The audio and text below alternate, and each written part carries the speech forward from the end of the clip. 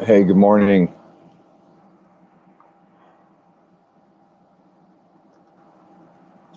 What's up? What's up? How you doing? How you feeling? Doing good. I tried to call you back. I called you because you weren't finished. No, it's cool.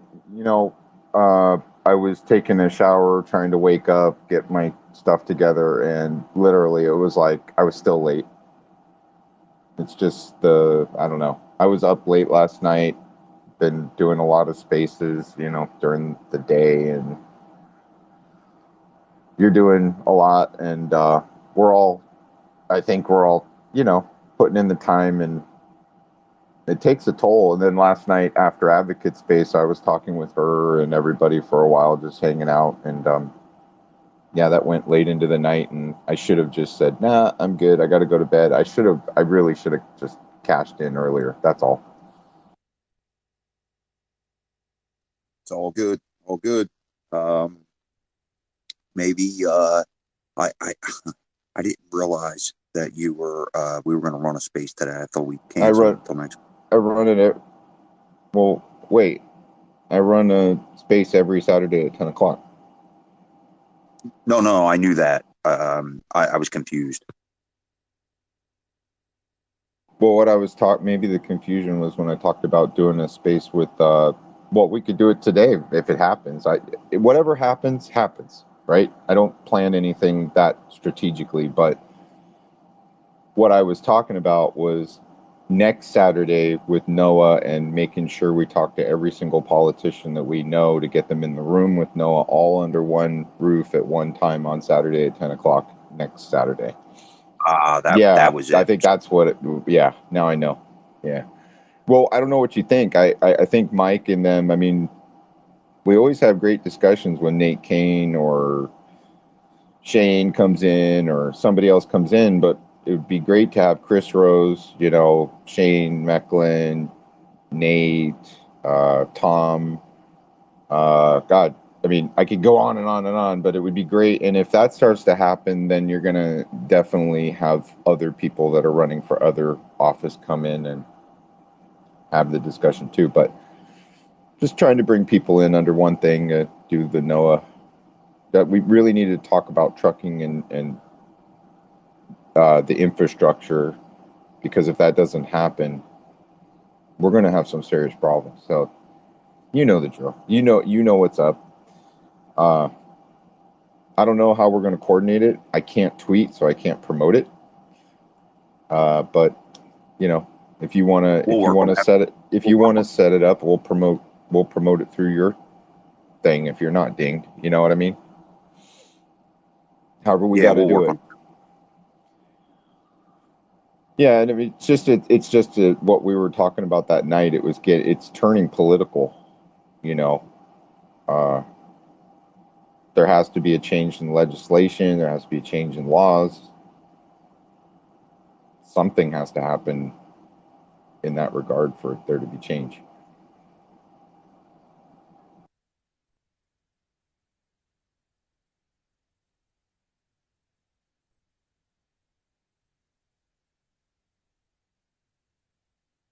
I was throwing Grim a spot, and what's up, Adam? We're just getting warmed up. Did you hold this space today, Marlon? This morning? You know what? I was in Allen space and there was a joke going on, and I opened a quick OMG space. It was only about 15 minutes. I was going to wait until tomorrow to open a morning one.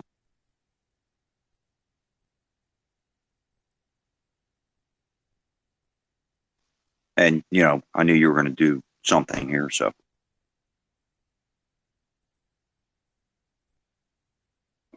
Good morning or good afternoon, everybody. Morning to you guys on the West Coast. Thanks for inviting me to co-host. I appreciate it. Yeah. Good morning. What's up? How you doing? Just marvelous. Just marvelous. Another great day. I'm getting my electronics all put together, so there's hope. It's a good day in the world. I'll retweet. I don't have that many people following me, so it is going to be big, but I'll retweet the room and we'll see what we can get going. Hey, Colonel, I thought you were going off at midnight. I'm glad to see you came in today, bro. We can't can't pull all the tentacles out of Twitter. It just doesn't work out that way. And I'll shut up now, but thank you again. I yield back. Yeah, I threw Colonel a mic. I haven't talked with him in a while, and I've heard some of the spaces he's been in. What's up, Colonel? How you doing this morning, brother? I'm doing great, guys. I really love Telegram, though. Seems like the connection is a lot better than this Twitter bullshit.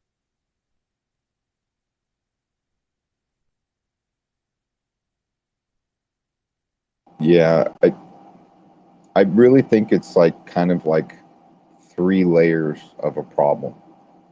One, you have certain things going on in the platform itself, and second, you have this changeover. What part of the problem with the platform is the changeover from X or from Twitter to being X. Somebody said something really interesting to me yesterday, which I didn't even consider. You completely log out, and when you log back in, I can guarantee you won't be logging into something with a bird. You'll be logging into something that's X. And in doing that, I believe it could reset a lot of the problems that we're experiencing. That's just one theory, one thought. And then next you have the issue of the person's phone, right? So what type of phone, what computing power, what other stuff do they have in there that's logging up their phone or maybe going on there? You know, and if my phone isn't working right, then this connection to Twitter isn't working right. So you have technical issues all the way through are you using Wi-Fi? Is your cellular data conflicting? Is your phone bogged down with so many downloads and information that you have so many app platforms loaded to your phone, maybe your phone can't, you got background apps running and your phone's just having a problem. If that's happening, then you're not really going to be running a room. You can't run a room stable. But so I was thinking about logging out of Twitter. I think there is supposed to be like a log out anyways, or log off of Twitter. Isn't that like, when was that supposed to happen? Hopefully it's not right now. Everybody's logging out and I'm on Twitter. August 1st, Yeah. August 1st, 5 p.m. Pacific until I believe it's 5 a.m. Pacific time. So, do the calculation for your time zone. Well, that's Trucker Tuesday.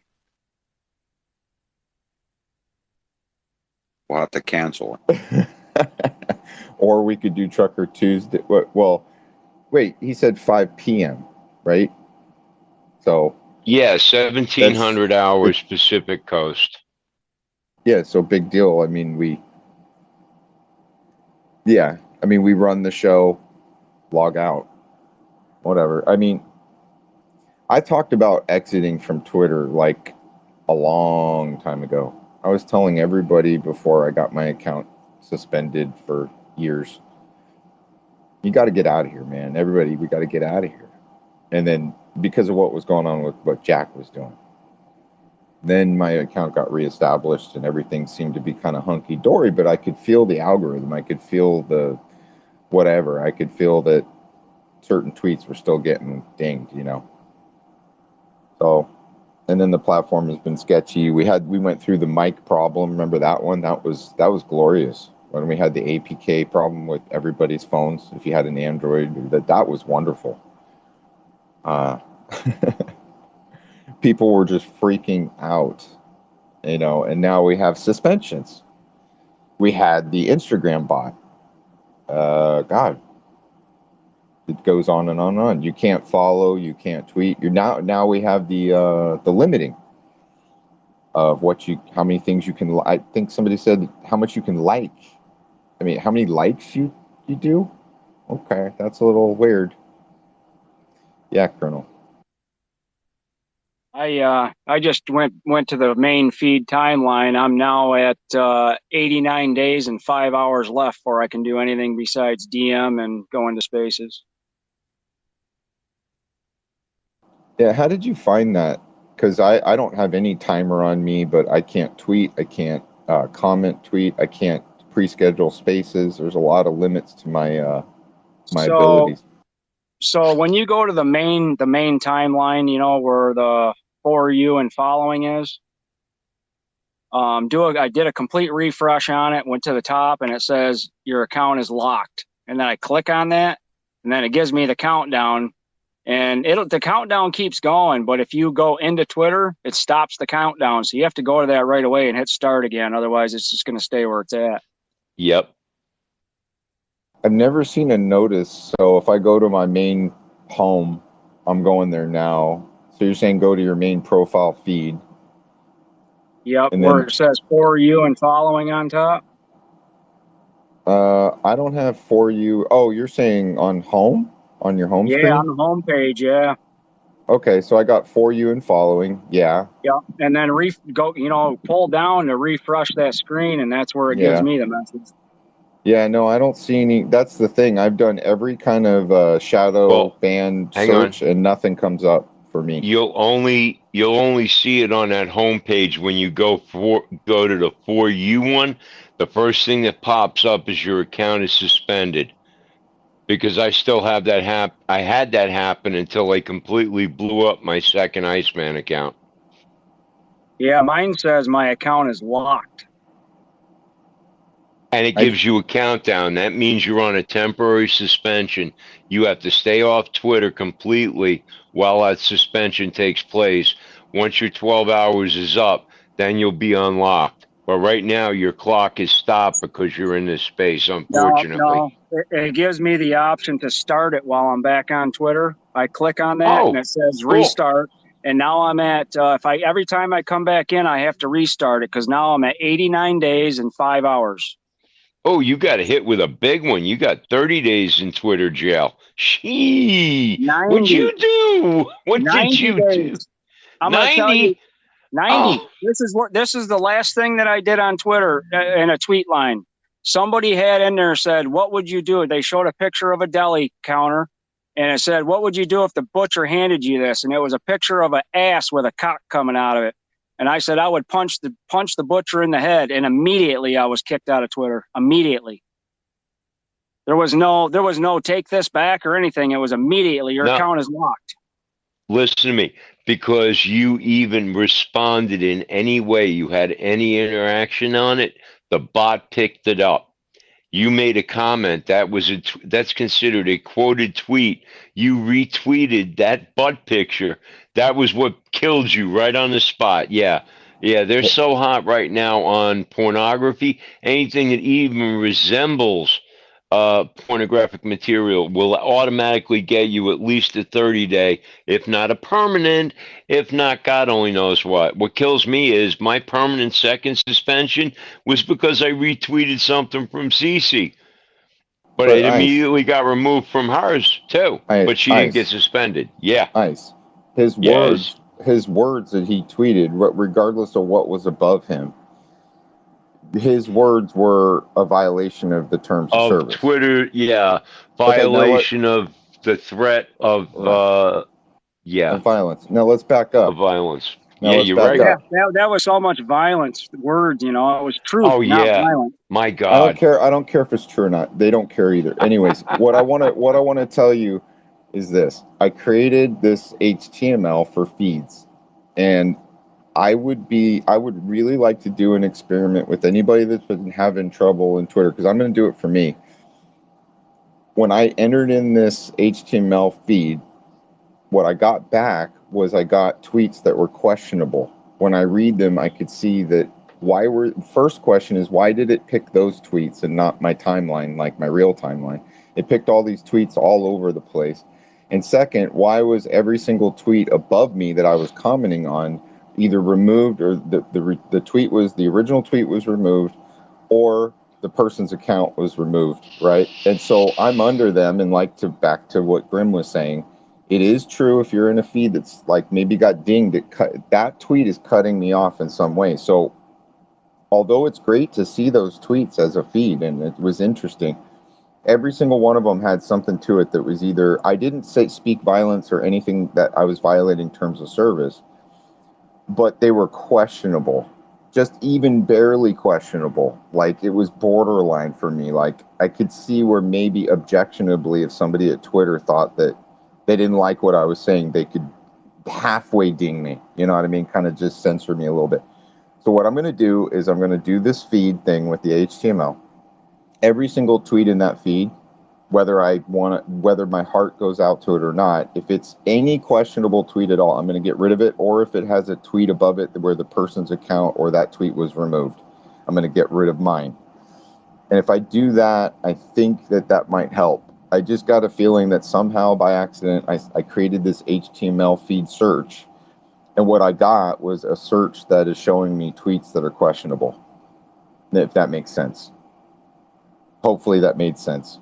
It does make sense, but how to It's do like it a and shadow. how to It's like a navigate it, no, no. It's and like how to navigate it would be the toughest thing for me.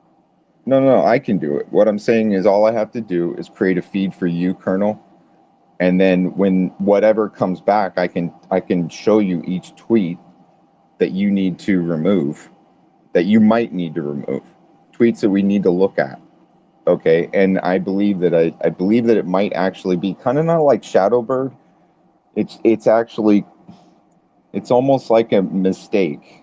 It's an accidental response. It's an accidental search response that I'm getting that maybe they didn't expect somebody to find. I don't know how to explain it. It's a list of tweets that I think they came up for a really good reason. And Yeah, I was with you. We were talking about that. Yeah, you want to create that as a tool, and that way anybody that's suffering from shadow bans can actually run that and find out what tweets in their background might be keeping them screwed up. I like yeah, that. yeah, that it's like a Shadowbird thing, but it's different. I'm actually putting in something that's bringing back data from Twitter, all the tweets that for some reason or other it picks that, and if the tweet above it is removed, we can only assume, or if it was something that was borderline, we could maybe say, well, I suggest you remove this tweet, and we just go one by one until it's only going to be like 50 tweets that it's probably going to give me. It gives me a limited response. And then after 50 tweets in the thread, it says, you can look at an example of this, Colonel. Go to the MAGA Mission website, and what you do is you go down the home page right before you get to contacts. And I want you to click on, say, Marlon's Twitter feed. Okay, it's a picture. You'll see a carousel picture right above our contact form. Click on that, and it'll load really slowly. But after it loads, what you'll see all these examples of what the results are from that HTML code. And it's very interesting. Some of them go back all the way to 2022. Anyways, I've been talking with Marlon about this and the data, and like it really tripped me out what came back. And Marlon, please. It's live on the site, is what I'm saying. You can check out the feed, Colonel, if you go to our homepage at MAGA Mission, and then go down right above the contact form. You'll see a carousel, and then you can click on any one of us, and it'll load up a Twitter feed. Twitter. Okay, I'll It's do not, that when I have access to my computer at home. Yeah, so the difference between that and just going to our quick links takes you right to our home page. So that's our Twitter feed. It's almost redundant to have another page with this feed. The reason why I did it was because I wanted to embed the tweets on the platform so that when the web crawlers crawl the page, we have more content on Twitter that it's pulling back results from. Plus, I was hoping it would load faster, and that if you were interested in what Marlon said or what I said or people said, you could click on it and it would show you some feeds from us. But the results were weird. It came back with random tweets spread out across our whole lifetime on Twitter. And some of them, to me, I can see objectionably that they might be questionable and be the reason why we're being shadowed, so to speak. Maybe not banned, but just deboosted. right? And I've been looking for something like this to figure out what tweet it is. What is it? Because we all look at each other like, what did we do? We don't even know. They won't tell us. So this HTML allows me, I think, to like see what it is that's dinging us. Marlon, are you there, bud? Yeah, man. Sorry about that. So, yeah, I mean, that was very strange where you got all these obscure tweets first. It was quite crazy. Hey, and man, I got a phone call. I got to step down for a couple minutes. I'm sorry. Yeah, it's cool. Jamie's in the house. We can bump her up. Come back whenever you want, bud. Oh, yeah, awesome. All right, tell her. Yeah, Thanks. if she wants to come up, I don't know if she does. I'm not sure I Jamie, can, but she yeah, will. I'll think about Well, that for a second. Good morning, everybody. Good morning, Marlon. Before good you morning. bounce out, Good morning, good dear. How you doing? hanging in there, hanging in there. I just came up for I thought I'd join the technical conversation. I had a couple questions, so.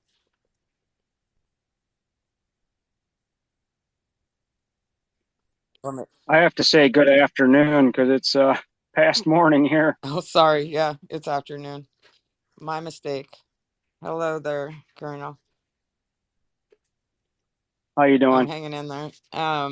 So you guys were kind of talking. I heard when I first came in. So are you telling me that when there's a post and there's the grayed out area above it that says that that post has been removed, that most of those I should go ahead and just take off because they're inhibiting me? Okay. Well, for you, Jamie, what I want you to do is go to your Twitter feed on Magda Mission because you have Okay. one, right? So I want you to look at those tweets in that feed when after it loads, and I want you to just go through each one and take an objective opinion Uh-huh. there, and if any, and look at each one that maybe you're responding to something that has been Got it. removed. If it has, let's think about removing that tweet. If look at also look at like let's look at it objectively too. How many people actually saw it? Was it even sent? Was it like 15 people Oh, saw I it, or won't was it even bother to, thousands? Of, yeah, I won't even bother to look at the right? analytics of it. If there's a gray above it, I'll just remove it. It's all for the better good. That's the Well, focus here. yeah, what I want you to do is I want you to look at them so that you can say, yeah, there were a few, like, I want you to come back with your opinion as to maybe I remember now, maybe I was responding to something that was Okay. objectionable, or maybe my comment was disparaging in any way. Now, when I'm talking about how sensitive this algorithm in it is, if I said, well, I hope you fail, I hope I wish you nothing but the Yeah, worst. anything that's hurty feelings. Got it. And yeah, just look at it from like put your woke goggles on and think of it like would somebody on the left be hurt by it? Like for example, if I commented to Kamala Harris, okay, that tweet was obviously I looked at it just recently in my feed. It was obviously being censored because it involved Joe Biden and Kamala Harris. And I was asking her to find what is a woman. She was saying she was talking about in the tweet how she was going to do all these things for women. Women, women, women. And I said, first, Kamala, I would like your definition of what is a woman. And I put in parentheses, insert answer here. And then I went on to say, some things. And it was very professional, but I can tell that tweet has been completely censored. Nobody friggin' saw it, Gotcha. I'll just pretend I'm a right? Karen while I'm looking through it. No offense to any Karens in the room. Yeah. Just put on your Karen Yep. hat, and then come back with what you think. And if you think it's something you can let go Oh, of it. Yeah, I'll just easily yeah. let them go. I'm not worried about that, and I'll take pictures of any that I think may have caused. I'll take pictures of any of interest. But yeah, no, I have no problem deleting them. Like I said, this is all for the what did I say? It's for the better good. It's for this is about growing the mission, and we don't want to harm it for the waste of a post that maybe 15 people saw or something like that. So I have no problem with that. That's easy. Well, The experiment will be interesting because I was almost ready to just say every single thing that came back on this feed, I'm going to get rid of. And then I'm going to let it reset again because it says view more on Twitter, right? So that means there's more. There's more. I mean, I have 34,000 tweets. 34,000. But wrap your head around that. This I tweeted like a madman before I got suspended, but before Elon bought the company. But Anyways, later on, I will I'm just talk to saying you there's about how to get tons there. of stuff. Thank you. I'll talk to you about how to get Uh, there later. Appreciate it. oh, it's easy. Anybody can go to these Twitter feeds. I have them posted on the homepage. You just go right above the contact. Right above contacts, you'll see a carousel with all of our pictures, Yeah, I just got to and it'll discuss with say you that other Twitter feeds. thing. I can't get in, but we'll discuss that later. I don't want to bother your space with it. All right, you're not bothering me. We're just hanging out, Okay. hon. It's good to see you. Hang out. All right. Uh, yeah, no problem. It's a technological discussion though, and I'm locked up, so I got to reset my phone. Hold on. Good morning, Graham. Good morning. I'm doing a bunch of wiring from around my bed. I started getting some of my electronics in, and yeah, kind of hard to do when you're bedridden, but I'm making All it right. work. But thank you for I know asking. you're gonna make it. All right. Hey, Nostra. Hi, Kate. Hi, sorry, stumbling over my words. Constitution. How's everybody this morning?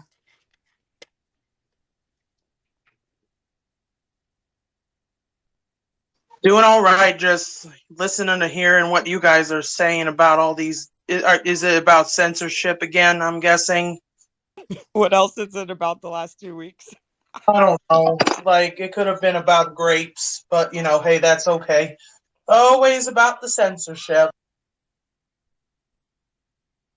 I can tell from my screen right now Matt's reconnecting. Yeah, So I'm there he is. unlocked again. Yeah, my phone just locked up right when we were talking. But luck, did you hear me say my phone was locked up Yes, sir. before? Okay, yeah, my mic Yes. was wide open and I couldn't shut it. Um, yeah, so censorship, right? So everybody gets to the First Amendment. You know, the First Amendment is being infringed. You should be allowed to have an opinion. You know, if that opinion goes on this platform, if your opinion in words it can be construed as anything but that, or leads people to believe something, or this algorithm picks something up, it's gonna censor you, man.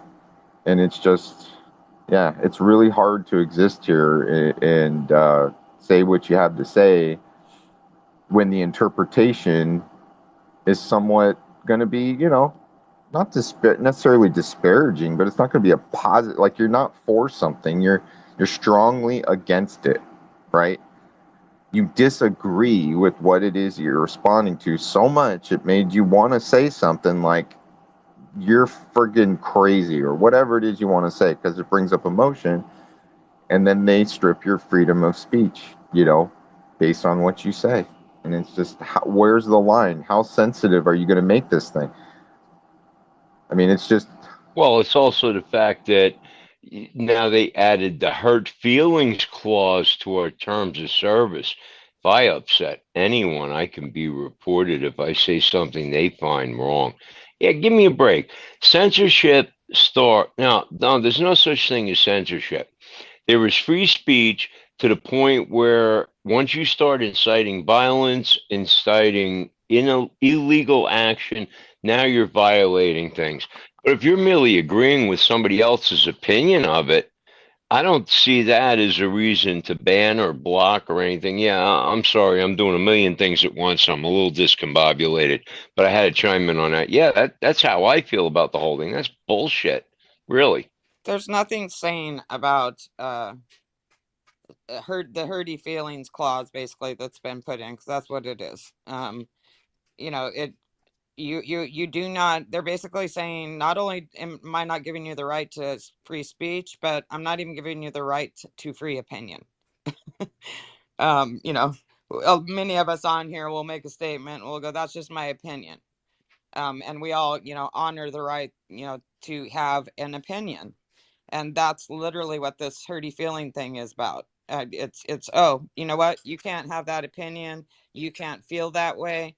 And how on earth, in a world with this many people, could you possibly not hurt someone's feelings? Because there's just too many people not to run that chance of, somebody's going to be offended by something you said. It's just, I don't even know how they would monitor something like that. Yeah, my husband, it's madness. It is madness. Morning, Kate. So I have a alt account. I'm gonna admit to it, just so if some squirrely shit happens, I can spit facts with being anonymous. No attachment, or anything like that. Because I wish there was a way to be anonymous on Twitter, but once you get in with a certain group of people, they figure out who you are immediately. And somebody was saying some shit in another community of mine, and I wanted to post facts about what the person said. And of course, my account did get locked because I because I did call them out. And when you call people out, it's like they don't like that. But the thing is, facts don't care about your feelings. To be honest with you, I'm just saying, I'm sick and tired of people getting butt hurt, which it is. They should call that clause the snowflake clause, because literally it's like all the snowflakes that get offended over stupid ass shit, you know, and then they have to report you. It's like, my God, man, like seriously, get over yourself. It's like, this is why people like ICE have been getting kicked, because you got people that get butthurt over stupid ass shit. It's just like, if you don't like what they're saying, just, there's a good old thing that they say. If you don't like what you're seeing, scroll past it. Don't say anything. Like, it's not like, mind your own business. That's all I got to say about that, because like, it's just annoying. Like, you get those people that say, well, who cares? Well, your opinion was a waste of an opinion. Okay. So go sit your ass down, go eat a ham sandwich, go freaking knit a sweater, do whatever the hell you do, get a fucking hobby. Sorry about my language, but get a fucking hobby. Well, here's the other person, guys. We're on a platform that's owned by people that make the rules, right? If you come into my space here and you start spouting a bunch of stuff, and it's inflammatory, it's calling out groups, it's just all around just not welcome. We're gonna remove you. It's the rules of the room, right? But we're in the rules of Twitter. So they have set down rules that we're operating in, and you could argue that they're violating your First Amendment or your freedom of speech, but we all agreed to their terms, and their terms are, in this world you shall do this and you shall do this, and we have ultimate authority, and we're in it, and yet we don't like it, right? So the participation, just like in reality, with the government and everything that we're dealing with, or so let's say the indoctrination in schools, we're participating. We're complaining about it, but we're participating in it. The only way to change it is to leave it. And regretfully, as long as we stay here, just like in the government, we can yell until the cows come home. And Twitter isn't going to change a damn thing to let you have your opinion without being censored. So you remove yourself from the platform, establish another place to express yourself where you will not be censored, right? And we're doing that on Telegram. I don't know if that's going to be the answer. I really enjoy being here with everybody, and I really enjoy the Twitter threads. I really enjoy this. I mean, I do. There are things I really enjoy about it. I'm not going to lie. I don't like the people I don't like paying for a blue check and being told I'm going to have all this great freedom to do what I want to do or do more of it, and have all these editorial, powers to change my tweet, all that great stuff that they told me, And I wanted to support the platform because I thought Elon was going in a direction that I could stand behind. So I was like, if we really want to preserve free speech, if we really want to have a place where we can gather and talk, I better give this guy my money so that I can have this happen and keep it going. I want to support it. Then, the same bull crap happens. And now I'm like, man, I feel some people feel like they were straight up ripped off, that they will never give their $11 or any more money to this platform ever again. So if he wanted to create a profit stream and he wanted to make the site, really profitable, you really don't want to have no way for a user to contest what happened, know what happened. You know, the way it's going right now, I can only see people going, in fact, I'm feeling similar. I have a blue check. I gave him my money for a certain amount of time. I've already told Twitter I'm not giving you any more money after that. This is a joke. We can boost ourselves, people. Before we had the blue check, we were MAGA mission with the hashtag alone was boosting ourselves. We saw a 20% boost in our activity stream, our responses, our interactions. The analytics were already going up before I even blue checked. The blue check does not really, I think it's really your community, the people, it's organic, it's support, it's really the community, man. If somebody tweets something and we get on it and we retweet and comment and really work on that message, it'll get out and you'll see the algorithm is almost like a blue check.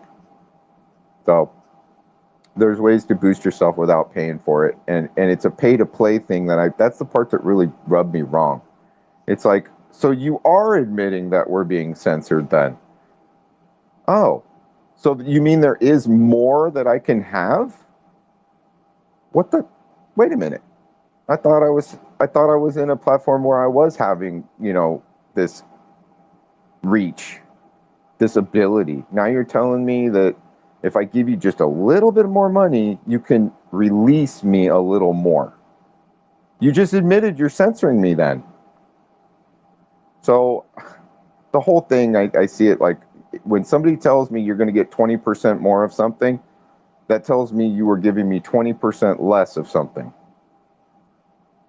That there was more to it that you didn't let me have. And yeah, it's under the premise of whatever, you get more features, all that. But no, literally your reach, interactions. Anyways, I'm going to stop rambling, but Jamie, I don't know, whenever we'll get together, when you get a chance to look at that feed, we'll look at it and any tweets you want to remove. I'm not saying all of them need to be removed. If it's a generally positive message, then it's probably not a problem. Yeah, I I need to just, take a look yeah, because I can tell you I can be pretty harsh on our government. So, yeah. exactly. So, And yeah, the other, don't think for a second either, Jamie, and everybody, that the GIF library is safe.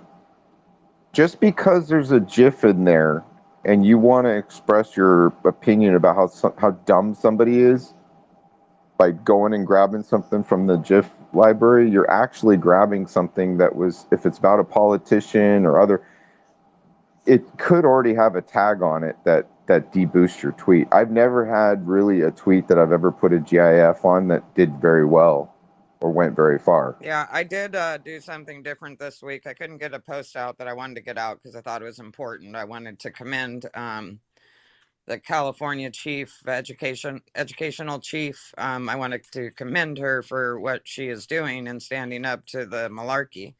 And I don't see how commending someone can be a problem, but Twitter obviously had a problem with it because I could not for any way get that tweet out. And then I spoke to Advocate last night and found out she was having the same problem because of the with the information. So what I did is I wrote my post. I couldn't post it, so I took a picture of my entire post, which took 3 pictures. I edited them and then I put them into a post and I sent it out that way and it went out right away. So that way people could read what I wanted to post.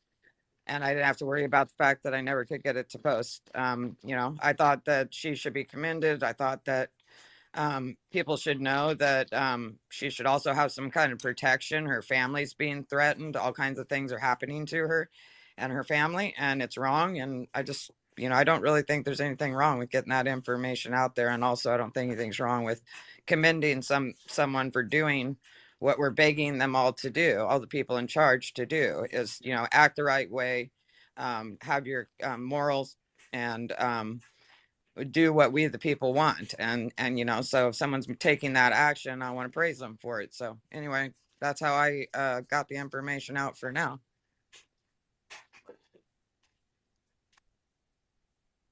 And sorry, Colonel, I know it's not morning. I already whacked myself for that second one. Maybe I'm just wishing it was the morning still. Don't we all? So, we're kind of talking about the First Amendment, really. I mean, let's get to the basic principles of it, but what you said there was one key word: action, right?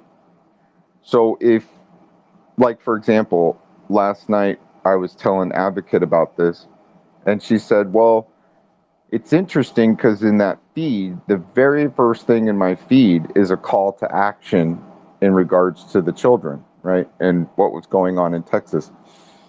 And I found that to be very interesting because some of Marlon's tweets and some of my tweets, and, we were looking at it with Karen goggles. And right there, okay, it's the right to assembly, the call to assembly peacefully, right? That was an event that she was talking about and promoting, but nobody wants that event to be seen. Nobody wants that event to be known here. If you're left leaning and you see that and it's going straight against the agenda that they have and all of the bills that they're spreading like wildfire across the United States right now, and everything they've been introducing into schools, okay, no one on the left would want that post to go out. And so that right there tells me, interesting. That HTML feed that I made brought up a tweet that most likely it's a call. First of all, it's a call to action. And I don't think they want to promote us assembling peacefully. You put out a tweet saying a call to action, everybody's going to meet here. We're going to be protesting yada yada against this bill. You can bet your bottom dollar that tweet is most likely going to be censored. Now, this is the platform controls it. If it was the government doing it, then that would be a violation of your First Amendment and your right to assemble peacefully. If it's being done by a 3-letter organization, or what, I don't know, let's just pick let's just say anything on the internet, let's say from Facebook to other, or here, it's not necessarily a violation of your First Amendment. Or is it? I mean, it really gets down to it. I mean, who's going to step in and you look at politicians, right? Politicians on here, you see Carrie Lake tweet all day. You see her tweet stuff that's disparaging, or Laura Loomer or other big names. Are they censored? Well, they got rid of Trump, but that was when this organization was run by a left-leaning kook. Anyways, my screen is probably locked up. I got to reset again. Okay. Morning. Isn't that just crazy? That means they're probably still messing with you. Yeah, I've had my phone do some awfully strange things that I do not have the newest of phone, but I've never seen it do the things it's been doing last week or this whole week. So I even had it completely shut down and turned back on when I did nothing. And I was in the Twitter app trying to make a post when it happened, and then everything just went crazy. So yeah. And I don't even know, like, if this this rule is basically bypassing, because you accept the terms when you do this, so therefore, it's bypassing your right. And that just, again, makes me question the platform and the people in charge of the platform. And so what is their agenda then? Because it seems to me that they're just assisting and pushing forward that agenda by doing it behind the scenes through the terms of use. Well, this is getting into an interesting place because we have Supreme Court cases where they were arguing whether or not a business, had to allow a certain belief to be put on a cake. Well, now we're in a platform where you the business itself should not be infringing upon the religious freedoms or other beliefs. It should not. And I think the only way that this platform could truly be corrected is if there was some kind of mass voice saying, this is a business and the terms of service are one thing, but the censorship of certain beliefs and other things are protected under the First Amendment. Therefore, this business is in violation of the Constitution. You could create an argument in that direction. And that's an interesting thought. We take it more like that. Like, are the terms of service constitutionally correct, or are they violating our Constitution or There our you go. rights? There you go. Because, okay, so I come from California. So before my father passed away, they were trying to force him to do gay marriage. And he kept telling him, no, I'm, not doing that. That's outside of my religion. And so he started being removed from vendor lists at certain hotels that were woke, I guess you can say, whatever. But, they always lead a lot of this stuff from California. And this has been going on for years in California. Um, Basically telling people, well, I don't care about your religious beliefs. If you provide that service in this state, you're going to offer it to whomever. And so, yeah, there's a big issue with that in California, and that's just kind of the same process of what they're forcing down everybody's throats in many different ways, not just on these platforms, but also in business. In small businesses, that's a lot of the ways that they've gotten rid of small businesses by keeping them, to where they can't expand their businesses. Um, just like I was just explaining. So, Well, let's go to Grim. Grim, you there, brother? Well, yeah, that's kind of where my cousin is actually contemplating starting a class action lawsuit on the violation of Twitter to the First, Fourth, Fifth, and 14th Amendment. Uh, yeah, I don't think they want that bag. Plus, he's actually been considering going to the newspapers and going to CNN and anybody that hates Twitter right now and saying, "Would you like to do an interview?" Yeah, but in the interest of other things going on right now, I'm gonna advise him to restrain from going there. But that is a quite real possibility. He has a couple of friends in major news and mainstream media that I'm sure would love to get a hold of this story. But yeah, like I said, right now I got the shot collar on him. I'm like, no, no, don't start making those phone calls yet. Let's see what we got to do, and I'll park it there. But yeah, this is obviously a violation of First Amendment right. Right. Well, here's the problem, okay? So the First Amendment protects us against government limits on our freedom of expression, but it doesn't prevent a private employer from setting its own rules. And I would lean that towards business. But Well, it is but business because don't forget he's protected under Act 230. Now, if you take that protection away, that could be part of that constitutional question. if you're going to suddenly become a censoring organization claiming to be a news organization or a free speech platform, you're violating your own terms of service by what you're doing. You're violating people's right to their First Amendment opinion / free speech. So right there on the first, you've got it. You've got it on the fourth, and maybe not so much the fifth, but definitely the 14th. So, but that's my legal take on it, and Well, you're the guy that's bigger on the well, Constitution than even I am. well, let's dive into it. Okay, so we're talking about a business that could possibly, and we know it's already confirmed, the government was involved in the censorship of certain things leading up to the election. We And they know still that, are. right, and we know that they're in, yeah, and they have an agency or a group that's assigned to Twitter, I'm sure still. Okay. So that directly, if that is that there's the bigger issue with the First Amendment. It's the government's suppression of the rights that are speech, religion, press, assembly, and the right to petition to the government or petition the government. What do you think we do all day here? We petition the government.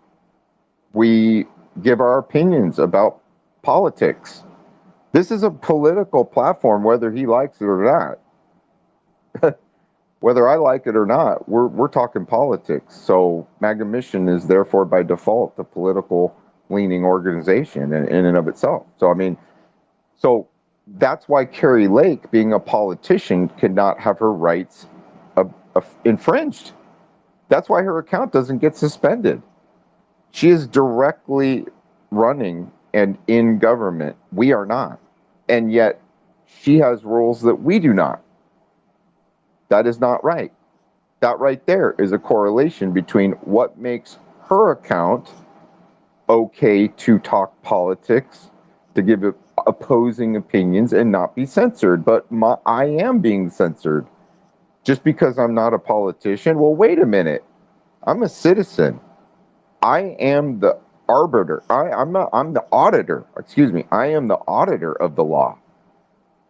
Therefore, my opinion as a constituent, my voice should be heard just as much as Carrie Lake's voice should be heard. So this platform, whether they like it or not, have entered into this arena. And they've entered into an arena where we've mixed the chocolate with the peanut butter. The government is involved.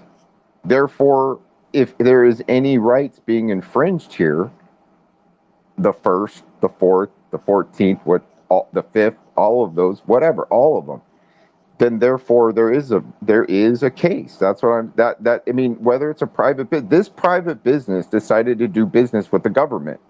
Soon as they opened that door and started to mix the government in with their business, now it is directly linked to our rights. That's where you beat the term of service, terms of the service that they keep censoring us with. You mixed yourself hold with on the a sec. government, so the government is censoring us through this platform, which means our rights are being violated. Take that back 30 seconds. And if you don't agree to the terms of service, you can't use the platform. So by the fact that you do not agree to have yourself censored, you no longer have access to the platform that, like I said, quotes, we are bringing back free speech. It's actually it's a misnomer in advertising. So even from that standpoint, they don't realize it, but this new CEO can be sued for merely violating that part of their own terms of service. You have to sign up to be able to talk. You don't want to accept the terms of service, we're not going to let you talk. So in effect, they're violating it from a PR standpoint too. That's why I say the newspapers would love to get a hold of this shit.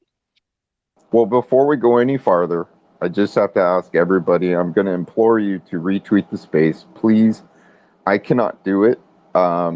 I rely on the people to do it. So if you can take a moment, I know we're listening, we're talking, we're in it.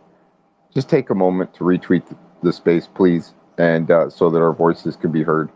Thank you. Yeah, I don't have access to retweet either. So, and I would. No, it's good, brother. I'm just, it's a call. It's your first call to action of the day. If you just woke up and you haven't done anything, that's your first call to action, guys. So you could do it in 2 seconds, and we really appreciate it. Thank you so much. And we got Truth who's entered the building, and I wish he was here during the beginning of the discussion because he sure would have had some stuff to say, and he still will, I'm sure. But let's get to ladies first. Let's get to Kate, and then we're going to go to Kevin. Kate. My question is this: why not Marlon? Why Iceman are you holding him back from talking right now? Because we need to take charge of this immediately, because this situation is getting out of hand for all of us that are free thinkers and want to have free speech on this platform. That was the only reason why I came back, to be honest with you. So why are you stopping him from speaking to the press or filing the class action lawsuit? To me, I would be like, get on it, boy, because look at how many of your friends have been affected by it. Look at how many other people have been affected by it that are within your outer circle. It's just like, I would want to be as counteractive with this whole thing and trying to get the word out that Twitter is not what they said it was going to be. And it's pretty damn annoying, and I think it needs to be done immediately. So yeah, I wouldn't hold back on it at all. I would be pushing that button. Yeah, but you see, Kate, he is also involved as an administrator of magamission.org. There is a responsibility to the organization as a whole, and that's why I'm holding him back, because I don't want to bring any question, or he doesn't want to bring any questionable light to MAGA Mission right now because of all of the issues that have happened. He's already had to have his emoji reassigned twice. He's recently now reassigned. If you click on MAGA Mission, if it's finished, go to the administrators page, click on his emoji, and it will now take you to his Telegram space. He's completely moved all of his connections from Twitter to Telegram. I'm his representative. I'm a second cousin twice removed. Yeah, we sound alike. Us Irish people from the New York metropolitan area tend to have the same speech, motivations, and movements, and timbre and timing. So everybody's accusing me of being him, and it's I'm not him. I'm his cousin. I think I know who you're talking about. You don't have to say much about it anymore. Okay, yeah, now you understand. Like I say, go to magamission.org, go to the administrator section, click on my emoji. It's still the same emoji, or actually, it's his still same emoji. I got to get used to getting this right before I get myself and everybody else in trouble. And that will take you to his Telegram homepage where you can request and get approved and all of that good stuff. There's also 2 other spaces. He has a podcast set up already under The Iceman Cometh, and he also has a group chat under the same title, The Iceman Cometh. But the primary account is actually owned by Iceman 5150. Hey, everybody. And I'll shut up because the boss wants to talk right now. Yeah, well, I want to do you one better. So what we're doing is we have Twitter quick links, that's to here in our profiles. And then we have now Telegram quick links. So if you're on Telegram, just like Grim was talking about, you can go to the homepage now, and right under the Twitter quick links, we have Telegram quick links. For right now, it's going to be to myself, Marlon, and Iceman, but we're going to add more people. So if you want to find us on Telegram, that's where we'll be, and we encourage you to join us because we have many other friends here that have channels too. That we would love to connect you to, and it's going to be a really interesting platform as we get going because we can live stream there. It's what we've been wanting to do anyways.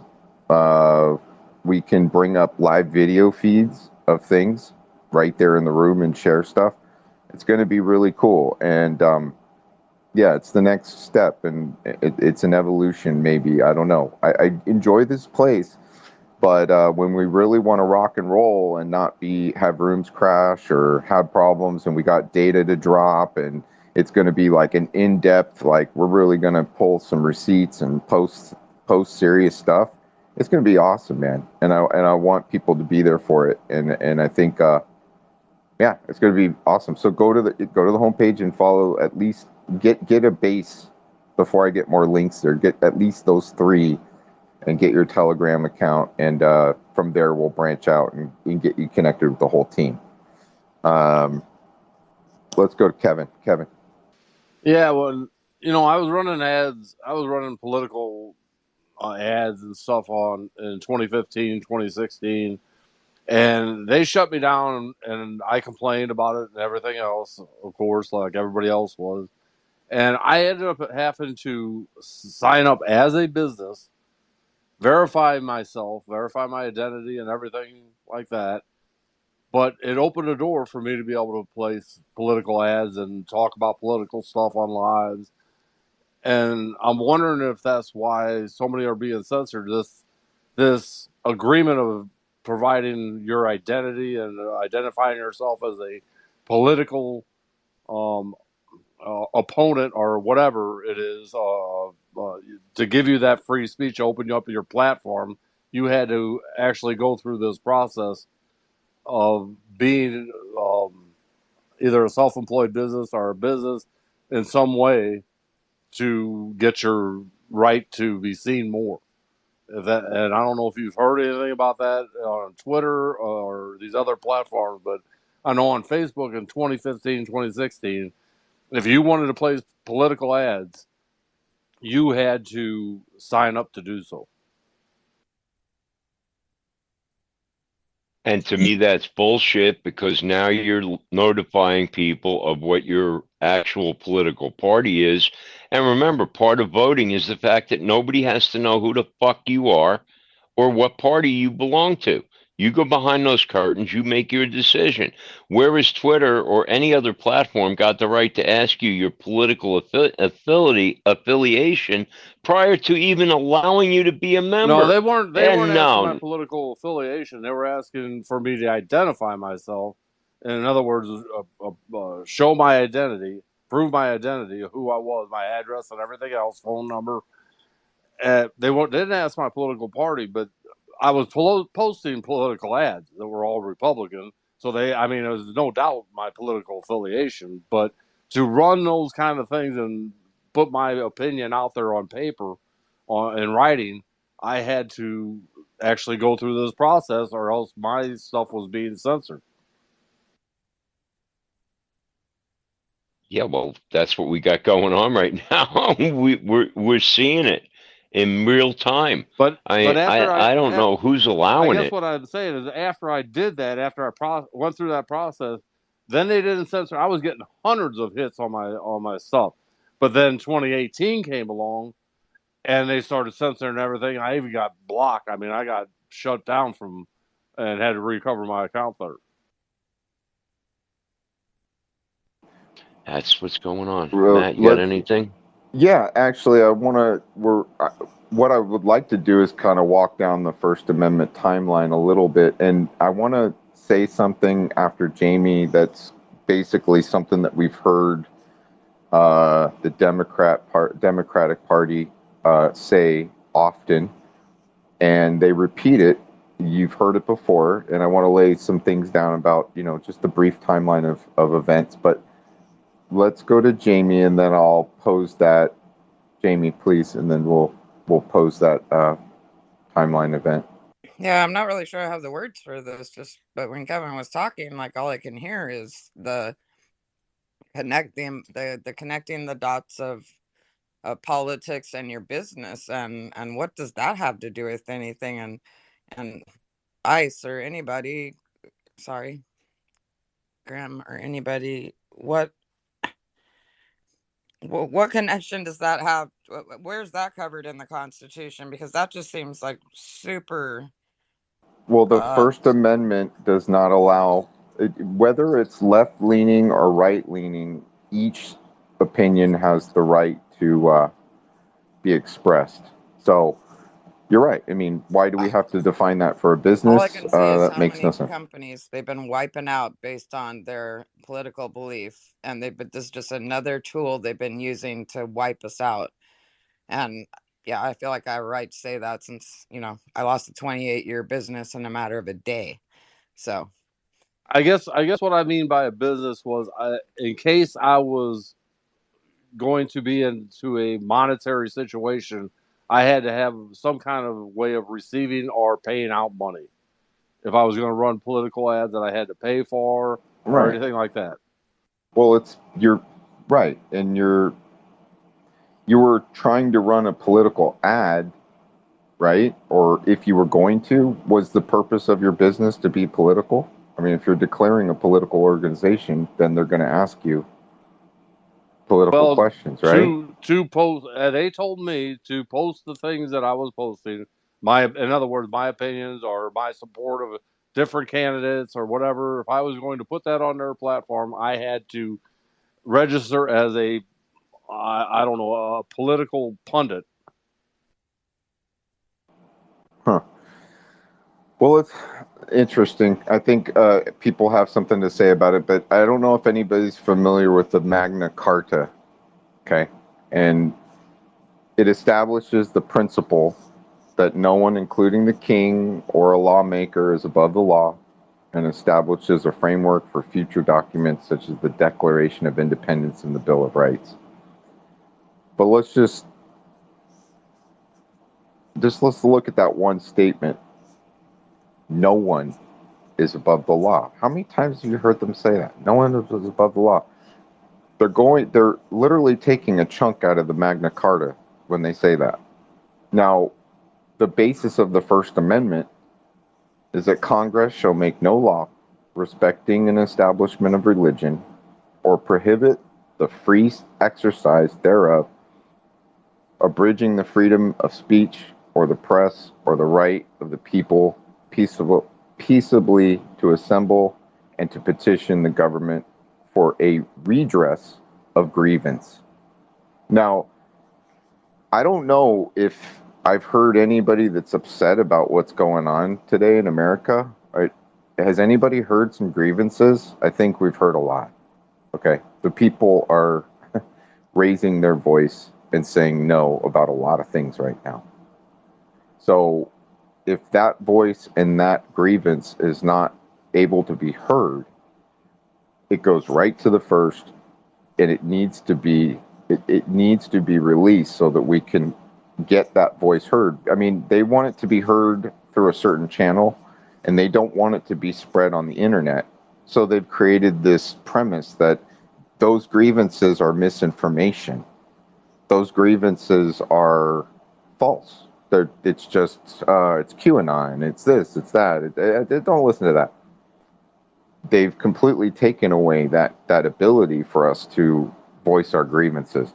Now, through internet means. Now, we can do it through legislation, but I think that this platform needs to be heard. There's political people on this site, and so this is a platform. It is the public square. So I don't know. They're hiding behind a lot of things to make it so we can't do what we want to do. And I see somebody unmuting their mic and out of order. Please mute your mic or you'll be removed. Thank you. We're going to go to hands. I got to go to ADD, please.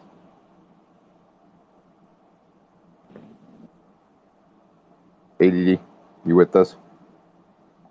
Yeah, I unmuted it, but it didn't unmute.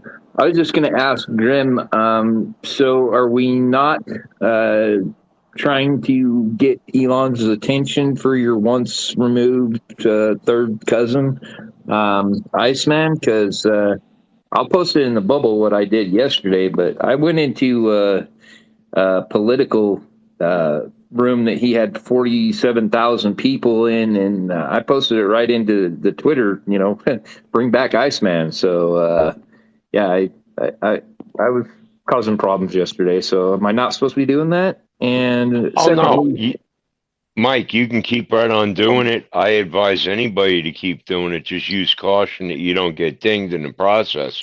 Yeah, I'm not going to carry my own banner right now. I'm going to let other people do it.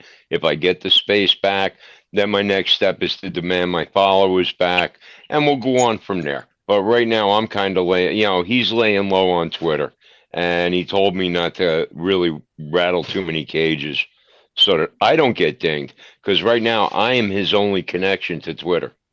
Well, let's get to Truth, gentlemen. Please, Truth, you've been holding on. Let's get it. What's going on, buddy? Hey, appreciate it, Matt. I'll try to make it quick. You got a lot of folks in here.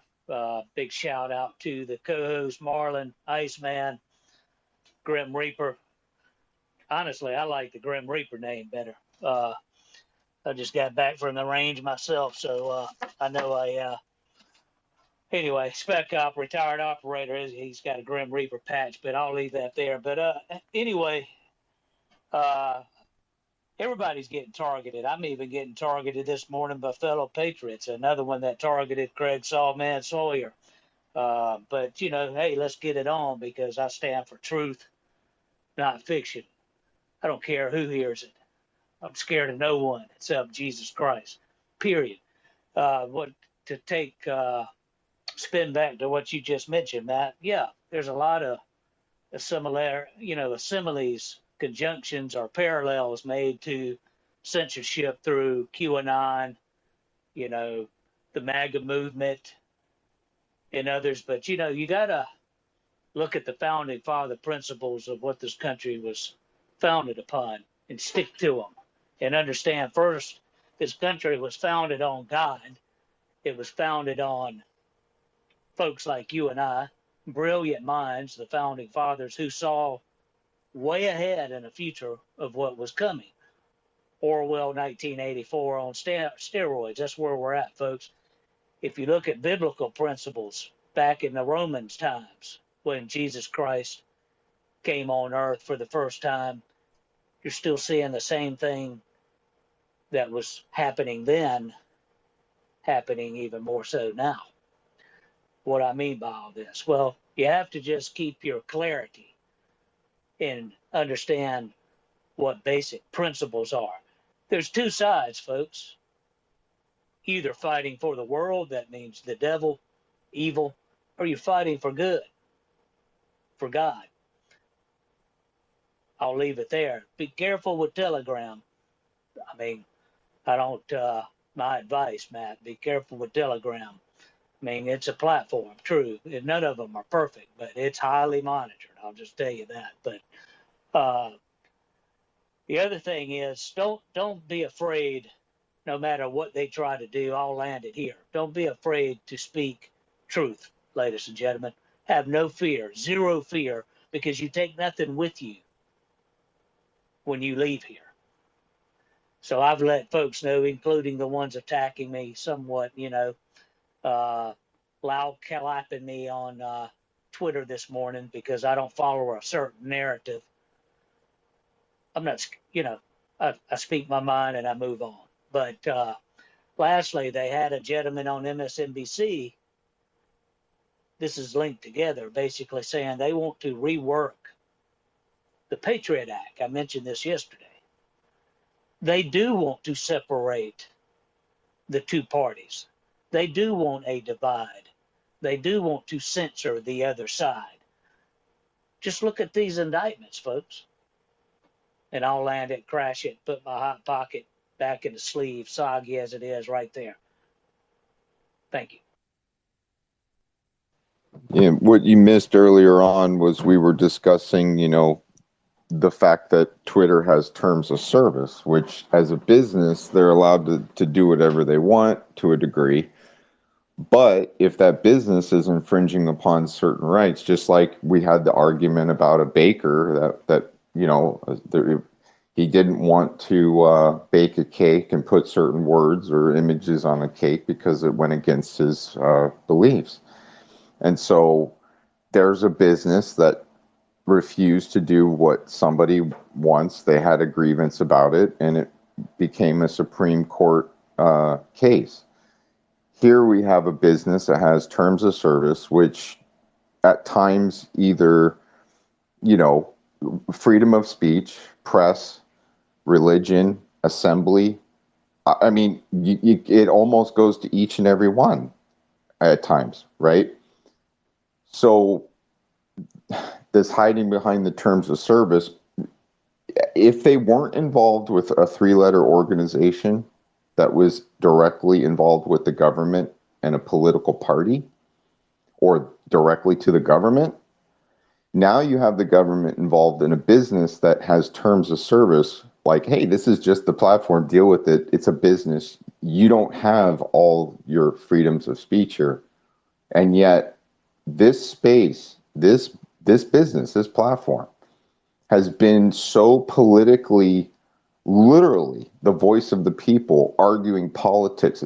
I mean, yeah, sure, you get the cat video, you get the funny video, but predominantly what I see is this is a platform where not only politicians aren't censored, but this has become a political arena or an assembly place for the citizens of at least the United States or the world to come and discuss world issues and government and policy and grievances. So when you have a three-letter organization involved with a business that has terms of service that end up censoring your First Amendment, now there's a problem because they should have never got involved. That means that they are directly responsible for this censorship by being involved. And there's the case right there, my friend. Yeah. Well, I'll give you an example. Another one. TikTok, the Restrict Act, NSA. There's another three-letter agency heavily involved in censorship. Trust me.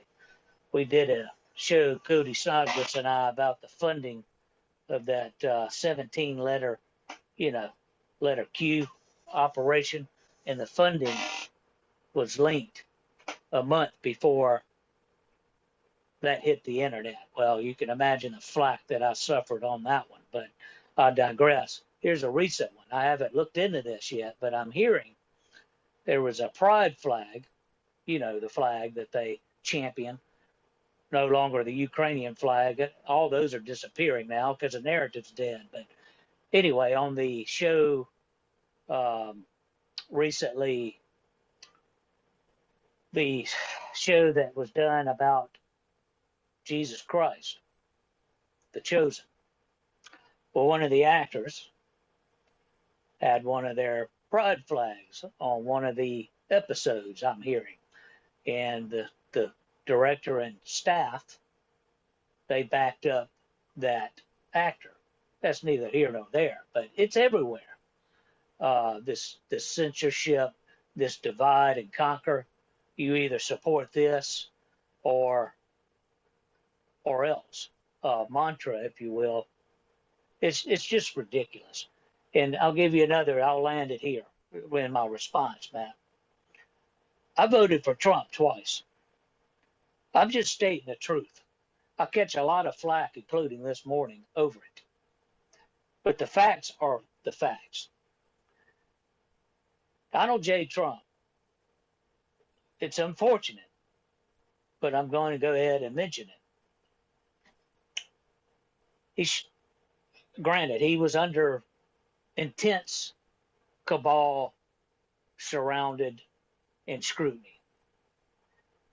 But it's backfiring with these latest indictments, of course, with Hillary Rodham Clinton and the others.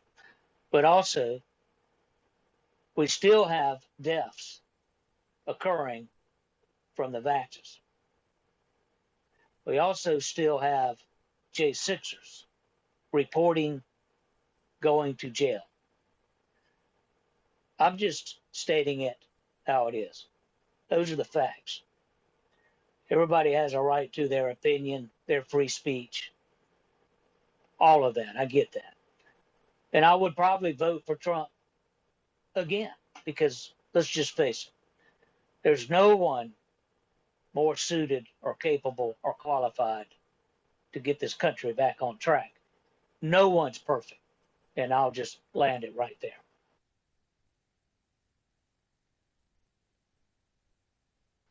Thanks, buddy. ADD.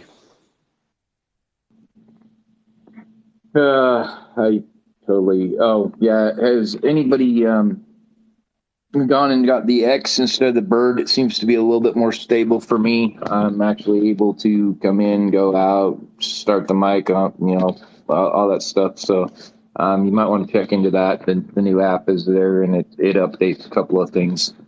As far as what you're saying, I'm just going to say I'm not so sure Trump ever left. I mean, again, look at the things that actually happen that shouldn't. They're against policy. They're against the United States policy. Our House Speaker of the House, President and Vice President are never supposed to be in the same room, nor in the same state, for that matter, most of the time. So I'm gonna leave it right there. And there's just things you can look at.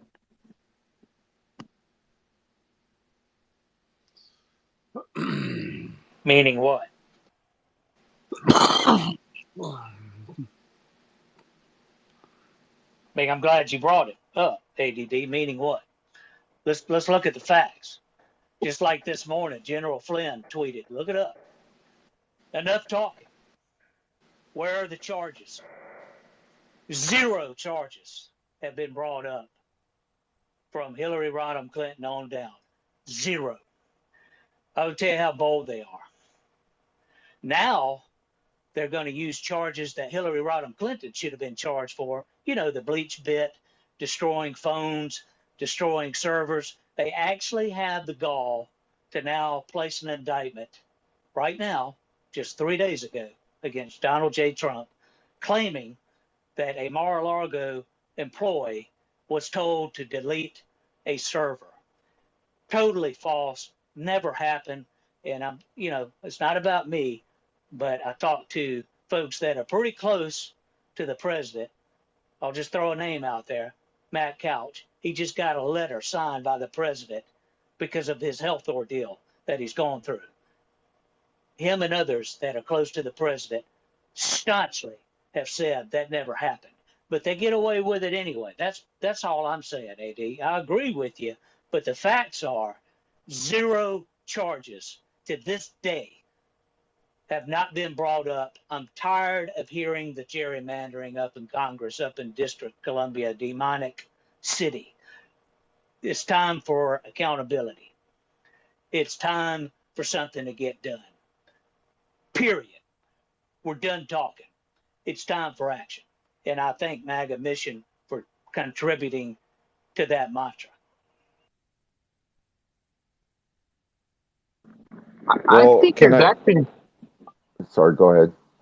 I actually think there's action going on in the background. That's what I'm trying to tell you. You look at the flights in and out of Gitmo, and it ain't food delivery. It's increased by 100%. They don't put the pylons on the inside of the fence. I don't know if you know that or not, but when they put the fence up, it was backwards, the fence and then the pylon. If you're going to keep people out, the pylon goes on the outside of the fence. Okay, they've already showed that they were using a Disney set from a movie, and I don't want to get too far into this because my little tin hat, what have you. But I think a lot of stuff is going on behind the scenes. And remember, Trump was all about stopping child and human trafficking from the day one. I think that's been going on behind the scene. You see a lot of stuff starting to come up. And like I said the other day, don't be too surprised if you follow the money, you find some of Trump's money sitting there to get that movie released. And I'm just going to leave it right there. I mean, start following the patterns. Look at the things that don't make sense and ask yourself, why are they happening? Gentlemen, can I just pause for a second? I need to go back to what Truth was talking about with Hillary and the correlation to equal justice under the law. No one is above the law. And then keep going after Trump on that. The premise here, the reason why Hillary got off is based on intent. Now, intent alone, ignorance is not bliss when it comes to the law. So, you know, she obviously had a pattern. What she did, it showed a clear pattern of intent to deceive or to cover or to withhold and change narrative. Anyways, we went a little far with going into Trump being involved in with the Sound of Freedom. That would be great. I know that he is passionate about the children and the safety and addressing this issue. Carrie Lake also made statements. President Trump has made statements. Everybody knows now, and this is a national movement, and there's national awareness, and President Trump stated that he is fully aware, and this is going to be his mission to solve this problem and quickly. I even think that there will be some action on the border that with cartels and things like that. It's going to get real ugly real fast for them if they don't get out of town. Anyways, I just need to talk to Truth. Truth, please jump back in, and then we'll finish that dialogue where you guys were going, please, and then we'll get on to Brandy and Kevin. Oh, absolutely. Hey, Brandy, how are you, hon? Yeah, I'm gonna just say this. Yeah, I didn't really want to get into that dialogue, but listen, I know guys, and I've had secret clearances. I'll just leave that there. Now, we had a space not too long ago, man. Marlon can attest to this. Brandy can attest to this. And I'm going to end this argument right here. Craig Sawman Sawyer told everybody not too long ago this theory of tunnels being blown up and children being rescued out of tunnels is false. I think he would know. And I'll just leave that right there. Yeah, I'm not talking about the tunnels. There's other things going on that, but I think there's no precedence set. And I think that he's giving them enough rope to set their own precedents, because once the precedence is set, you're not going to stop it from happening because it already happened. You can't say, oh, well, that's not fair if you did it. So I honestly think it's a game. It's 5D chess, and you've got to. They're still playing checkers, and they can't figure out why they can't jump the king.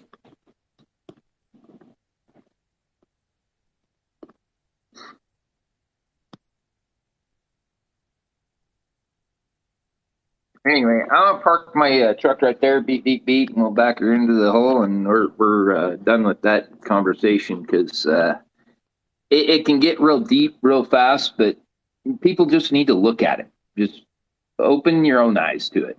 Oh, agreed. But let's just park it right here. Agreed. And listen, ADD. I mean, I've been following that rabbit hole for a long time. And I'm not disagreeing with you on your statements entirely, but I've also done the research. I've also talked to contacts, and it was hard for me.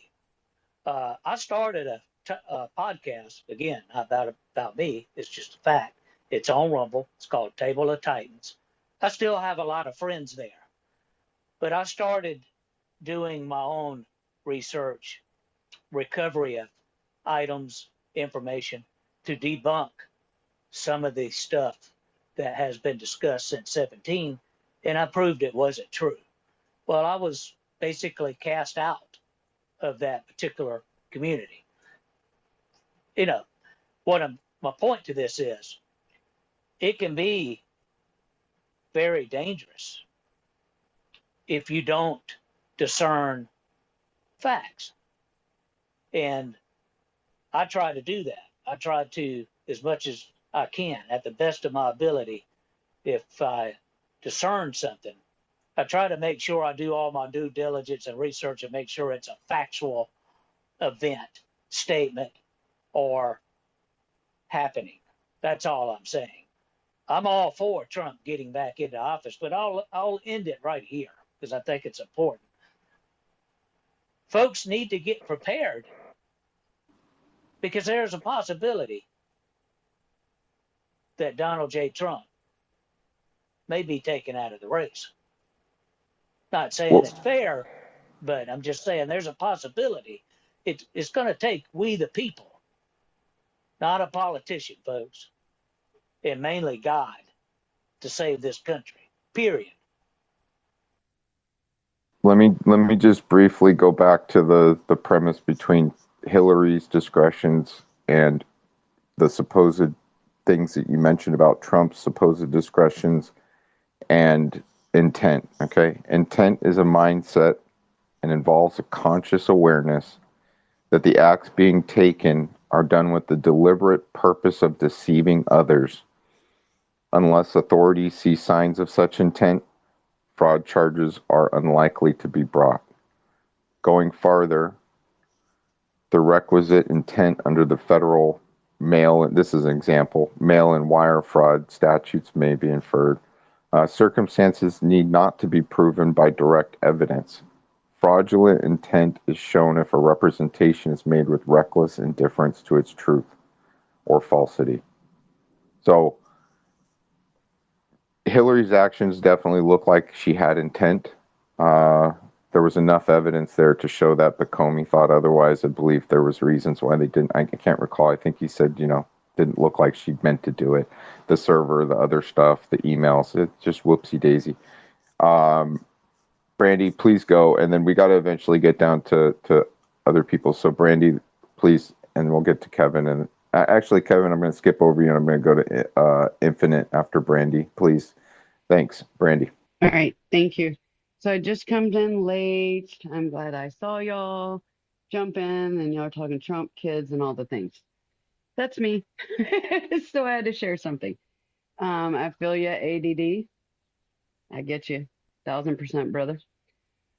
And truth. I mean, y'all are sharing some really, really good truth. Okay. Now that was my opinions. Now I'm going to put my shepherd's watch hat on. So and yes, Trump was supposed to have, or his people were in the space we were in with Craig. Sure hope he was, because he heard a whole lot of what we are really doing in Texas and around those areas. We have to stand up against this, guys. We are the news, first of all. We're the news. We, the people, are the ones that are going to be able to take this over no matter what. And yeah, there's a chance that he won't get it back. And if he doesn't, we got to be ready for that. So my thing is this: when it comes to the border and Trump, I don't think he's doing anything at the border right now.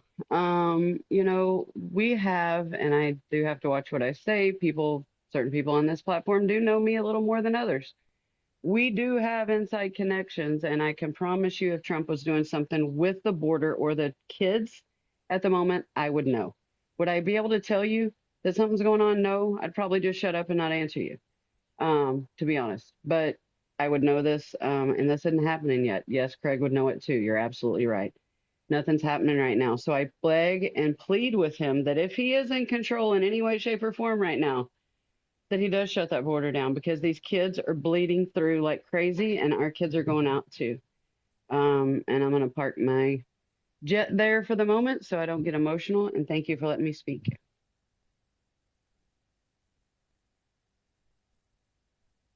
Thank you, Brandy. And you please hang out with us if you have the time. We got more to discuss about bills and things that are going on, and a lot of other things to discuss. So please hang out with us. Infinite, thank you for being patient. How are you doing today? Doing pretty good. Yeah, I mean, I'm not gonna stay on here long, but right now they're investigating me for an assassination plot against Joe Biden. They're looking at me for knowing the whereabouts of chemical weapons in the United States. But 7 months ago, I was placed on doing something for the NSA to get Joe Biden out of office. I was arrested for doing it. State of Florida Attorney General has been keeping it quiet. Ron DeSantis. I mean, I'm not trying to make a big deal about it. I just have a lot of information on political figures, and I mean, I've been told that I'm gonna be off, and I'm not worried about it. God's with me. Jesus saved me. And that's about all.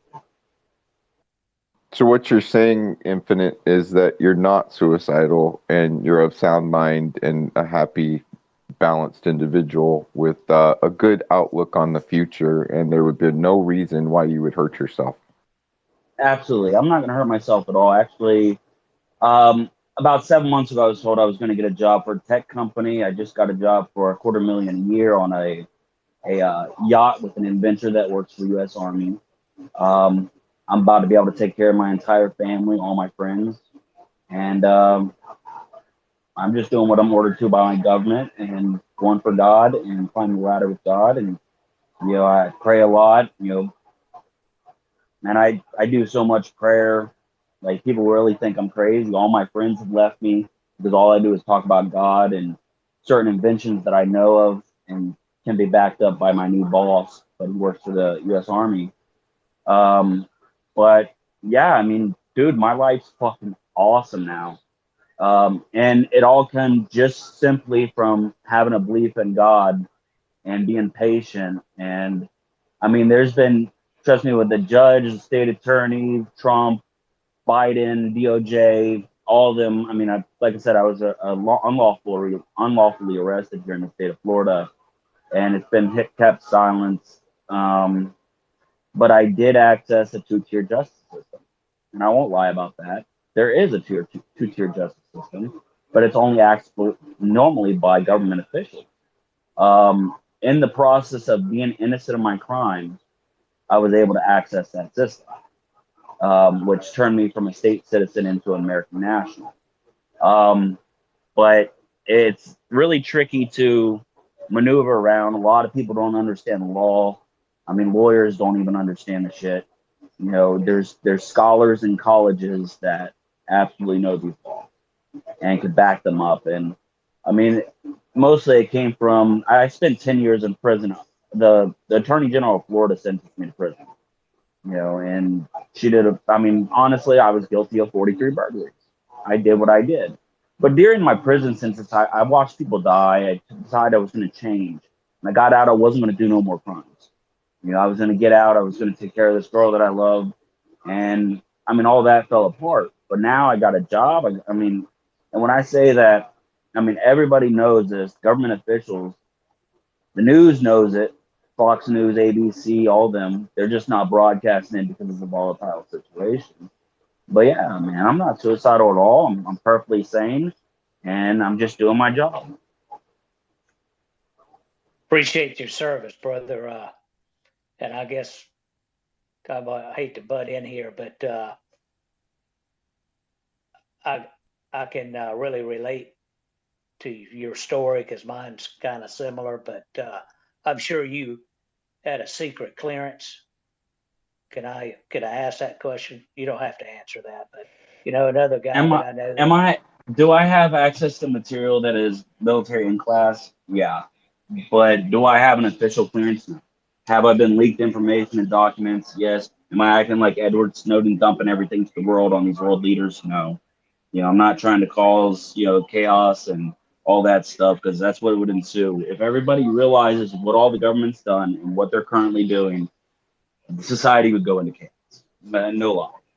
And Exactly. it's not important. It's not. It's not. Um, it can't. We can't just leak it out there. That's why the media is covering it up. That's why all this stuff. Not just with my situation. There's many Americans. And Biden's running into the end, but he's not going to win. I guarantee you, Trump and JFK will be president. It's already been selected. And I really mean that. It's already been selected. And if you go back in history, every U.S. president in history was a descendant of King John, except for President Trump. And it's like, so every one of them was a bloodline of the same king from England. And then people don't realize that a lot of our stuff is under British law and a lot of things with commerce law, the UCC, and many people very seriously doubt the UCC. But I've built a case against the government using the UCC. That's why they can't touch me. I'm not doing nothing wrong. I've been working for the NSA, working for Trump, and doing what God tells me to do. And now my life's been blessed. Oh, that's awesome. That's what I was going to say. I've heard the same thing. But Nate King, who's running for West Virginia right now, did a program after the 2020 election. Same thing. He knew a bunch of stuff that was going on behind the scenes with communications of the ballot harvesting and the machines, and same thing. He worked directly for Donald J. Trump as well and his legal team. But appreciate your service, and it's nice to hear someone like yourself in the fight. Thank you. Thank you all very much.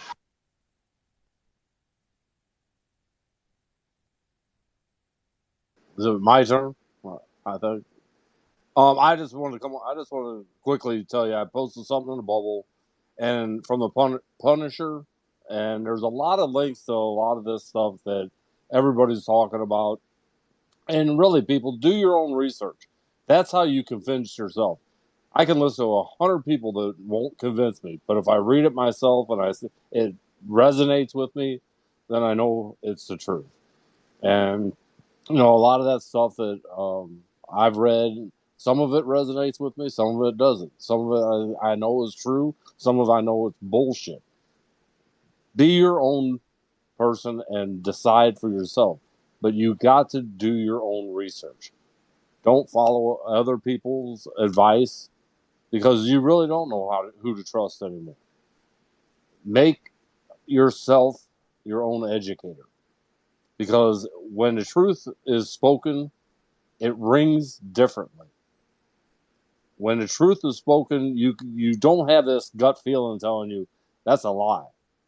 I knew right away when COVID came around that they were going to throw some kind of vaccination out there, because I just know what they've been doing for a long time.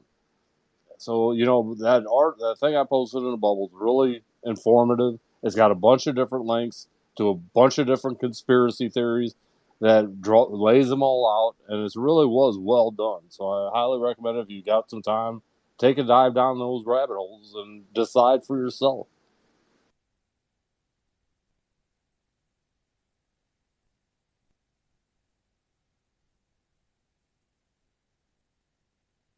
ADD.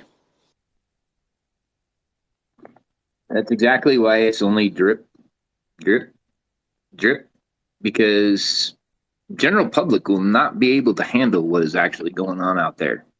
Yeah, I'm gonna park my truck right there.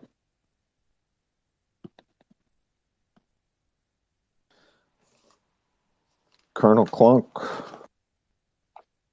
I just wanted to tell you guys I'm gonna drop down to listener. I got a few things I got to do, and that'll give you another open mic if you need it. It's all right. I was gonna give my co-host a shout, see how he's doing.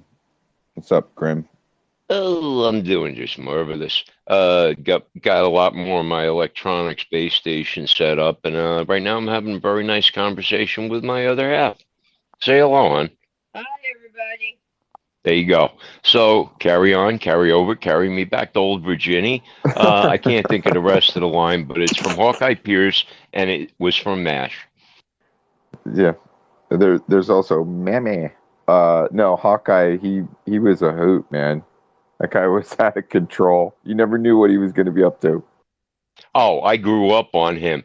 And it was the second or third season they actually started distilling their own. They were making moonshine with pharmaceutical grade glass. I was dying the first time I saw the setup, and it would have worked if you took a still of it and broke down the still. It was totally functional, borosilicate glass, the best condensers and reducers that you could find at that time in the 50s. Yeah, the man was a true genius. He was making some of the best bathtub gin that was safe that you could ever make. Well, that was what I was getting to. Was he making vodka, or because when they had drinks, they were doing martinis, right? Yeah, but it was rice based. Think about it. The only grain you could get was rice. So yeah, they were doing basically a high octane sake. Yes, high octane sake. Yeah, I mean, that's what they would have been. But yeah, the way they were distilling it was like a mini distillery. They made their little batch, they boiled it off and had enough to have a couple cocktails. It was just, and they're doctors, so they got all the equipment they need. It was brilliant. I loved it. Well, I wanted to get into maybe a segue here. We've asked a couple questions of people every so often, and I'm still compiling this questionnaire for if you had the opportunity to ask Trump one question, what would it be? And I don't know if anybody is inspired by that to let me know, because I've been writing down a lot of things people have said, and it's kind of interesting. A lot of people hold him to account for certain decisions he made. Some people won't let those things go. It seems to be like a pin that they just can't release to let him pass go. One of the big things, is a lot of people are concerned with what's going to happen with the J6ers and how that's going to be taken care of. I think that's a big one. And certain responses from politicians did not bode well when they spoke of, when they were asked about the J6ers and whether or not certain people were treated with correct due process and representation and right to a free, speedy trial. There were so many amendments and rights that were violated there. And I see Grimm's hand being thrown up. I just wanted to say, Matt Gaetz, he wasn't particularly concerned. So just want to end it with that. And Grimm, what's up? I'll make it real quick. That scum bucket McCarthy stood on a platform while he was campaigning, pitching. I could get a lot more vulgar, and I won't. But whatever he needed to do to finally get that 17th vote. But one of the main things that he said was he was going to immediately release all the J6ers and start a formal investigation. And he ain't done jack. He should be impeached himself. And I'm going to shut up right now because I know you can hear me. I'm getting hot under the collar on that topic.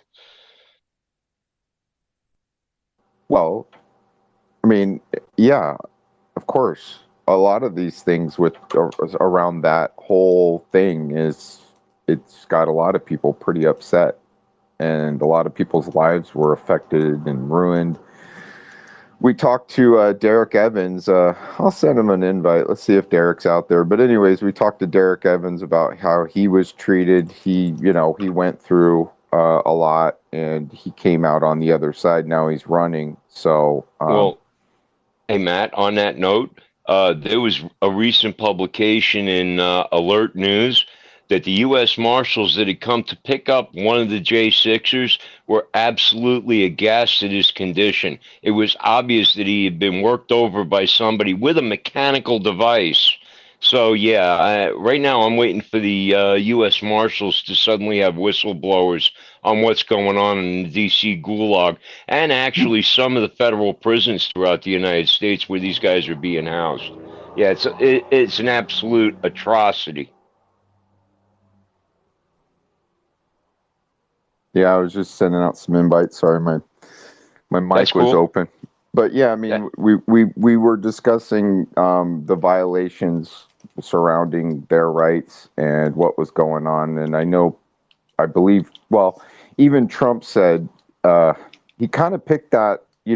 I think that if there were people that were held, illegally, they'll be immediately pardoned or whatever. But I think he kind of didn't he say like if there were bad actors, somebody picked the middle road. I can't remember if it was Trump or not.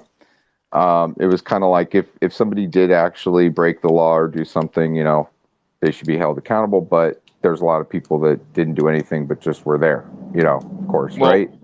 Look at Alpha Warrior. He wasn't even there. He happened to tweet something and they came knocking at his door. I mean, wait a minute. Are we full-blown Gestapo now? Really? These are scenes of World War II. I can't believe even the left isn't waking up to realizing, wait a minute. Eventually, if we don't do something to the people in our crowd, they're going to come for us. They're already eating their own. The same thing is happening in the GOP right now. Instead of being a concerted organization, we're splintered in about 3 different directions. and it's just wrong. And I'm sorry for cutting you off, man, but really, after the last couple of days, my adrenaline levels just won't shut me up. But yeah, they should all be impeached.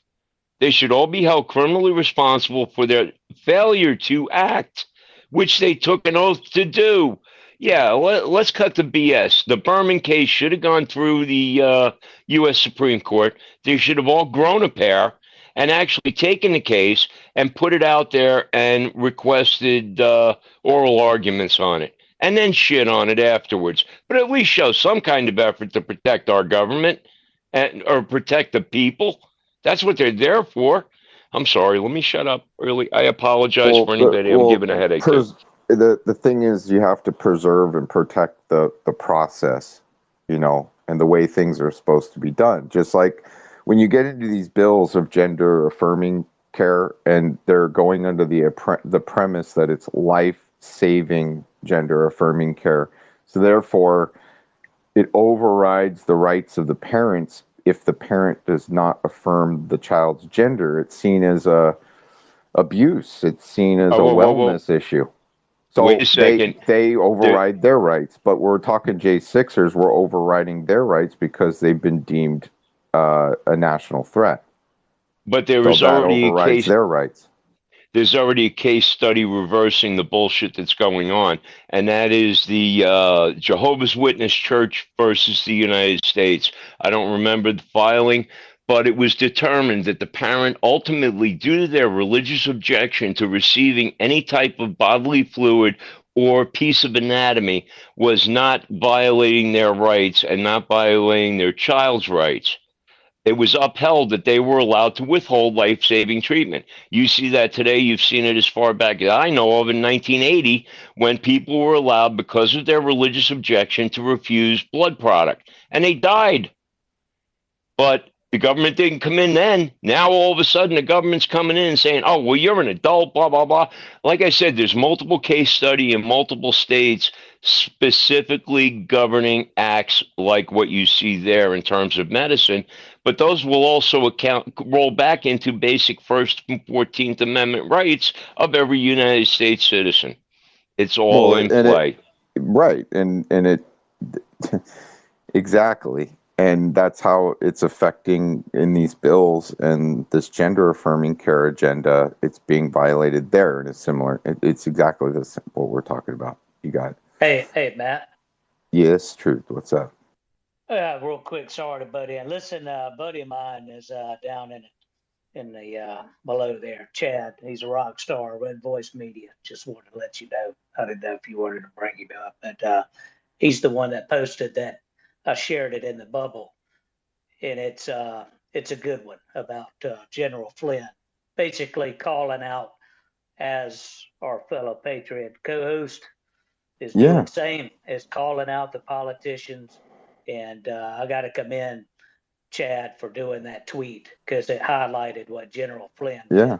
Well, Truth, I brought him up, and it's a pleasure to meet you, Chad. And thank you for joining the space. I want to let you know, everybody in the house, every Saturday, Pacific Standard Time, 10 o'clock, I talk civil liberties, voting strategies, bringing it back to the people, grassroots movement, precinct committee men, getting involved as a PC, early vote action, Votify Now app, magamission.org.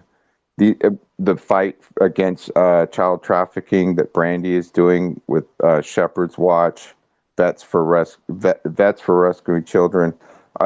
I just want to let you know, Chad, we got a really big thing going on where the people are getting the tools they need to fight back, and I want to welcome to the floor. I'm sorry, Al. I'm sorry, Prodigal. We're going to yield to Chad, and great to meet you, sir. Welcome.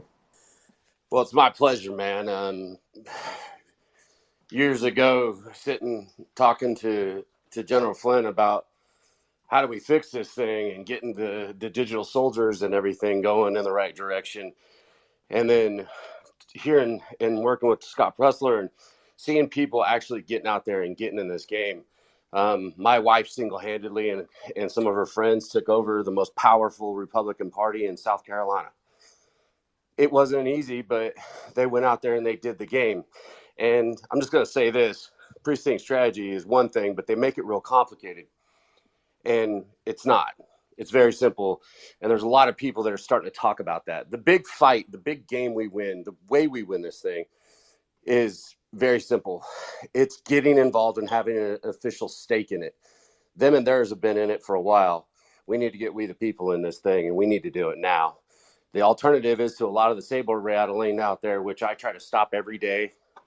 But when it comes down to it, it's there. That's our saving grace right now.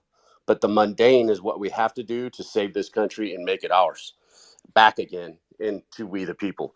And that's getting involved in your precinct strategy, getting out there, getting involved in your Republican Party. And by God, get used to uncomfortable. Quit being a pussy. Plain and simple. Get used to uncomfortable. Call your councilman out. Call your school board out. Call out your legislator. Make their life hell. Get in their ass. Make them stand on the very thing that is the Republican creed, the something that is supposed to be a part of every Republican. And if you will indulge me, because I just brought it up for a show, I would like to share it with you. It's a couple sentences. I am indulging you to the max. All right. Hey, You Chad, go, go you beast go. mode. Go beast mode. Go beast mode, Chad. You're All good. right, You're all right. good. You're good. Ladies and gentlemen, this is the Republican creed. Own it. I'll post it for you. Put this in front of every Republican prick you got up there. And I'm sorry, I'm colorful, y'all. And if that don't bother you, just know I love Jesus and we move on, right? The South Carolina Republican creed. I choose not to be a common man. It is my right to be uncommon. If I seek opportunity, not security, I want to take the calculated risk to dream and to build, to fail and to succeed. I refuse to barter incentive for dole. I prefer the challenges of life to guaranteed security, the thrill of fulfillment to a state calm of utopia. I will not trade my freedom for beneficence, nor my dignity for a handout. I will never cower before any master save my God. It is my heritage to stand erect, proud, and unafraid, to think and to act for myself, enjoy the benefit of my creations, to face the whole world boldly and say, I am a free American. That is what we stand for. That is what you need to put in front of every elected official, whether they look at you and tell you, I'm playing the politics, Chad. Fuck you. Play Republican. That's what I elected you for. Do your job. We are going to get louder. We are going to get meaner. And by meaner, meaning that we're just going to make them more uncomfortable. Put a rally at your state house. Take these mothers that are trying to get their kids out of these shit schools and learning about genderqueer. Go out there and stand for something. Not on the internet, not with memes, not with GIFs. Go out there and do it. I can't tell you how many times I did my radio show before they fired me for going to Washington January 6th, that I would be running out of the studio to go to a parade. They shut down Memorial Day parade in our town because of Black Bike Week. Well, we didn't put up with that. And we had an 80-year-old Marine walk down the middle of our main drag here in Myrtle Beach, South Carolina, with about 200 American veterans with flags. We didn't, and I even said, they told us that we were going to get arrested. And I told the mayor, arrest me. We put this together. I said on the radio, come and arrest me. We walked down the middle of that drag, proud as veterans, past every one of those cops, and every one of them saluted me and us. This country fights for what we're doing. You got to do it. Chad, Yeah. I hear you, brother, but you understand that the freedom, the right to assemble, there are limitations to how you do that, and they've laid that down in in the Constitution. You know, well, they've made it clear how you can peacefully assemble and do that.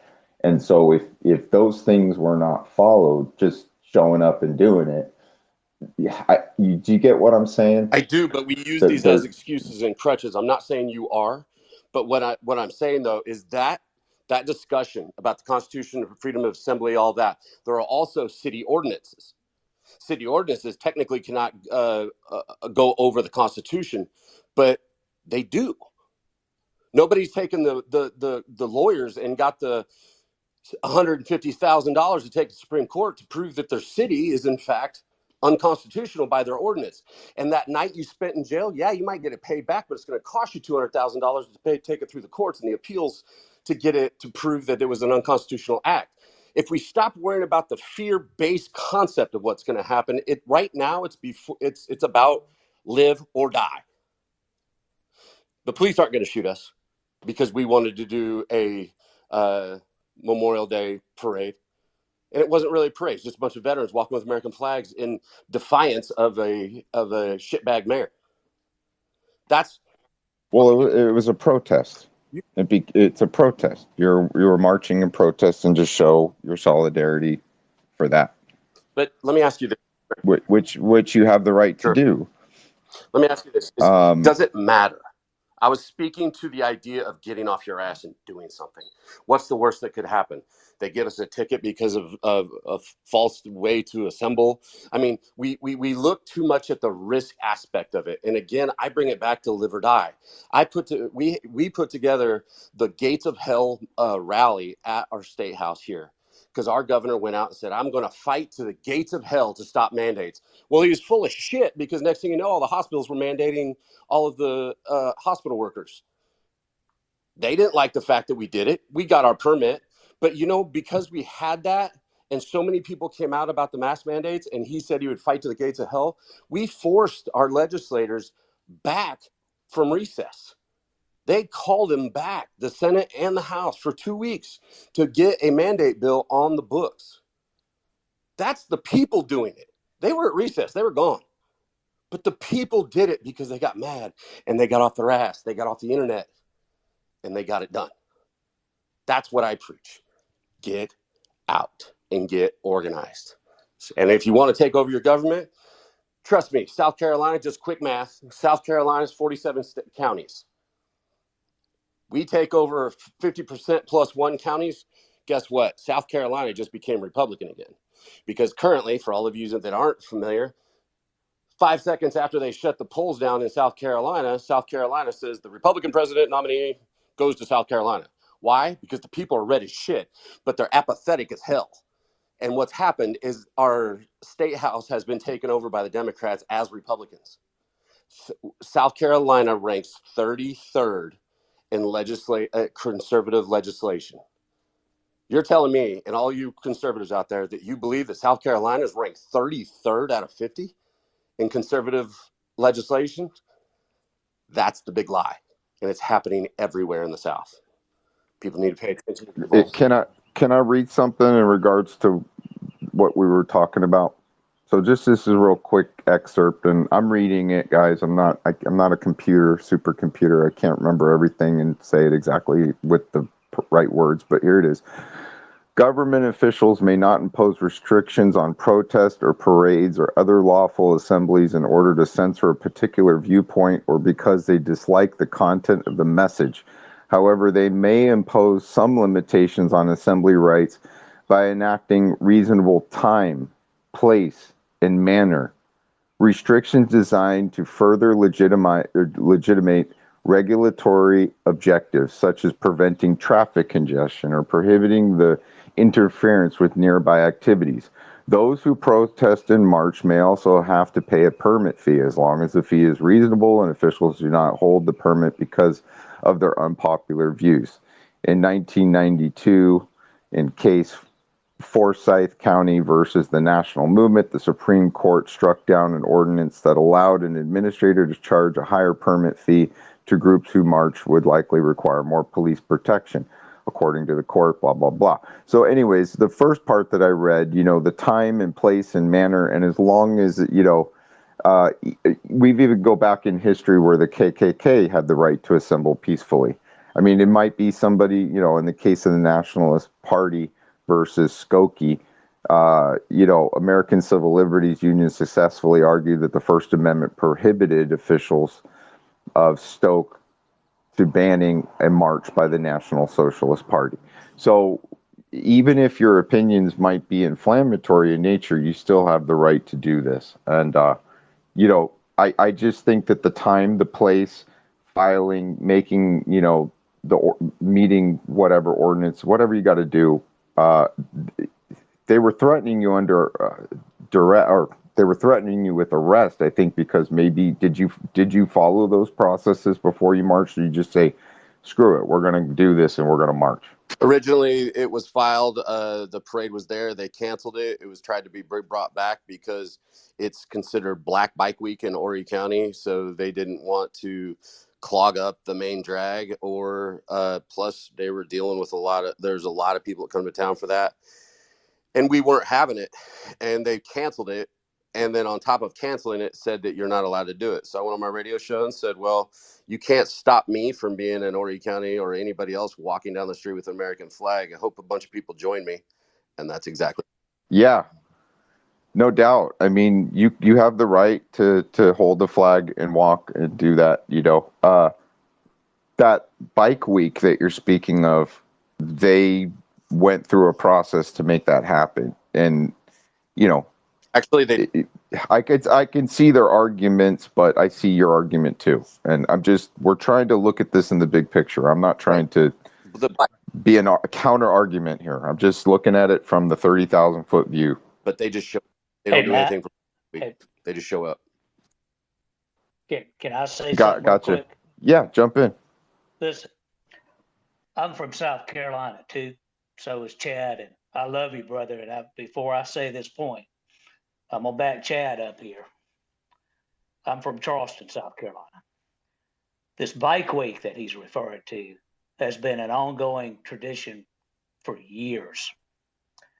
Now, let me say something about that. I don't know him directly, but I know a whole lot about him indirectly from a guy by the name of Matt Couch.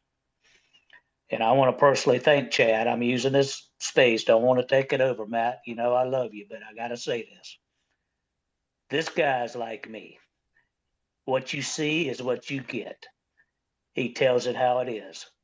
And he gave Matt Couch, a dear friend of mine, a shot on an up-and-coming platform. You should check Chad's show out. This guy puts his heart, his soul, and he's a veteran, by the way. He puts it all in. He doesn't leave anything left out on the side. He's not a tip your toe in the water guy. He's all in. And that's all I'm going to tell you. But to his point, he's not really getting into I understand where you're going, Matt, but the other side, they don't need any permits or anything. BLM, Antifa, go check it out. There's not even the 2020 Summer of Rage. All of those folks got let off. Look what happened to the J6ers. Matt Couch spoke on the 5th, the night. Truth be known, I should have been there with him, with his team. Not because of me, but to protect Matt. I was scared to death. And let me put this out there. The other side is going to eventually target everybody that was up at J6, including that speech at the Ellipse. You write this down, unless we do what Chad and so many others are champion for. Do something. Let yourself be known. Get out the vote. Support all the folks like Chad and others that are trying to make a difference. And the time is now. Right now. Not later. Now. Thank you. Thank you, brother. I appreciate the kind words. Really do. Yeah, I think that let's put it this way. I think that if they opposed a view and refused your right to hold your assembly or your march or your parade, then that would definitely be a problem. So we're going to move on. I just want to say, I know there's people that have their hands up, but I have to turn the floor to Thomas. Also, I wanted to let you know, I believe one of our team members was there at Bike Week and her name's Carmen Love. If you don't know her, please get to know her because she does grassroots movement with, early vote action, Scott Pressler. And we love Scott and his work, and we're 100% behind him in early vote action. So anyways, I got to turn the floor to Thomas. Thomas, thank you for joining us, sir. Please, you have the floor. Hey Matt, thank you. I appreciate the time that you gave me here. You know, uh, I'm from South Carolina. I'm a veteran. I am currently the only opposing senatorial candidate opposing good old Lindsey Graham. Um, you guys need to understand that the reason why our state is occupied by a Democratic ghost is because of Lindsey Graham. You guys, please understand this. Being an American first candidate, which Lindsey Graham is not, the reason why our president, Donald J. Trump, is associated with Lindsey Graham is because he needs South Carolina. Okay, it's a tough pill to swallow. I understand that. Even being his opposition, it's a tough pill for me to swallow. But we got to understand as a MAGA backed base, we need to support this state of South Carolina. Unfortunately, right now, it includes Lindsey Graham. Yes, as terrible as what his direction has taken the state and this country with his warmongering, it's a hard pill to swallow, and I understand that. But I wanna encourage all of you to continue doing what we're doing. These spaces, having these discussions, being open to lines of communication. Please keep these things up. Matt, again, I appreciate the couple minutes that you gave me here. I know I just got into the space. I apologize. I'm here in, unfortunately, Arizona right now.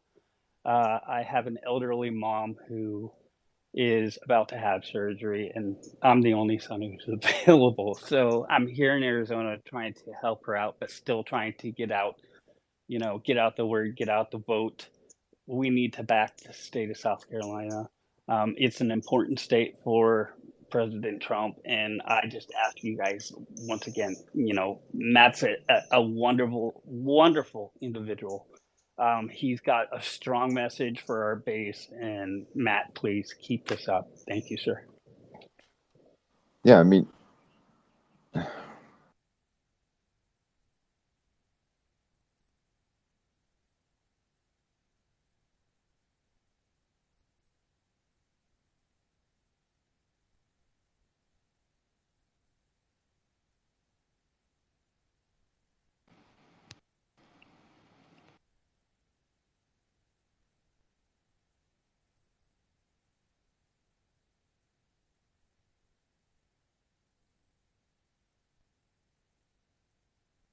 Oh, did we lose Matt? Hey everyone, I wasn't sure if I wasn't just able to hear one of the speakers or not. Obviously, maybe Matt's having a issue. Hey, welcome. Glad to be in here. Minx, go ahead. I think that was who was next. How are you?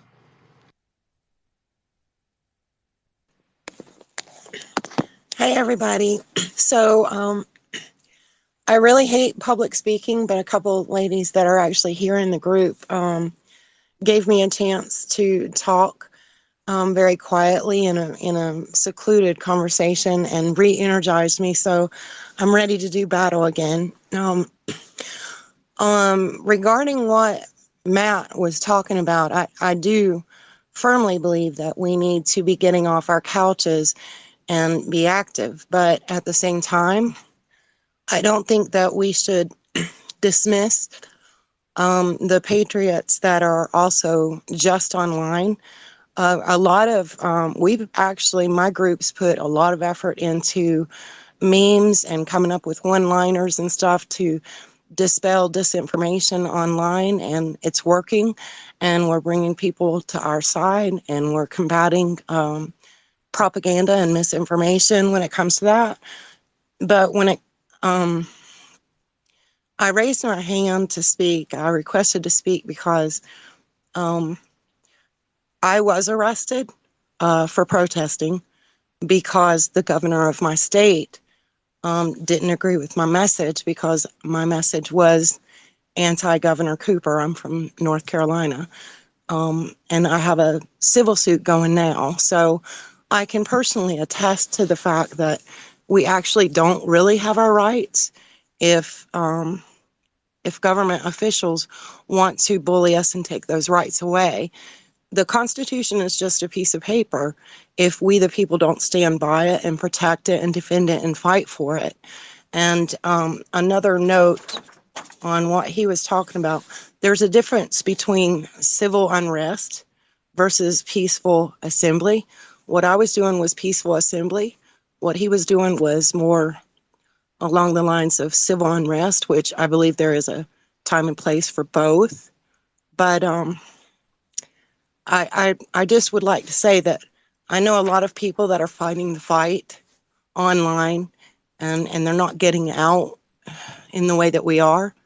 A lot of mothers with small children, especially. And I would just like to say that I thank them for their work, because sometimes they're the prayer warriors behind us, helping us continue our fight. And that's it. Thank you, guys. Thank you so much. Yeah, my microphone got a little, I have to reset the data and all that stuff. Thank you so much for speaking today. That was really great to hear from you. I don't know if everybody heard me thank Thomas and talk about Turning Point and Scott Pressler a little bit more in the swing states. I don't know if you guys heard that part, but the key swing states that we're dealing with is Arizona.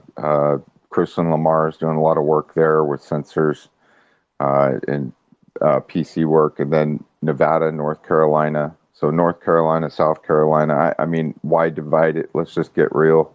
North Carolina, South Carolina, both of them are pivotal at this point.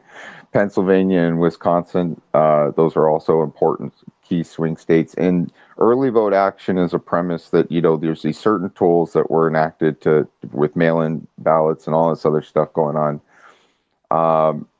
We can actually set up collection spots at gun shows and other places. Just go to early vote action, learn about it, support Scott and his work, and there's tools there that you can start doing things right away and in your local areas. And that's what I talked about. Carmen Love, I believe she was at Bike Week registering voters. I think they registered something like 10,000 people. Her team was extremely effective. And that's the kind, and we talk grassroots. And the other night I was talking with Alex about these bills and the indoctrination with children and the stuff that's going on that Warrior's working on and Brandy's working on, that's for child rescue and Shepherd's Watch. This work right now is just so pivotal. And when we talk about grassroots, last night when we were talking with Alex, she had an epiphany and she went one step back, not just from the school board, but even back to the roots. When I say grassroots, we're on the grass. We're literally standing on it, talking about grassroots movements. But what about the roots? Where's the tier that's even deeper? Let's get down to the roots and work our way up to the grass and move forward in that way. When you think grassroots, where are the roots that you're standing on? When you get to there, you can actually make change in the precincts. You can actually make change in the school boards. You can actually make change in the community. The roots are the community, right? So we get to the community, boots on the ground, like we were talking about earlier.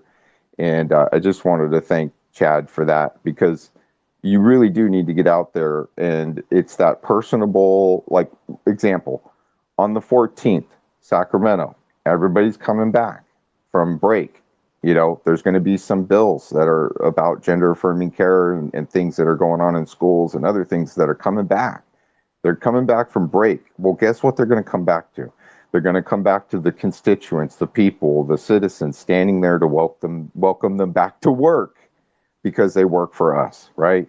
And our voices need to be heard. So in that regard, they're going to be there. So that's the boots on the ground, the roots of the people in the grassroots movement. Got to look at the roots, not just the grass. All right, let's get to Marlon, and then we're going to go to the 17th. Cool, man. Hey, sorry I had to step out there. Kid, flat tire, side of the road, 95 degrees, changing a tire. You have to go.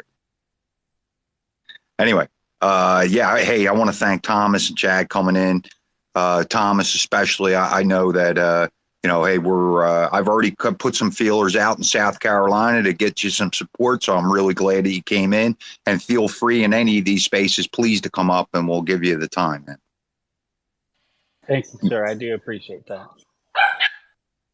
Yeah, most of the people that are running that we have listed, and Thomas is listed on our 50 state directory for Senate and House.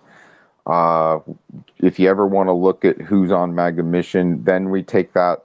We not only do that, but we move them to a legacy speaker position, which means that during their campaign and what they're working on, they can come in at any time, and they're more than welcome to come up here and tell us about what they're working on, their trials, their tribulations, their successes, what's going on, you know, and that's why we do that. So we can have the people ask the questions of the people that are actually running for these positions. That's what we really want to do. We want to tie you into the community.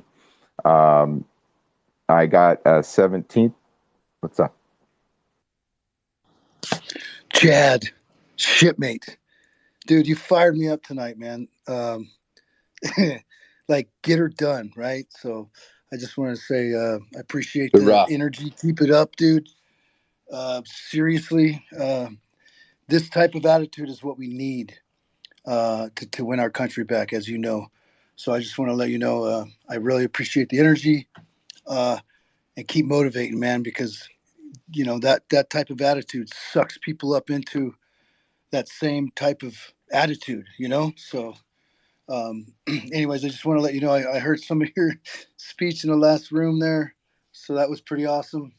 But anyways, yeah, the roots thing, I think a lot of that too is, you know, we got to educate ourselves on our systems, man. I think that's gonna help us understand where we can insert ourselves, because everybody's got different talents. You know, so if we learn our system, you know, you learn that school board, what type of form of government it uses, how it makes decisions, and all that good stuff. It's going to help you understand where you can insert yourself and apply pressure and influence. And check out the Substack. You know, everything's free. There's a lot of good ideas in there, concepts of how you can apply your efforts, planning concepts, things of that nature. So, anyways, thank you for letting me talk. You're welcome. I'm going to encourage everybody to go to magamission.org. It's that simple. Type it in, join us. Please set up your password protected account.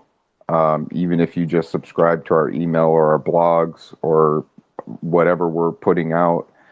Follow us on Twitter, follow us on Telegram, and look for us on YouTube, Rumble, every single platform. We're out there under the MAGA Mission moniker. Hashtag MAGA Mission if you want to get inserted into our feed. If you search the Twitter, you know, just Twitter search hashtag MAGA Mission, you'll find not only spaces, hosts, shows, recordings, pre-recorded recordings. We're putting those recordings out on YouTube. It's a slow process. They've made it kind of difficult to get all the data into one place together, but we're working on it, and we will be live streaming. We will be moving to a podcast type scenario here and there, and I'd be more than happy to work with Chad and other people that are doing that work. So really, we're trying to bring the people together so we can, if this platform crashes, we have Plan B. We can still get people to another platform. We don't ask for any money for this. We do have organizations that do, however. We have links to people's campaigns where they're asking for donations. We do this because we really want to save the country, and we hope you join that mission. And that's what MAGA Mission's all about. Our mission is your mission. If you're working on one of these heads of the Hydra, if you're trying to cut off one of the heads of the beast, we want to know about it. We want to feature it, and we want other people to take up that mission with you because it can be really hard. We put in a lot of work. I mean, when I say work, it's work we love. I love it. That's how I mean, it's the love that keeps us doing the work. The work is hard, and it's the community that keeps us going. Without the community's love and their support and joining the mission, I'm just a guy up here talking and doing my best, but it's the people that bring it. And together we're going to do this. And hopefully you join us on that mission. I got to turn to Melody. Melody, how are you doing this afternoon? I'm so good, but Chad had his hand up before me, so Yeah, I'm but happy to. Melody, I'm calling on you, and your ladies first, and Chad has already spoken. Ladies always Thank first. you. Oh, okay, fine. How are you guys? Good to see all of some of my most favorite people in the room. I wanted to say to the awesome lady Minx who spoke about, the moms. I, every mom that is paying attention to her children is a hero. Every mom that is one of those moms that's um, making that their front and center, their first place, and not out here on the battlefield like this. They're exactly where they're supposed to be. And there is absolutely complete props for them because it is all about training the next generation and hoping that, they are spending the time with their children that they should be. Because so many people abandon their children for the sake of a job or even for the sake of this battle or for the sake of ministry or whatever else. And those kids in your home, they are your number one priority. So I agree with you. And I just want to say, if you're on here listening and you're a mom and you're not out on the battlefield, no guilt, right? There's literally zero. As a matter of fact, please don't be out here on the battlefield. The battlefield is right there in your home for their minds and their spirits and their hearts, and to make sure that they're safe. You've got enough of a battle on your hands. Unless the good Lord has called you to also do this, but not at the sacrifice of your children. So I just wanted to say that. Also, I know you guys all know 17th.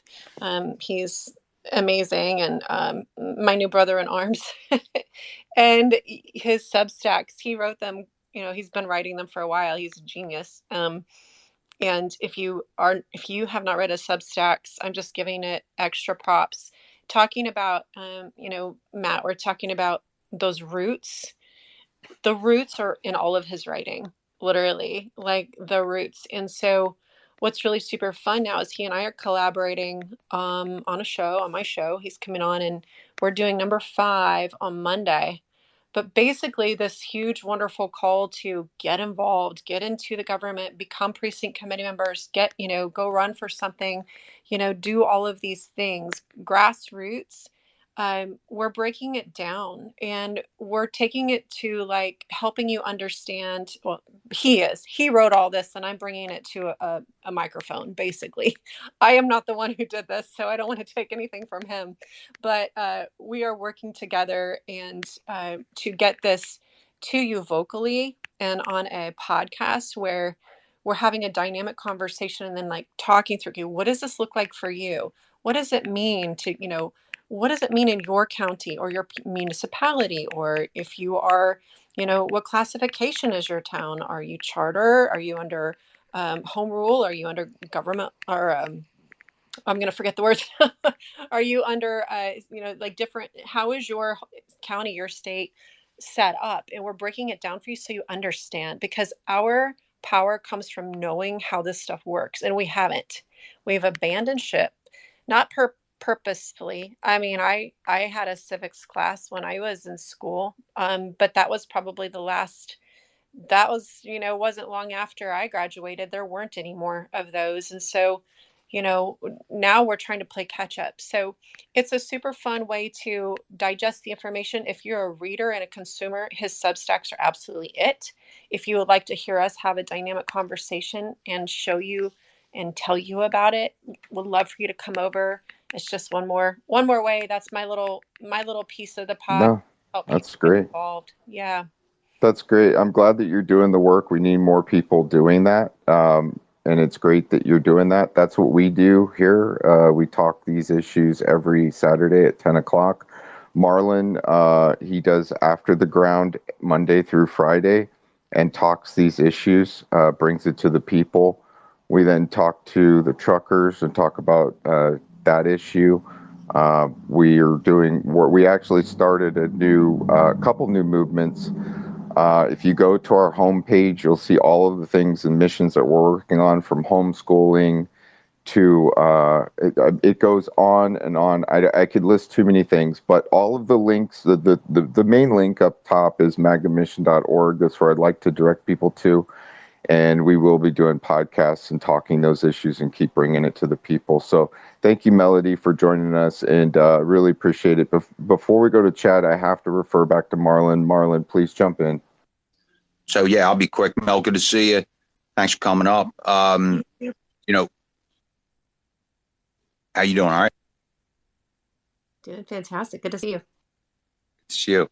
So, you know, you're exactly right. Like, you know, I'll have to tell you, there's some challenges here on the East Coast. You know, a lot of our towns have modified bylaws, and you know, a lot of the decisions are going GOP chairs. You know, and actually, I'll be honest with you, I'm kind of proud when we've been setting the infection. So. Well, we kind of talked about the digital aspect of it, right? So we're being censored by some digital things, but we've broken through. Like, if you look at Rumble, statistically, Rumble is 80% conservative. Wrap your head around that. I mean, and it's a platform that actually promotes. If you allow them to, they'll put all your stuff out for you. I mean, because to them it's advertising dollars, right? And they're just putting your stuff out there. But what I'm saying is that what we're trying to do is we're trying to use what basically a link. All of the internet since its inception, it all revolves around links upon links to links and information. The web crawlers, they crawl words, keywords, phrases, and links. And as they do this, they establish the search that brings back results to you. Well, the way that we're going to get our voices out there is to make sure that we use these digital tactics to continue to put it out there. It doesn't matter if you're podcasting, doesn't matter if you're YouTubing, doesn't matter if you're hashtagging, tweeting, whatever it is, we're going to link all this together and try to make that be seen on the internet. So we're going to use the digital tools that are available to fight the digital. This is a digital, I mean, spiritual battle. It's civil liberties battle. I mean, it's all of these things, but it is a digital war that we're in. I mean, I don't know if you call it war, but we're using the tools we got. Yeah. I mean, there's people that are literally fighting against us. I don't want to declare war, but we're going to use the tools that are available to us to get this digital imprint out. We've only started since April 13th. You look at the impact we've had digitally since April 13th to now. Just imagine 6 months. Imagine a year. Okay. So right now, 2023 to 2024, I mean, all of these things are right now. If we're not working on it right now, it's too little too late. At times, I almost think it's too little too late, but this is a lifetime battle. This is for future generations. It doesn't mean that I'm going to experience the great things from what we do today, but the next generation will. I'm not going to be here possibly to keep doing the fight. We have to lay down the foundation for the fight to continue. Bring it back to the roots, bring it back to the core values of the Constitution, Bill of Rights. And we should be okay if we could right this ship for the future generation. So we're writing it, man. We're writing it one step at a time, dude. One step at a time. All right. And real quick before you go to Chad, and you know, hey, fighting the East Coast Wind Project, I had no voice. I could stand on the beach and scream for hours and nothing's going to change. ever since we started this, I believe that it's had an impact. And believe me, we're peeling the onion back, and it stinks every layer. So I'd love to talk to you guys more about that. Well, we also know that 45 has his eyes on things, and he's out there. He sees stuff, and trust me, you make enough of a ripple. We're all human. We all some of us put our pants on one leg at a time. Others might dress differently, but I put my pants on one leg at a time, and I know the president does too. And so don't think for a second that these recorded spaces aren't being seen by politicians or even number 45. Okay? That's why I asked the people, if you had one question you want to ask Trump, what would it be? Just let's get it out there. At least it's on the recording, and I'm writing it down. And if I ever get that chance to have that Zoom call with them, we'll have that conversation on some of those questions. We'll get those questions to them. I know we're being seen. Anyways, I got to get going. Chad, please jump back in, and then we're going to go to ADD. I just wanted to ask Mr. Thomas. You said you're running for the Senate against Lindsey Graham. Am I wrong? Isn't he up in 2028? No, actually, the re-election is actually 2026, starting for the 2027. Oh, okay. I thought I was right on that, but I wasn't sure. That's awesome. You're building your ground game now, man. Let me know if I can help. Absolutely. Thank you. I appreciate your support. I appreciate everybody's support too. And Miss Minky and some of the other people, I just wanted to say my soliloquy about getting off of our proverbial ass is in general. And in every person can say, well, I do this and I do that. That's great. I all for it. I love it. I'm not talking to you specifically, but my whole goal is to educate, activate, motivate. Go look in the mirror. Have I done enough? That's what I ask people to do. And the people that I live digitally, my show's digitally. I'm on Roku, Apple, all that. That's where we try to get it out. So I'm not saying that the digital front that you guys are doing beautifully here at MAGA Mission or anywhere else isn't important, but we have to be able to bring the action after we bring people to the table. Like Mr. Marlin's being able to bring people because of digital to his particular fight. I bet you money if I ask him right now, he's got an action once that gets big enough and it starts making politicians contact people and they're starting to feel uncomfortable. He's got an action plan that's going to go behind that. That's what I'm trying to force and realize. A lot of people, and I make the joke on my show all the time, there goes everybody at 5 o'clock to hot yoga instead of going out and doing something that was important like county council meetings. That's my point. And thank you for saying what you did, Miss Minky, because at the end of the day, I thank everybody that's in the fight that's even trying. There are people out there that don't have a clue. So I just wanted to make that clear. Thank you. Hey, Chad, let me jump in real quick, man. You bring up a great point. It's more about participation, right? That's where the drop off has been. And ever since we've been spreading the infection of the PCs into our own towns. Now, my particular county, the GOP chair has the last word on every candidate. So we have to put that back in the power of the people. That's the problem. This is a popularity contest. This is an infection of money contest. That's what this is. You're absolutely right. And that's where we've taken over the GOP makes a lot of sense because of, just like Joe Rogan said, good times made weak people. And we allowed the weak people to take over the GOP. It's time for the cheerleaders, football players, and everybody to come back and take over their GOP and country. We've allowed the AV club long enough to screw it up. So it's about time we get in this fight and get in the game. My generation, Gen X, I'm going around kicking people in the ass all over the place. Do you realize every firefighter and police officer in every county in the United States, if they all got behind this movement, the entire country would be changed within a year? That's just numbers. So I agree with what you're saying and the actionable getting off of our ass and getting out there and being seen. And what that does is it makes the left start to come back to the center too. Because if they start seeing a movement, those people have to save themselves. So what do? They come back to the center. Lindsey Graham's perfect.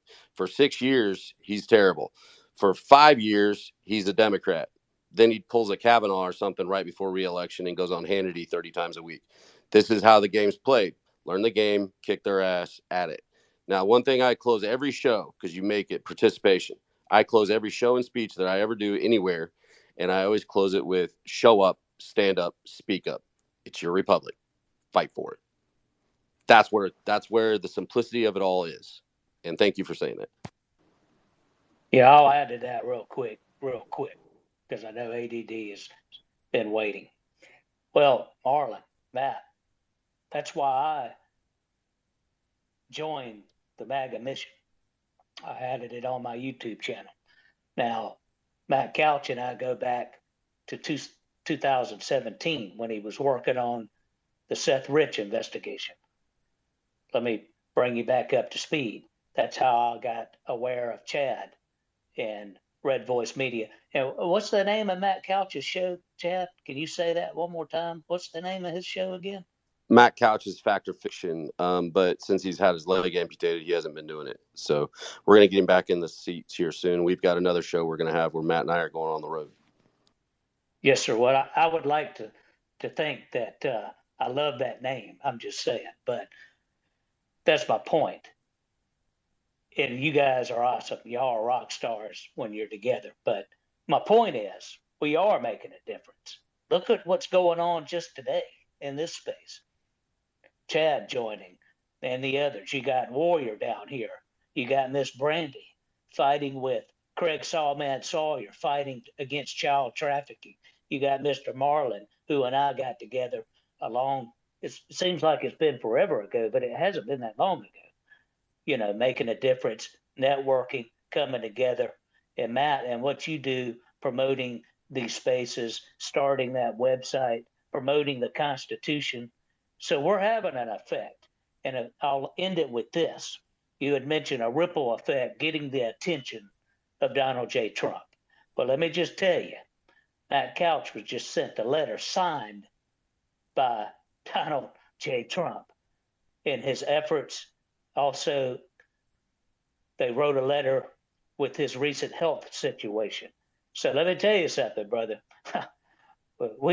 You got some folks that's been in this fight, and Matt's been in it a long time. Matt Couch, that is. He's a warrior, and he's been targeted. He's been attacked. I know him personally. He's been through it, but we are making a difference, and this is an example today. Thank you. Well, thanks. I really appreciate it. And what the first course of action right now, so that our voices get out there, and especially on Twitter, and we really get the message home today, is if you can, please retweet the space. Just take a second to do it, and then come up here and grab a mic and talk to us. Because, if a tree falls in the woods and nobody's there to hear it, did it really make a sound? We do record the spaces though. And when I go back and I look at how many recordings, I'm just blown away. It's a lot of people are offline listening that aren't in the room, and they're remotely viewing.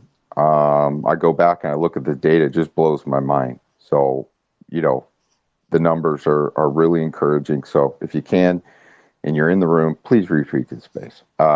Thank you. And praying. Oh, wait. Sorry, praying. I got to go to ADD. Brother man, do you still have feeling in your hand? I'm sorry about making you wait so long. Oh, I do, and that's no problem. I just throwing some love to the host and the people that put all this together, and I'm going to give you a little bit of insight.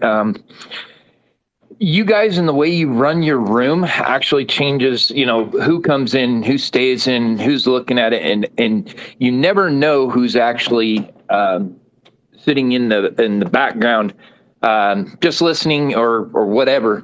But I'm going to give you an example. Yesterday I was in a room. It was a political room. A gal by the name of Lulu came in, and she started throwing out there that she wanted organizations that are out there to sign this petition, and she needed to get the word out. And it was something to do with New York voting machines and stuff like that. And well, you know me, and you know who's from New York, and I invited him in. He came in, but they were having a screaming match at the time. He immediately popped back out and he was gone. That was it. And she has no idea what kind of billboard she had for just a second if she would have agreed to disagree, or the host would have taken control of the room and done something about it. But instead, they just let this screaming match go back and forth. And, Mr. WM left and he didn't come back.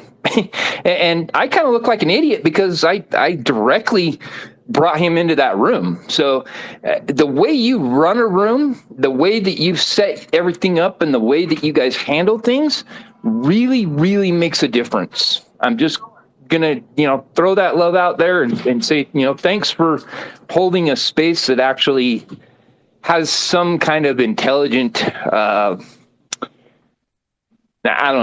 dialogue to it, and also it's under control at all times. Well, yeah, I actually, my phone just locked up, but I heard the beginning of what you said.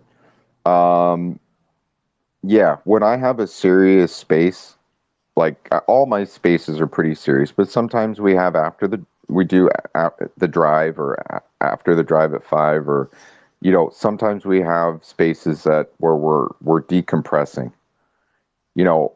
When I'm in this kind of environment, I'd appreciate, I understand people are passionate, try to keep the explicitives down, things like that. And, I like debate. And I used to hold a thing called Fight Club Friday.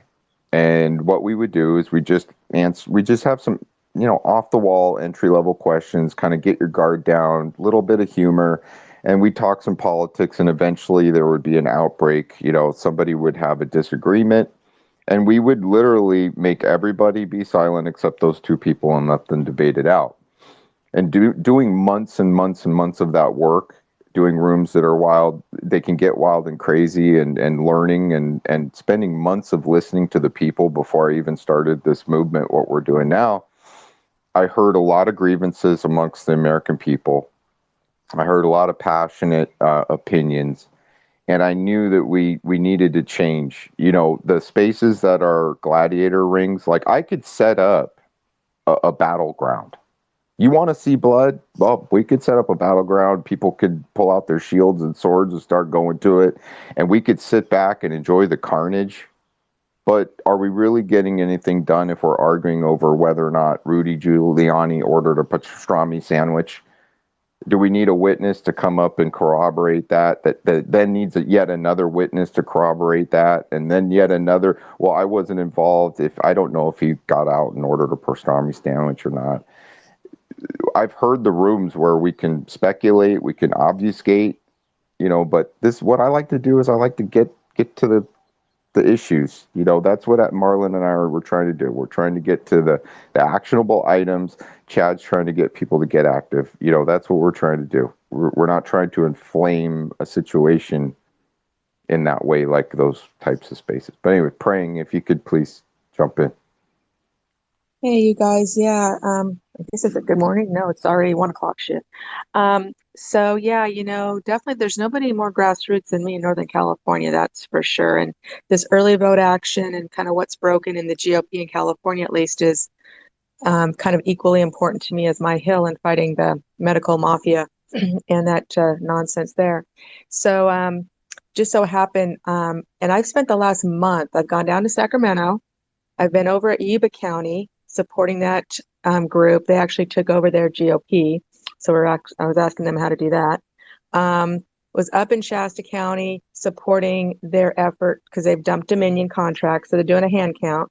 So I watched a presentation by Jeff O'Donnell, the Lone Raccoon, on, getting proof that there was election or electile, as he likes to call it, interference.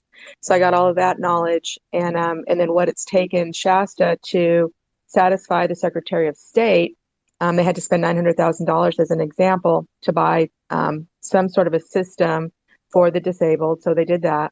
And then I was over in Glenn County last Saturday helping the Freedom Group collect signatures that we're going to present on Tuesday over at the Glenn County Board of Supervisors to also ask them to terminate the Dominion contract.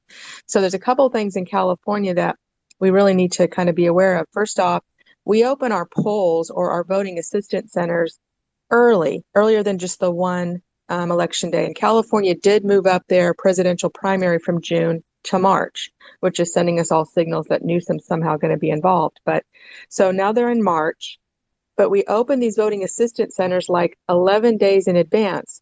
So when we say vote on election day, yeah, for sure, but go to the first one, not the last one, which is officially the national election day. If we all wait till the last one, we're behind the 8 ball. And there's a phrase that Jeff O'Donnell uses that really stuck out at me. We can outvote the cheat. So the way that he found this algorithm to be set up using Mesa County, Colorado, the Tina Peters stuff, he found the exact kind of number. It was like 1.17 uplift, something like that.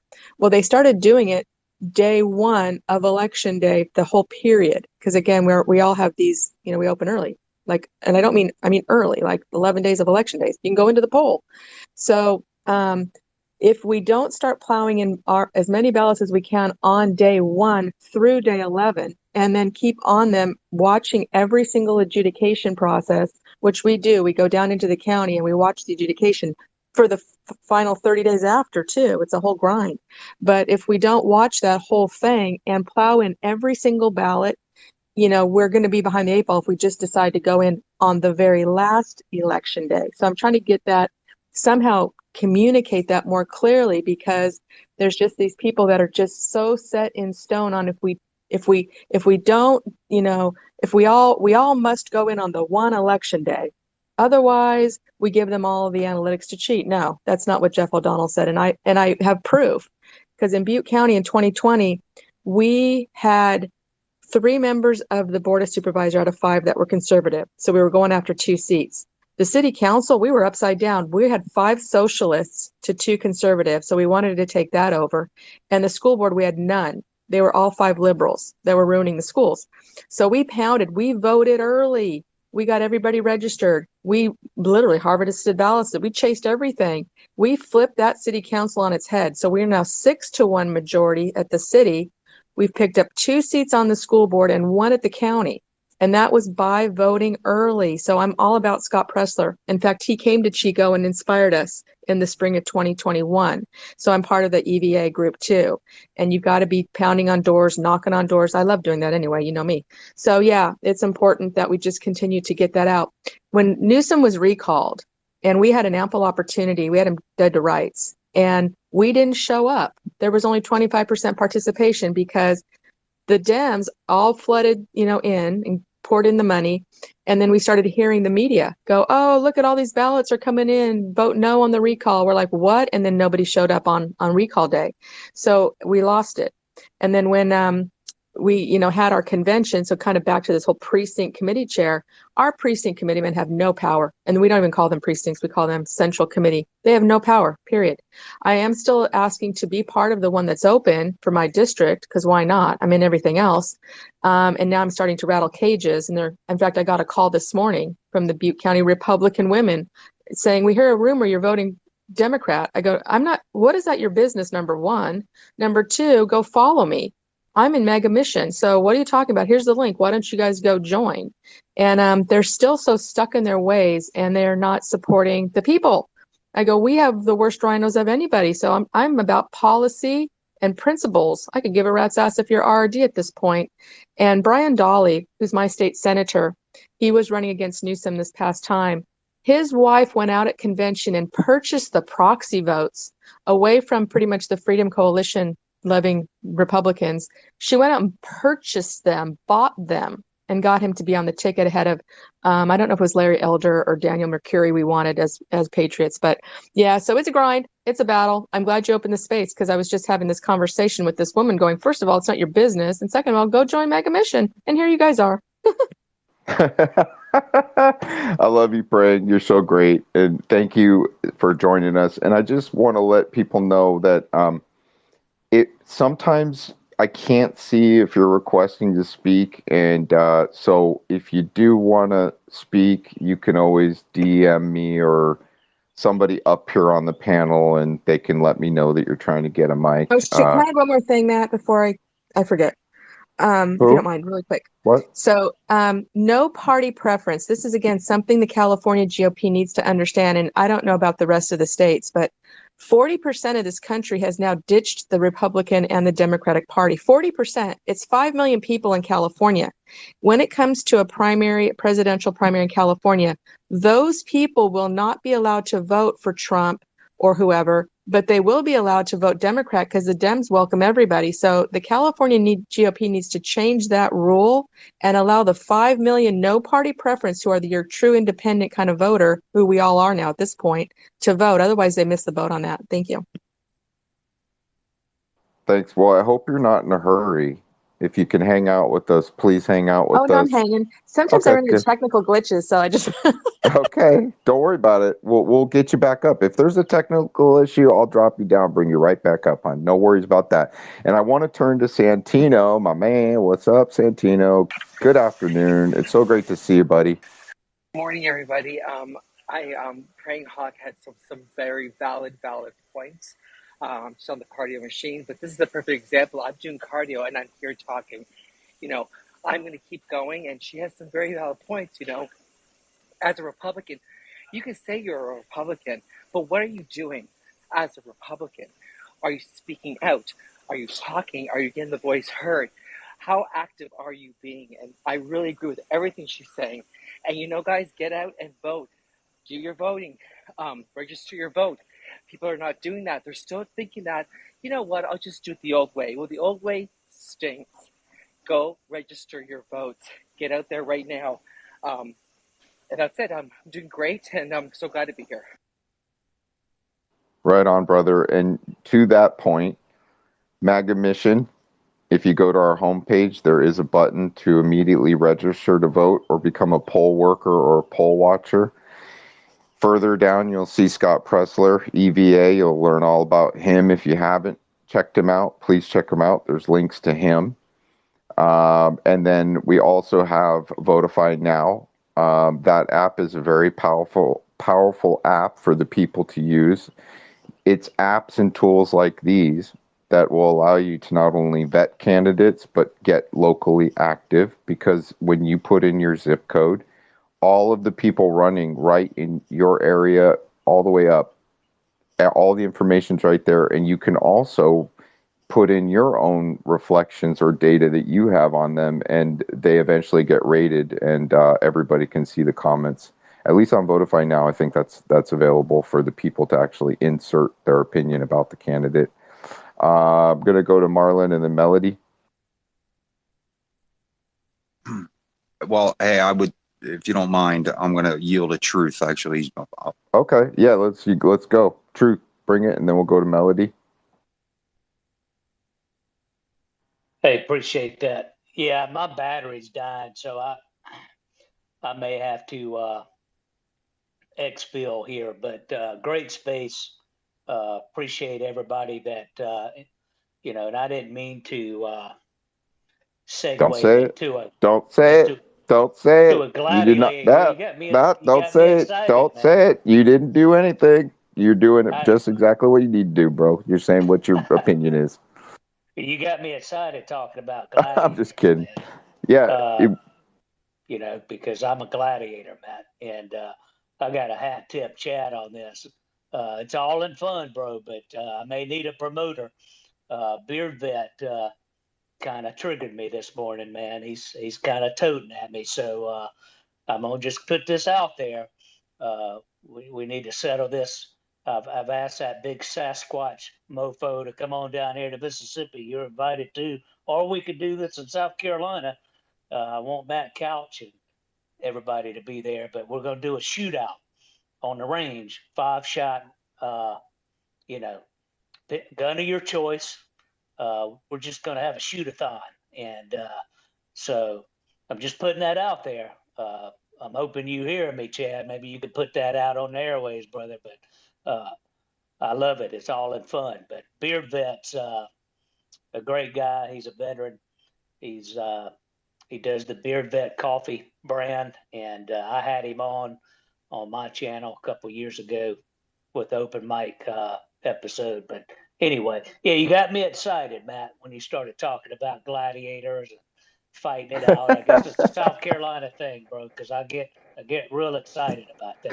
Well, But what I was trying to say, don't say, is I don't want you to apologize. That's what I don't want you to do, because truth, you always bring it, bro, and you don't need to apologize for nothing, and you're not ever taking us off topic. You're always on point. So I just want you to know that you're more than welcome. That's what I was trying to say. Don't say it, because I don't want to hear you apologize anymore, bro. We love you, and you're always a great contribution to the conversation. Hey, Matt, no, did same you? to you, man. And I'm just excited in general. Matt, everything that you've done, Warrior down below's done, Miss Brandy, I love her to death. Uh, the gentleman Thomas that's running for my home state. I mean, I'm literally, and Chad would agree with this. There's nothing better in the world than a South Carolina girl. I've got two beautiful kids, God-fearing family from South Carolina. Fort Sumter, look it up.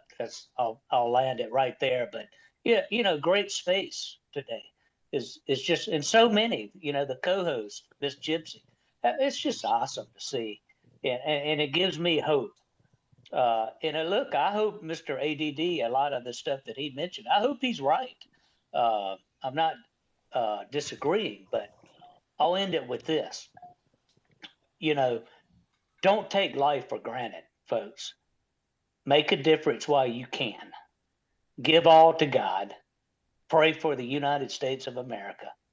Long live 1776. And support your veterans.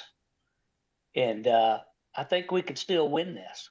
And this space just proves that. Thank you. I just got to say this. They don't want me to come to your shootout because they know I'll kick Beer Vet's ass, Matt Couch's ass, and everybody else's ass. They won't let Hey, me come. But you have it. You let me know. Put it together. Give me the dates. I'll put it out for the world. Yeah, let's do it. That's awesome. We have this one member. His name's Paul. He has a ranch, and we're probably going to be going to visit him. And he has a full range. He has a full armory, and we're going to be barbecuing, and it's going to be a good old time in Texas. It's going to be, I mean, we're talking good old barbecue, music, friends, family, and just grassroots. Get back to just get back to it. It's going to be a great thing. And if I'm going to go anywhere, it's going to be Paul's Ranch, and I hope the team comes with us. Um, but yeah, Hey, man, Matt. that sounds like a hoot, brother. Yeah, Hey, Chad. Matt. Just real quick. Wait a minute. Did he just call me out? I think a CB just called me out. You're I damn take that skippy. I as did. Yeah, holy cow. I kind of tried to gloss over that. You guys, Oh you didn't no, I miss caught any that. of it, man. Go for it, Chad. but I but mean the truth. two things I do know of what you're talking about. This type of thing, which sounds awesome. Um, is two things that is turns on the General Flynn at any given time is barbecue and guns. So you let me know and you give me enough time. Who knows if the good general Oh, might show up? He's done it for me once before, and in Ainer, South Carolina. Truth can tell you, there ain't nobody there but chickens and tobacco. But we had it was one of my favorite events I ever did with him. We had him and Tracy Beans on a flatbed truck at the Blessed Barn Wedding Chapel in Ainer, South Carolina, and about 2,000 people shitting themselves because he was there. But had to have barbecue, and we actually gave away the first signed AR-15 that General Flynn has ever signed, and the ammo magazine automatically put that serial number at worth $25,000 for after his signature was on it, and the provenance of him saying I've never signed a gun before. So it was a good day, and I know if you're in Texas and you're talking barbecue and guns, I wouldn't be surprised. oh yeah. Let's go. I Yeah. tell you So, what, it's on, bro. Hold on, man. It's on. He called me out. I got to respond. So you definitely in the contest, brother. And we're gonna try to get, Saul man. He made jokes. I did a podcast with him, Chad. You'll love this. He asked me at the end of it. He said, "Are you sitting on 3 phone books right now?" So hey, I'm short. I'll take the jokes. It's all good. But all I can tell you, brother, is 700 Remington with a Triangle bull barrel. Let's go. Hoorah! That's so awesome. Gentlemen, well, Truth, if your phone doesn't, if it cuts out, whatever you got to do, bro, you're always welcome. Get recharged, come back, whatever you got to do. We got a lot of hands, and so sorry, everybody. I'm sorry that we left you hanging. I got to go to Melody, Brandy, and then we'll just go from there. Melody, please. Okay, first of all, Gypsy, I just want to apologize that I didn't say hello to you, girl. Hello, my friend. It's good to see you, as always. You're a doll and a delight. Hello, praying. All my friends in here. I wanted to say, number two, I don't really love all this talk about you men going out and shooting if us girls can't come and shoot also, because Amen to that, sister. by the way, they say us women, we are better aims than you are. So also, hi Chad, we're neighbors, so I expect an invite. uh, and third, on that note, I am in South Carolina and just learning about how many people are in South Carolina because I'm new to this state. So, Thomas, I need to know more about you, brother. I need to know about the whole more lay of the land of this state. Than I have, and just hearing all of you, like, why does South Carolina keep coming up? I really didn't know it was that predominant of a state. So, I need to get more awareness of what's going on. So, would love to collaborate with you, Thomas, and see what's going on with you. Chad, you and I already talk all the time, so it's fine. And who else is here from South Carolina? Tell me what I need to do and how I need to get going. I know I just have been mostly activating people across the whole U.S., but I need to get to know my state. So I'm just putting that out there. I would love to collaborate with anybody in the room that's from South Carolina. Well, Right I'm on. not in South Carolina anymore. I'm from Charleston, but I got to put this out there. If you go, girl, you're right. Good thing my wife's not here, Matt, because she actually outshot me 2 weeks ago. I'm not real happy about that. So, but you're right. This is a male and female. I'm gonna not even go further than that, but contest. I'm gonna let Chad. I'm gonna get with him, back channel with him, and I think we just struck a deal. A heck of an idea. This has got to happen. You're not a patriot, right? Unless you put some rounds down range. But yeah, appreciate the last speaker and network with all of us. South Carolina is a huge state, and I'm going to go ahead and end it here. I'm gonna put this out there. We're going to put Lindsey Graham back in a closet for good with Chad where he belongs and get him out of office. Hoorah. Hey, well, New Jersey's only 8 hours, so I'm good. Brandy, please jump in. You there, Brandy? Hey, I am here. Thank you, MAGA. Man, everything y'all are talking about is fueling my fire as I'm over here helping a veteran take care of his house. Guys, everything has to be grassroots. One of the biggest things that I've heard in here that's so true is we got to check everything out. First make sure how everybody's feet are moving. Chad, I love hearing Chad talk. I always jump into spaces when I hear him go places and listen. We've got to get back to the basics when it comes to what our founding fathers and what God wants this country to be based on. And it's definitely not where this country has been or where it's headed. And grassroots organizations are the most important as well. So I'm going to take this time to go ahead and do a totally shameless plug.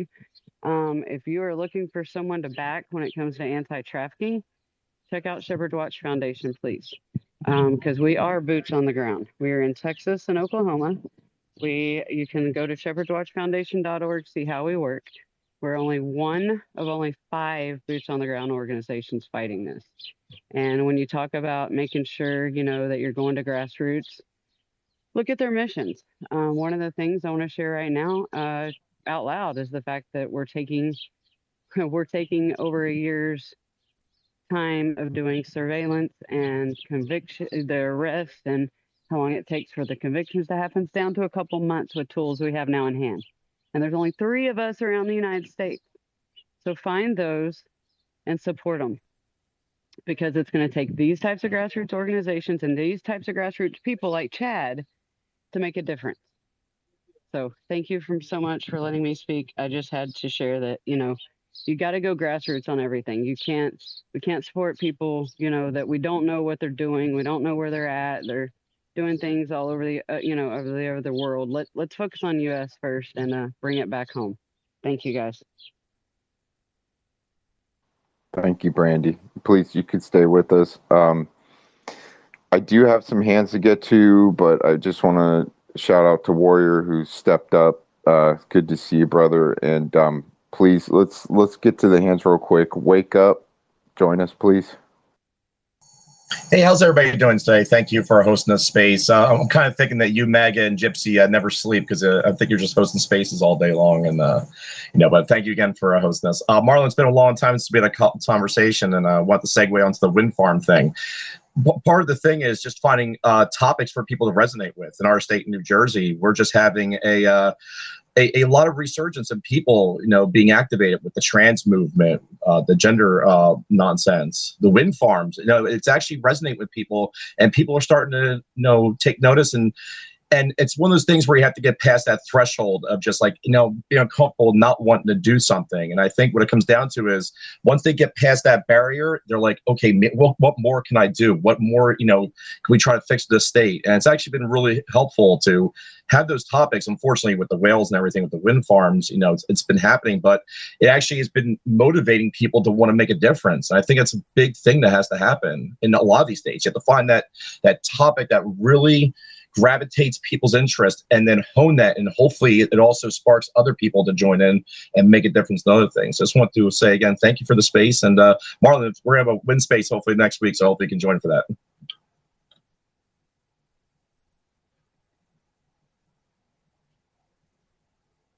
If you want, Marlon, you could respond.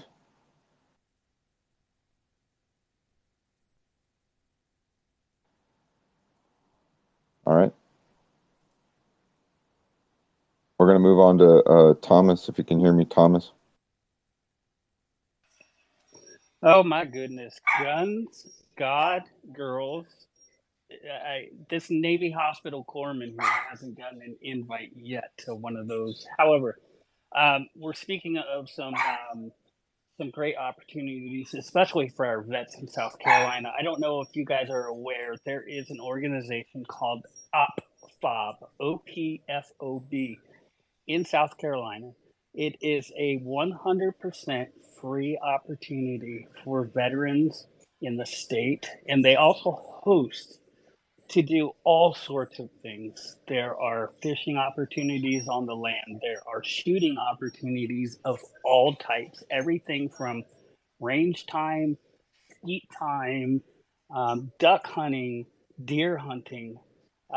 They every Saturday morning they host a coffee breakfast right there on their campus, and it is a huge campus. So if you guys ever have a chance while you're in South Carolina and you want to get out and do something, that veteran organization, I just need to drop it once again. It's called OPFOB, OPFOB, and you can find them on Twitter. So please check them out. Great discussion, guys.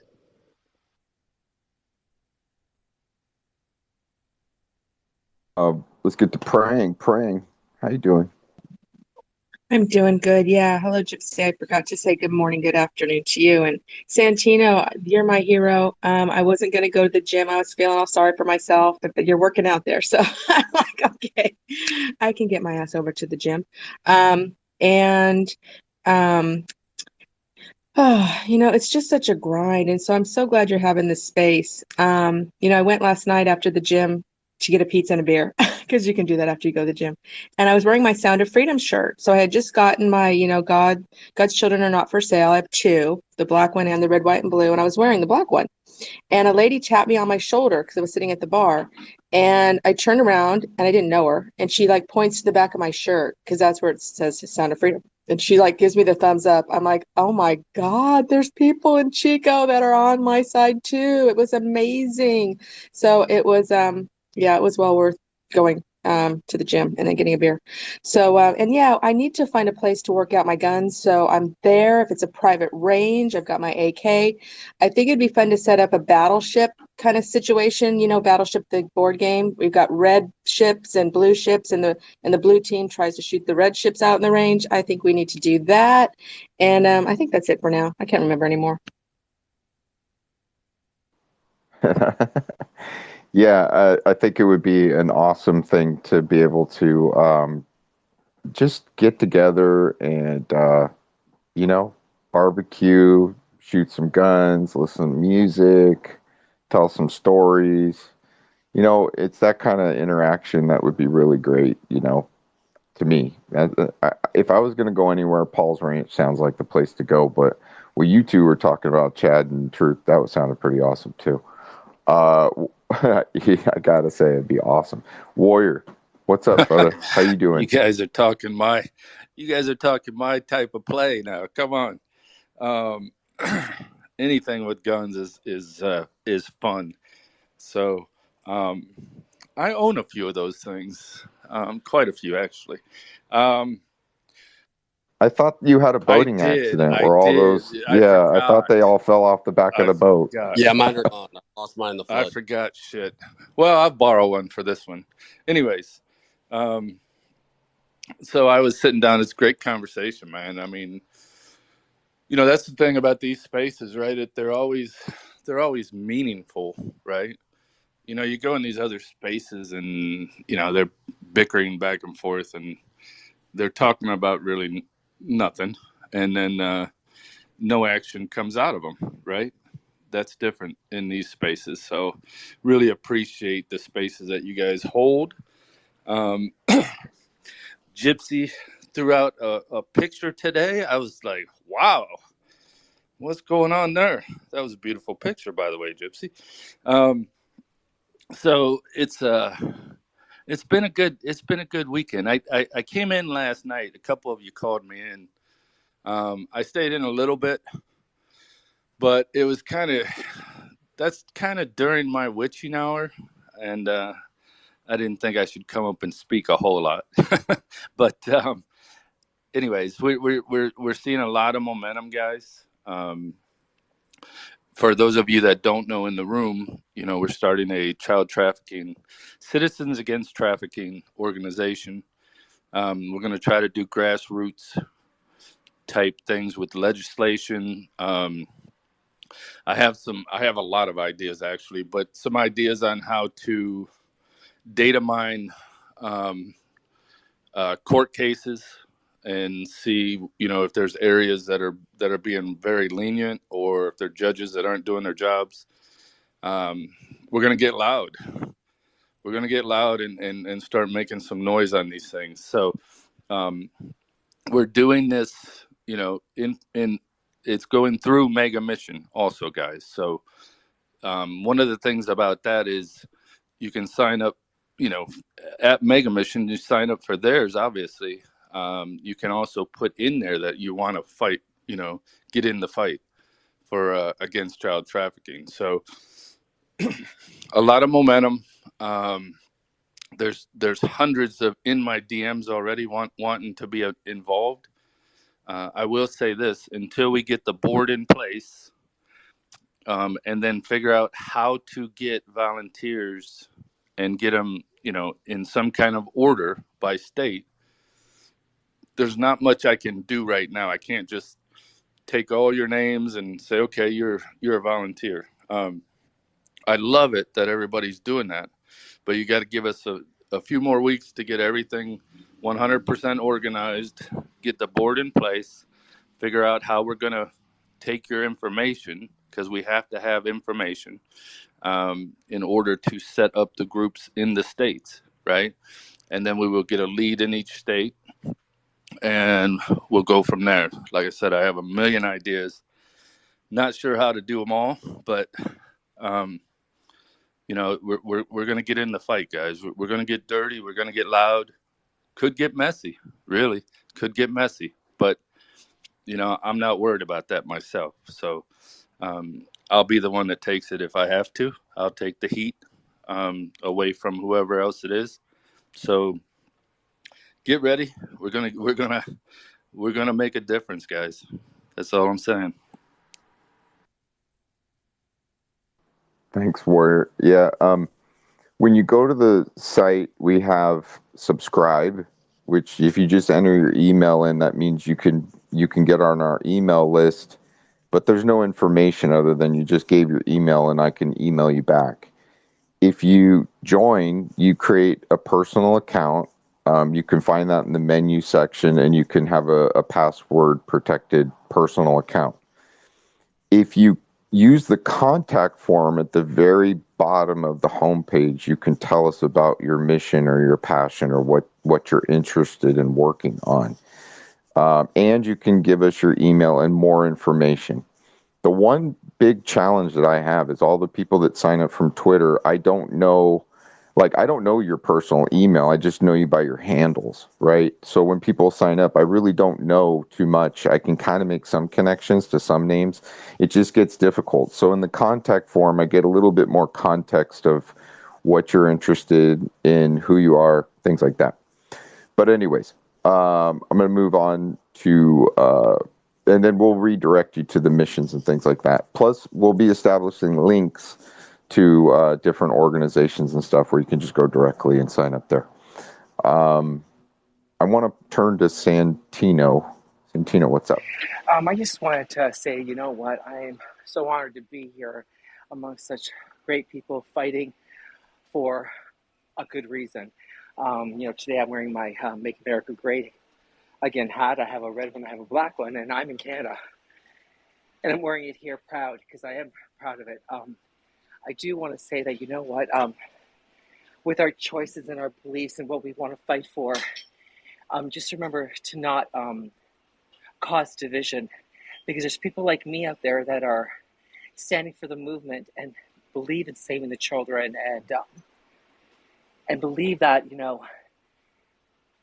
touching the children and reassignment and transgenderism is something that shouldn't be put in children's minds at a young age. And I guess what I'm trying to get at is we're all different, and you want to say your piece, say your point, but don't shout out everybody, because there's people out there like me that care, that are here to stand beside you.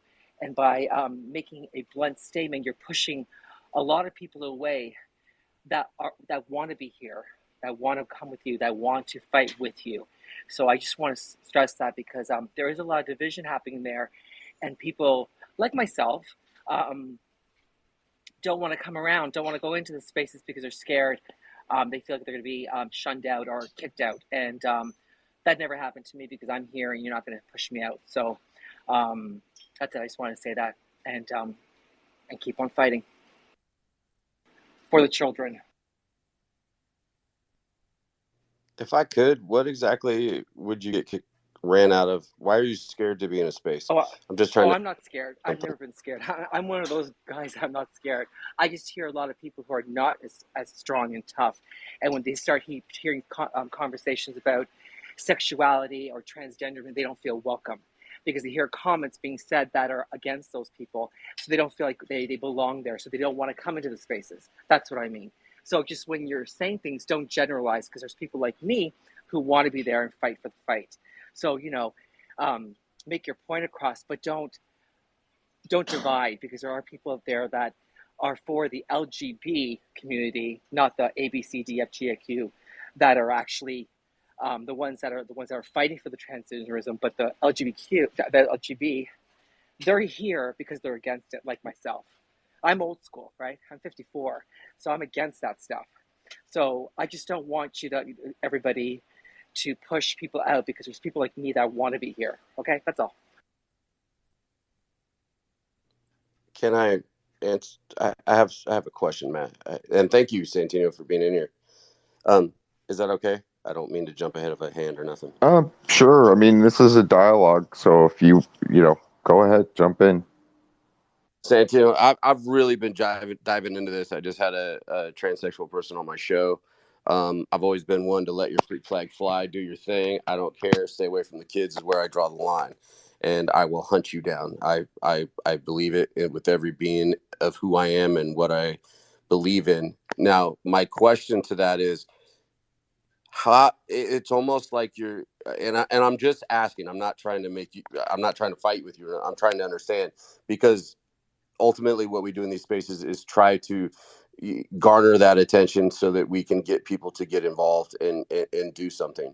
My question to you is, what are we supposed to say and not supposed to say when somebody like myself or Warrior or Thomas or MAGA, we're alpha dudes.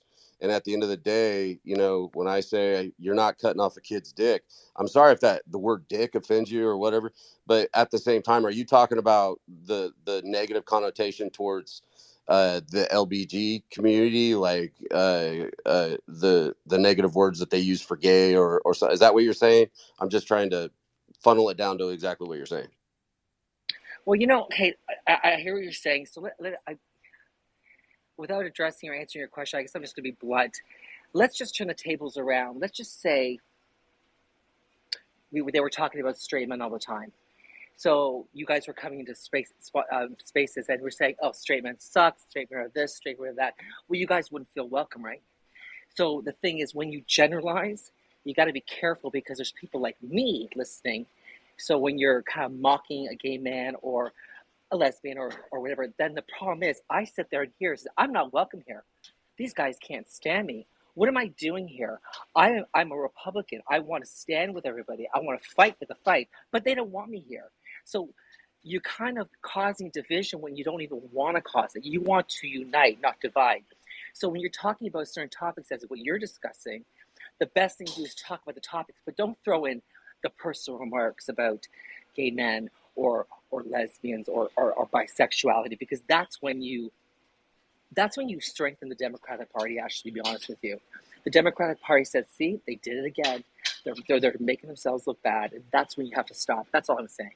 But I listen, I'm not accusing anybody in any spaces of doing that, but I have been there through the past months hearing comments. Now, I stay because it doesn't bother me, right? Because I'm a big boy. But some people are sensitive, and they just leave, and they don't come back, and we don't want that. We want them to come back. We want them to learn right from wrong, and we want them to unite and stop them from attacking the children. Well, I agree, but isn't it also kind of a thing where, to us as the because I'm not using the word cis, that's bullshit, but as regular males and females, is it to us the way it's coming at us with ESG, everything else from Bud Light to Dylan Mulvaney, is it not? To us, it seems like it's the majority of LBGTQ, LMNOP, whatever, that is now coming to us. Because before this, I didn't think anybody really gave a shit about gay people. Do your thing. I don't care what you do. Just don't harm other people. Right. And that's the Could I writing. summarize this Sure. discussion? I think what I'm hearing is it's categorizing people into a box and associating them with just a broad, brush. Like if you're MAGA, then you're XYZ PQ, and you're filed away and you're logged, and you can't exist outside of that definition. And I think what Santino is saying, that there's people in the community that are not for some of the things that are happening by the QNLOP, and there's the LGB, or there's a group of people that have certain beliefs that are not for child indoctrination, and they're for the voting process, and they vote, and they have a voice. And they don't want to be categorized, like I wouldn't want to be categorized as a bigot or a racist because I'm MAGA. I don't want to be put in a box. I want to have the conversation without being categorized incorrectly. And Santino fights against some of these indoctrination things going on, and the gender affirming care and taking kids away from parents, right? So, I mean, and I think we're talking about putting people in boxes they can't get out of. You know, a You know, great example is the gays against groomers, right? I I there you I, go. That's what I'm I trying to say. think I think their voice is one of the loudest and most productive out there, and I'll tell you why. Because they're standing up and saying, "Look, this isn't we don't agree with this, right? You know, the gay community does not agree with this. The media might be making you believe we do, but we don't. So, we again, it's like anything these days, right? The media can really really change people's minds. They can really brainwash people into anything they want, right? Um, when you look at all this stuff, and we've been getting slammed with it, right? Slammed with all this the transvestite, this and that, right? It's it's like 0.003% of the population, guys. I mean, I don't know where, I do know where it's coming from. I know the WEF promotes it. I know they want to do it for, to stop, to depopulate and everything else. I understand all that, right? But we as people have to see through some of this bullshit, you know? We got to see through this and say, no, we're not, go do your own research or do something, right? Don't be brainwashed, man. It's terrible these days, and they're good at it. So we got to be careful with that. I just want to quickly add one thing. I'm not going to say it's okay. I don't Yeah. understand. The past 2 3 years, I have never seen so much. I don't want to say hatred, but like I think everyone was just fine. No one really cared about what you did in your own home. But this administration has done so much that people are caring. They wanted to stop hatred, stop dividing, but what they actually did was cause hatred, cause division. I mean, I was just lifting 100 pounds on each arm. I'm doing shoulders, so I can take care of myself. Some of the people can't. I mean, like I could. So I just don't understand. People need to understand that the administration that we have now, they are dividing. They're the ones that are causing the hatred, not us. It all goes back to Obama's administration. Let's be clear. That's when it started. This is just a third term. I just want to make a quick announcement. I do need to rotate some speakers. There's some requests downstairs. I'd like to bring them up, but I do want to just, if you want to speak, please stay up. Don't just dive. Put your hand up, and then anybody that doesn't want to speak, I'll drop them down and bring people up that do want to speak. Okay, and we have nothing but love for you. And yeah, so just know that we can always rotate you back up. It's not forever. And I know in Twitter things go like warp speed. A week is a month is a year is like, I don't know, 5 years. It's like being on a planet that's far away, and on Earth time is going warp speed. When you come back, everything's changed. It's just weird. Time space continuum stuff. Yeah, it's like dog years. Yeah, it's like we're living dog years on Twitter. I'm like 500 years old right now. If that makes sense. Anyways, I got it. Look, there's two people that haven't spoken yet, and I haven't spoken with Queen. Please, Queen, jump in. And no, it's a little out of order. You don't have to yield. Queen, I want to hear from you, please.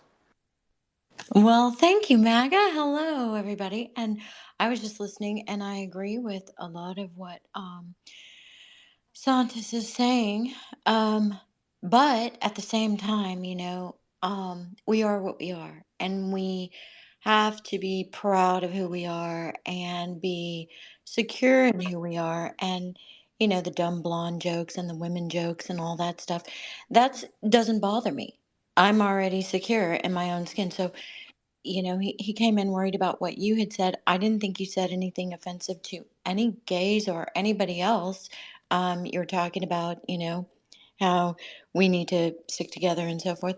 And I just wanted to reach out to him and I mean, Santino is, I think I mispronounced your name, but I love what you said, and I appreciate what you said, and all of the things about. I mean, most gay people are against what's going on right now, and we do realize that. Most people do realize that, and so sometimes we misconstrue what some people say and think, oh, they're talking about me, but everything's not about me, right? Or about you, or about you.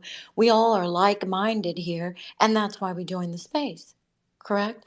And so I just wanted to say, let's, the political correctness is what Obama brought in, and we really have to stop worrying about, how we word things. And this is probably not popular to you guys, I don't know, but we have freedom of speech, and just because we say something that might offend someone, that doesn't mean we did that on purpose or we're trying to offend someone or exclude someone. We're just speaking real, right? And so I don't think that, we have to um be so careful anymore. I think that needs to stop. That's part of the reason that we have all of this going on is nobody's going to say anything. They're promoting this in the school and everyone's afraid to say anything because they don't want to trigger someone. And we have to, as individuals, look at ourselves and, we are what we are. Be secure with that. Have a lot of self-awareness. Know that, I'm not that person, right? You can't put me in the dumb blonde category because I'm blonde. And as a hairdresser, I know you appreciate that because I love hairdressers and they're like my favorite people, my confidants and all. But that's the way it is, and so you know, I'm kind of sticking up for MAGA here because I don't think he, meant to generate that kind of a reaction or a feeling towards you at all. And and that's all I have to say about that.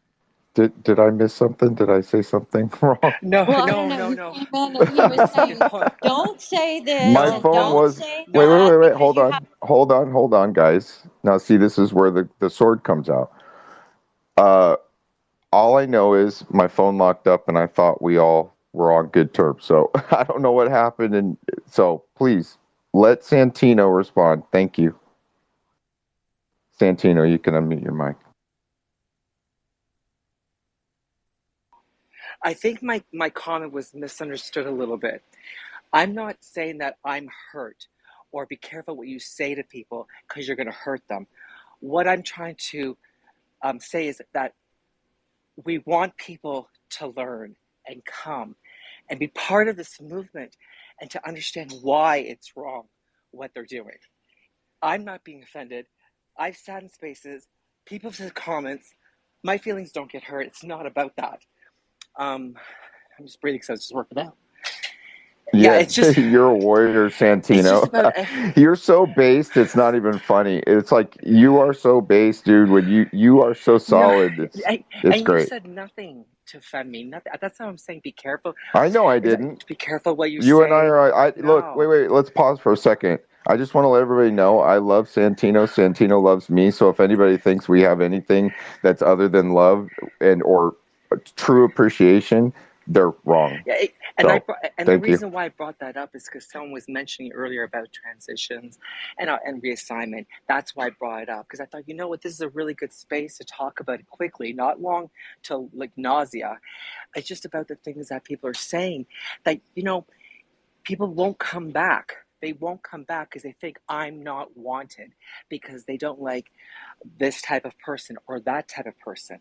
It's not about be careful what you say. Are you kidding? You should say the things I say about it. But you got to put your big boy boots on, and that's it, and take it. But the thing is, I just want us to. For me, I can only speak for myself. I just want people out there that know that even if they're gay or they're still welcome. So we have to just be careful what we say because certain comments will say you're not welcome. We don't like any of you. We don't Yeah. like any of you. And that's not what we want to say because that is division, right? That's what I'm saying. I'm not offended about anything. You got to be kidding me. And I Stop, brought yeah, stop, there you go. stop Yeah, and there flirting were with me. it was actually a dialogue that started with you and Chad, and then I made a comment and summarized what you guys were talking about. Don't put people in boxes. I don't do that. Everybody is brought in here, and you open your hearts and you speak your minds, and I take your words and your actions, your vibe into consideration. And the other thing is to be MAGA is not to exclude. It's not to exclude Santino for his sexual beliefs or because he's gay or to ostracize people. I really really abhor when somebody takes a group and summarizes them and attacks a group. That's never allowed in my spaces. And I've like growing up, I had roommates. I lived with two gay men and my girlfriend, and it was like forced company. It was the most fun I've ever had. One of my roommates was dancing around to Madonna, and we're cooking dinner and hanging out with them and their friend. And it was the best times of my life to be with my gay friends. So you're never going to find me excluding that community because there's just too much love there. My customers, my clients, they're the most balanced and wonderful people. So, anyways, just throwing it out there. If anybody's wondering what my position is on the gay community. My apologies. I misunderstood because I think he was saying, you can't say this. And I assumed it was right after you spoke, and I assumed he was talking about you. And I was thinking, what? He didn't say anything wrong or to offend anybody. And my apologies. Oh no, it's thank you for stepping in. Uh, well, we're talking about things that lead people down different roads, and the main focus here was the children, right? We were focusing on the children and protecting them from all of the bills that are coming down the pipeline right now at an alarming rate. And we were talking the other day, and there's this one person who's posing bills. He has 2,000 plus bills just in the wing waiting. If one fails, he throws another one in the mix. He's going to overload, and it takes time to review all these. So he's going to keep throwing them in there until one sticks.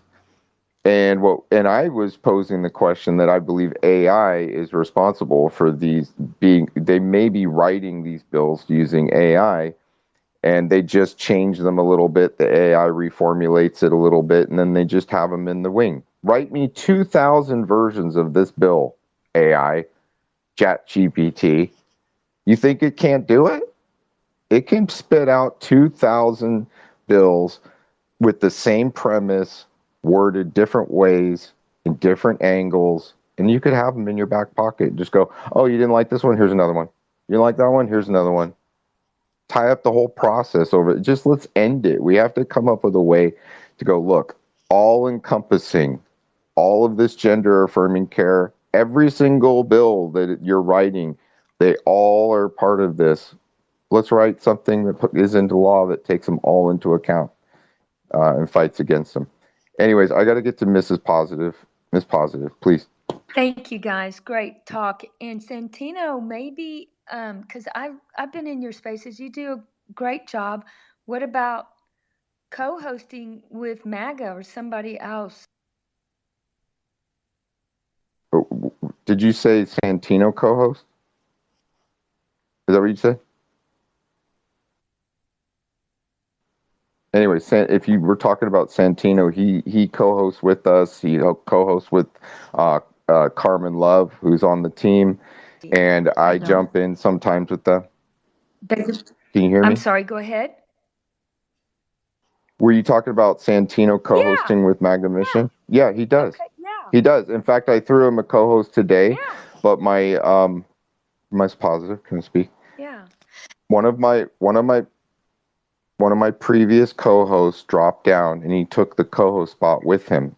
So I don't have the ability to have another co-host with us Yeah. today. But if I could just finish. Yeah. What? Wait. Can I just finish? Santino co-hosts with Carmen Love. He also co-hosts with me, and he's always welcome to co-host with us. So just to let you know, it has happened. It is happening. So the good news, your dreams have come true. Santino co-hosts with us. Great. Okay. I have a question. How many have reached out to your it doesn't matter what size church, but we have a MAGA church, and our pastor is going to play Sounds of Freedom. And I'm wondering, have y'all attempted that in your area? Can I say something here, Mega? Sure, I'd like to know. So, one of the things at Vets for Child Rescue, Kim, who is one of the she's the marketing person at Vets for Child Rescue, and when we do child spaces, she talks about this because she asks people to ask their churches if they will talk about child trafficking. And the reason behind that is that she came up in a religious cult. So she knows that there is a lot of bad behavior that goes on. Uh, sometimes behind the churches, sometimes behind these cults and things like this. So she wants people to ask that question to see if, what their reaction and what their response is. Okay. But your idea is a great one, and having people asking their churches to play that film would be a great idea. Well, our pastor is part of rescuing the children, and he wants to know if his congregation, and we're talking about more than 50,000, it's huge, and they are United Methodist, and he has no problem keeping it. He said, I don't want any of this in the dark. I don't want the drugs in the dark. I don't want child trafficking in the dark. If there's people in my congregation, I want them, whatever it takes to have them removed. If they're harming children, it needs to come to the light. He is not shy at all. And he has grandchildren and a young grandfather. And then the co-pastor, he has middle age students, and we're in an affluent area. And he said, absolutely, until we weed this out, he said, our churches, and he's not saying churches should be keeping it in the dark at all. He said, if they're shy of that, he said, I want to know why. Absolutely. And yeah. And we have other non-denominational that are also doing the same chain in our county. So it's up to us to go in front of them. Don't do it in a call. Please don't do that in a call. Meet with them, go through your church groups. We meet twice a week, and we brought it to them in large groups. And we started out with 300 showing it to, and then we're going to go larger. And what he's going to do is he's going to do clips and then he has sign up sheets. And Can I ask a question, Miss Positive? Sure.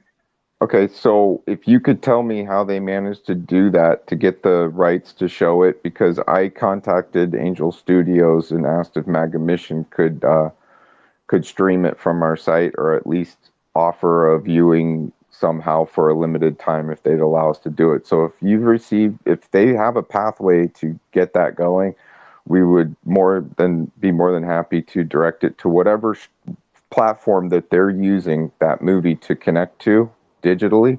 So it's not actually my data. It's just a link to, if they can give us a live link to that showing, or for people to see it, I would love to have that on the site, because we do have a section directing people to this movement there. If you go to magamission.org, you'll see that we're serious and we're trying, and I've reached out to them to try and open this up. So if you have a pathway, please DM me that pathway, and I would love to do that. Okay. Because I tried, and it's kind of hard.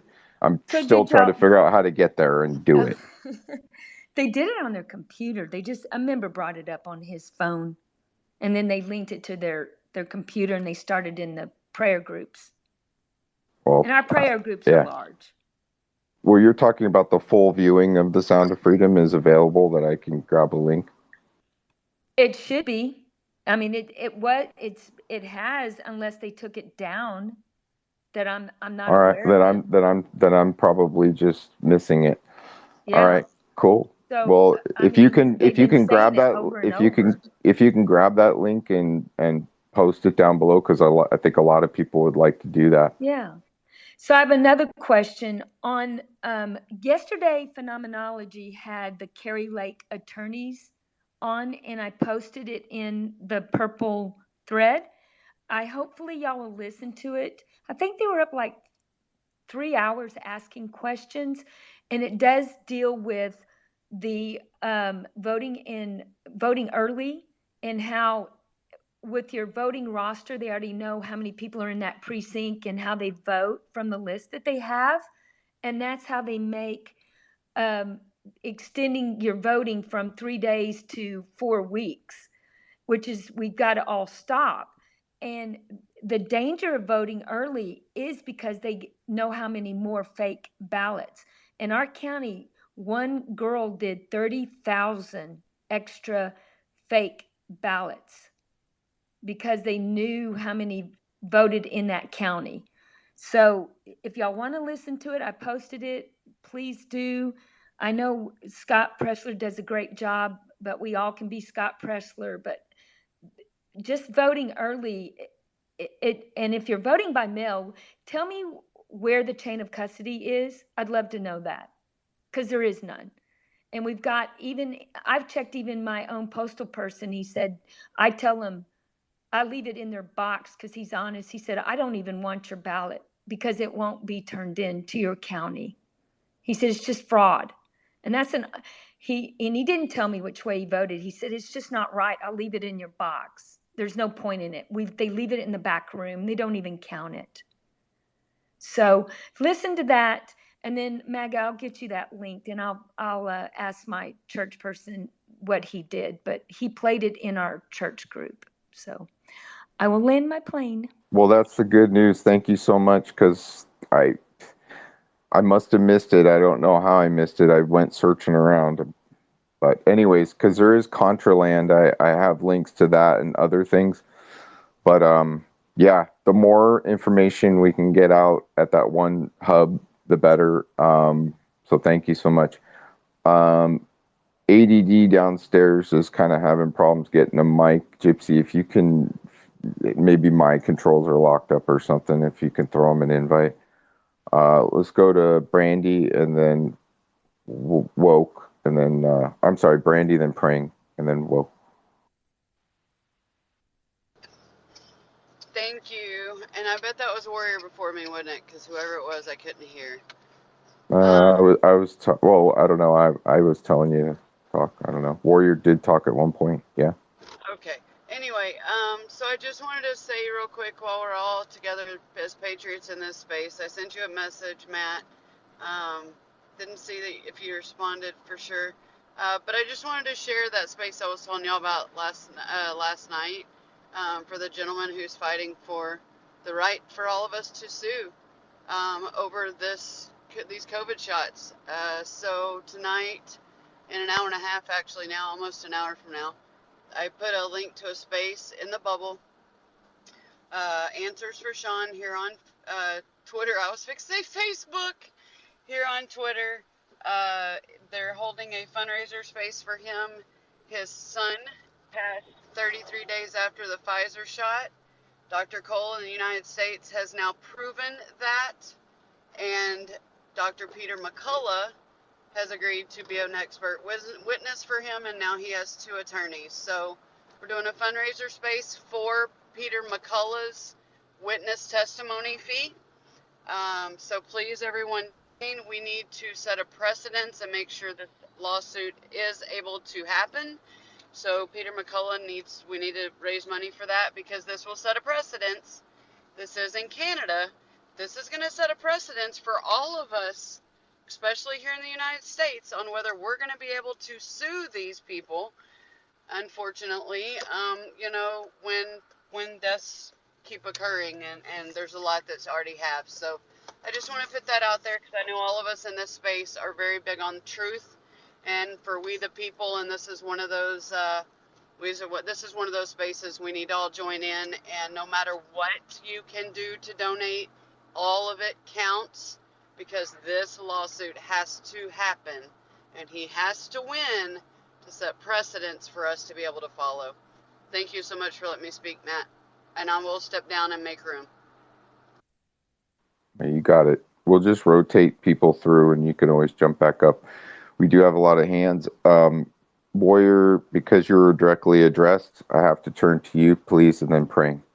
Yeah, I just want to say, there was something out the other day on, reported now that anybody that's had the shot and the booster, there's a 3% reported myocarditis now. And that's just reported. So keep that in mind.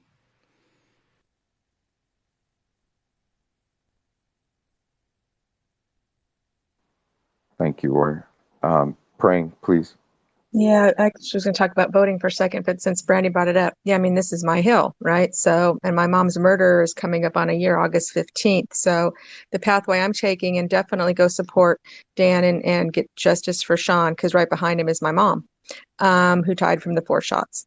And so for me, I was able to get in her claim to the CICP, which is a countermeasure injury compensation plan. Yeah, the VICP is for the the vaccine injury compensation plan. That was before COVID came along. So, and there's a vaccine court, and people that had kids injured by the MMR or one other of those shots have been getting compensated through the vaccine court. But when COVID shots came along, and these are unlicensed, they're experimental, so they had to set up something different. And so they set up a countermeasure injury compensation plan, because these are military countermeasures. Yeah, they're military. It's just bizarre to me that my mom was killed by a military countermeasure. But so I was able to get her claim in to HHS, because I got it in within a year of her dying from the last countermeasure. So most of us had kind of given up, like for my own claim, because I wasn't within the year and I didn't think it made sense anyway. They don't pay out that much, et cetera. But there's a lawyer in DC that found a hidden little kind of, I guess it's like a gate within the CICP, that once you get your claim in, and I just got a letter from HHS where they asked me for a copy of a vaccine card, which I had, thank God. And so send that back in. Now, if they make me an offer, I'm supposed to decline it. And then that opens the door to the vaccine injury compensation plan in the actual court. And then I can go get damages, et cetera. So that's the pathway I'm taking there. But for sure, get money to Peter McCullough to help that cause up there. But really quick, Santino really did a good thing by bringing up this issue of division.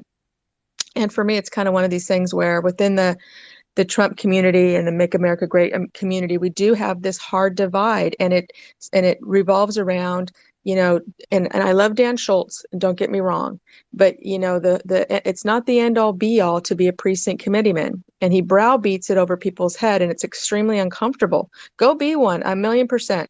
It doesn't work in Northern California. We don't even have them in Northern California. Now, I will be a central committee member, but it's not going to, I'll fill the chairs, but it's not going to mean anything. You have to be pounding the pavement. You have to be making the calls.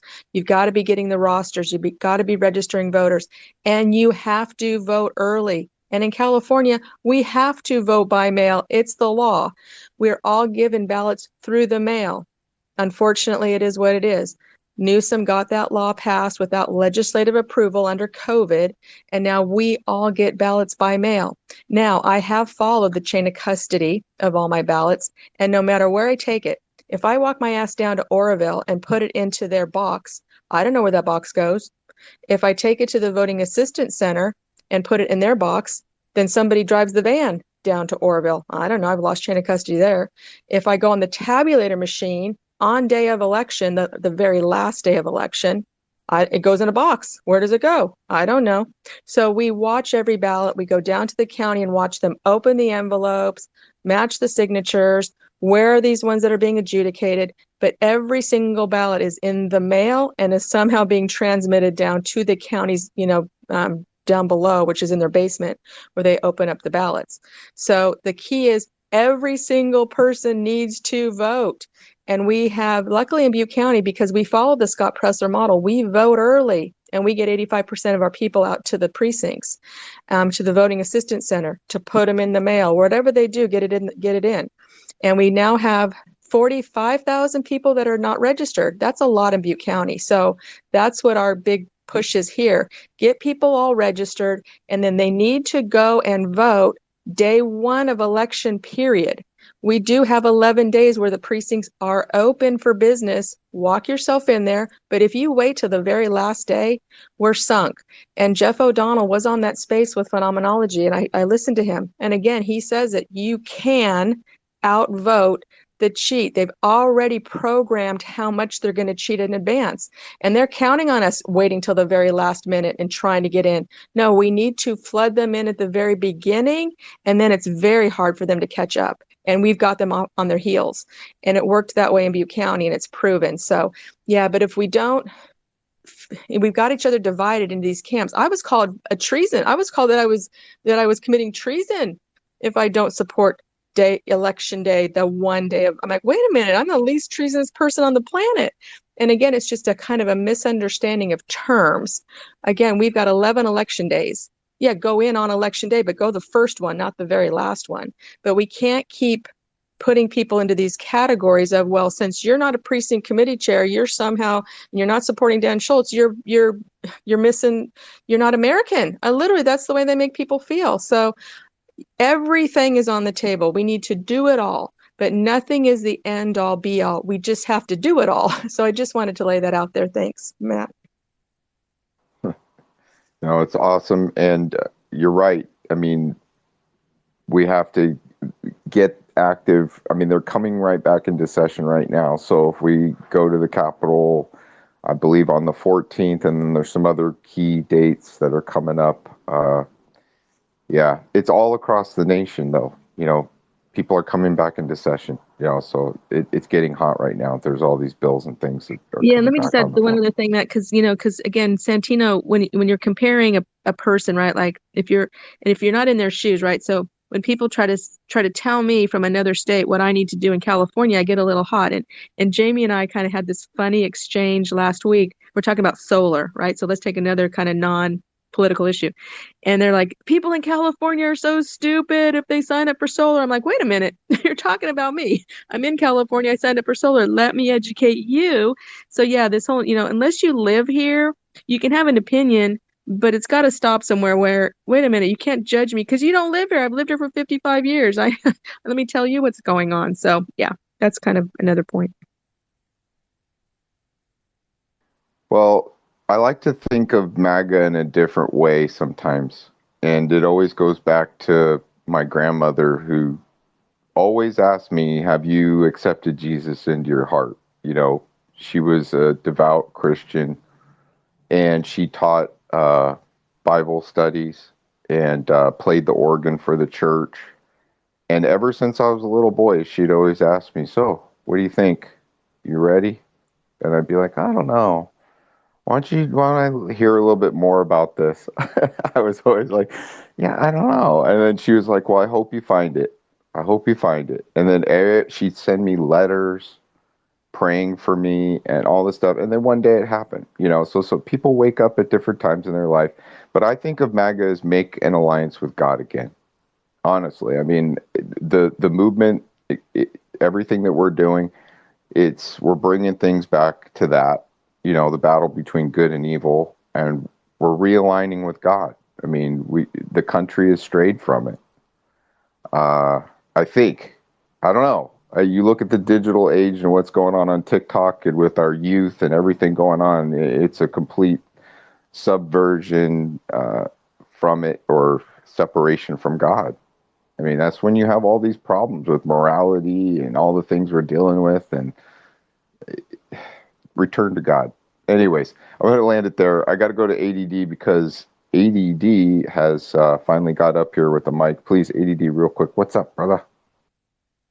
I was just going to add, Santino, I'm not trying to group anybody, but the simplicity is without your community, we cannot succeed. Because if we go and say we're tired of this crap in our schools, we are judged as not racist, but judgmental. I don't know. So some term they're going to give us to try to just another label. But if the community that they're trying to infiltrate goes and takes that mission on, which is who we need, right? We're going to succeed, because they can't say you're being stereotypical or whatever the word is. Maybe Maggie, you can help me out with a word here, but the simplicity is we need the community that you're in. And I have zero problem. I don't even care if you actually, propose to me an idea, as long as you accept the idea that when I tell you no, you don't go any further, right? You can be my friend. You can be in my house. You can drink beer with me. We can have dinner. I don't care. What you do behind your door is your business, as long as the kids aren't involved. Okay. First off. And secondly, I would ask that you talk to those people, because I like to friend a lot of people that come in. I friended a LBG, L, anyway, is minus the alphabet soup guy the other day came on. I friended him, but I went on the profile, looked at it. Another guy came on. I was going to friend him. I went on the profile. There was some seriously wrong pictures on that profile. I get it. This is an adult platform, but at the same regards, I don't have that cute little check mark. And those that don't know me, they don't want to let me up. And if they go in and they pull one of those profiles just to see who I am, I'm probably not going to get to speak. I'm probably going to get kicked out of the room. I mean, I get kicked out of the room because I'm white and going in to try to explain, why it is that I'm against. I don't even want to bring up the subject, but certain things that are coming up nowadays that there's really, if you stop and think about it, it's not a good idea. It's going to hurt us worse in the long run. And I try to point that out. And before I even get a mic, I get kicked out of the room. So, I mean, there's that. So, I don't consider myself to be a dumb person. Yeah, I'm not the most intelligent person, but I educate myself the best that I can. And I try to pass on that information. And like I was telling MAGA earlier, I don't know if he understood what I was saying, but in that room, she was requesting people to basically, get the word out, sign this petition, do this if you were in a group. Now, a lot of people know what group I'm in. I have the biggest billboard you're going to find. I promise you. And it is, a billboard that goes from one state to the next state and does it overnight. And hundreds of thousands of people are going to see that billboard in a day. So I went and I got our president. I brought him in, and they were having a pissing match for about 7 minutes. And it totally, WM took off. He was like, peace out, man. I'm done with this. And he didn't come back. But he could have actually put it in our group, we need to advertise for this. And that stuff would have been stickered on the side of our trailers, because, we're out to make a difference. And if he says that's something that we need to do on those XTS voting machines or something like that, it's going to be on my trailer in Utah. So without getting too much more into my group, because I'm not one that, likes to name drop or anything else like that. But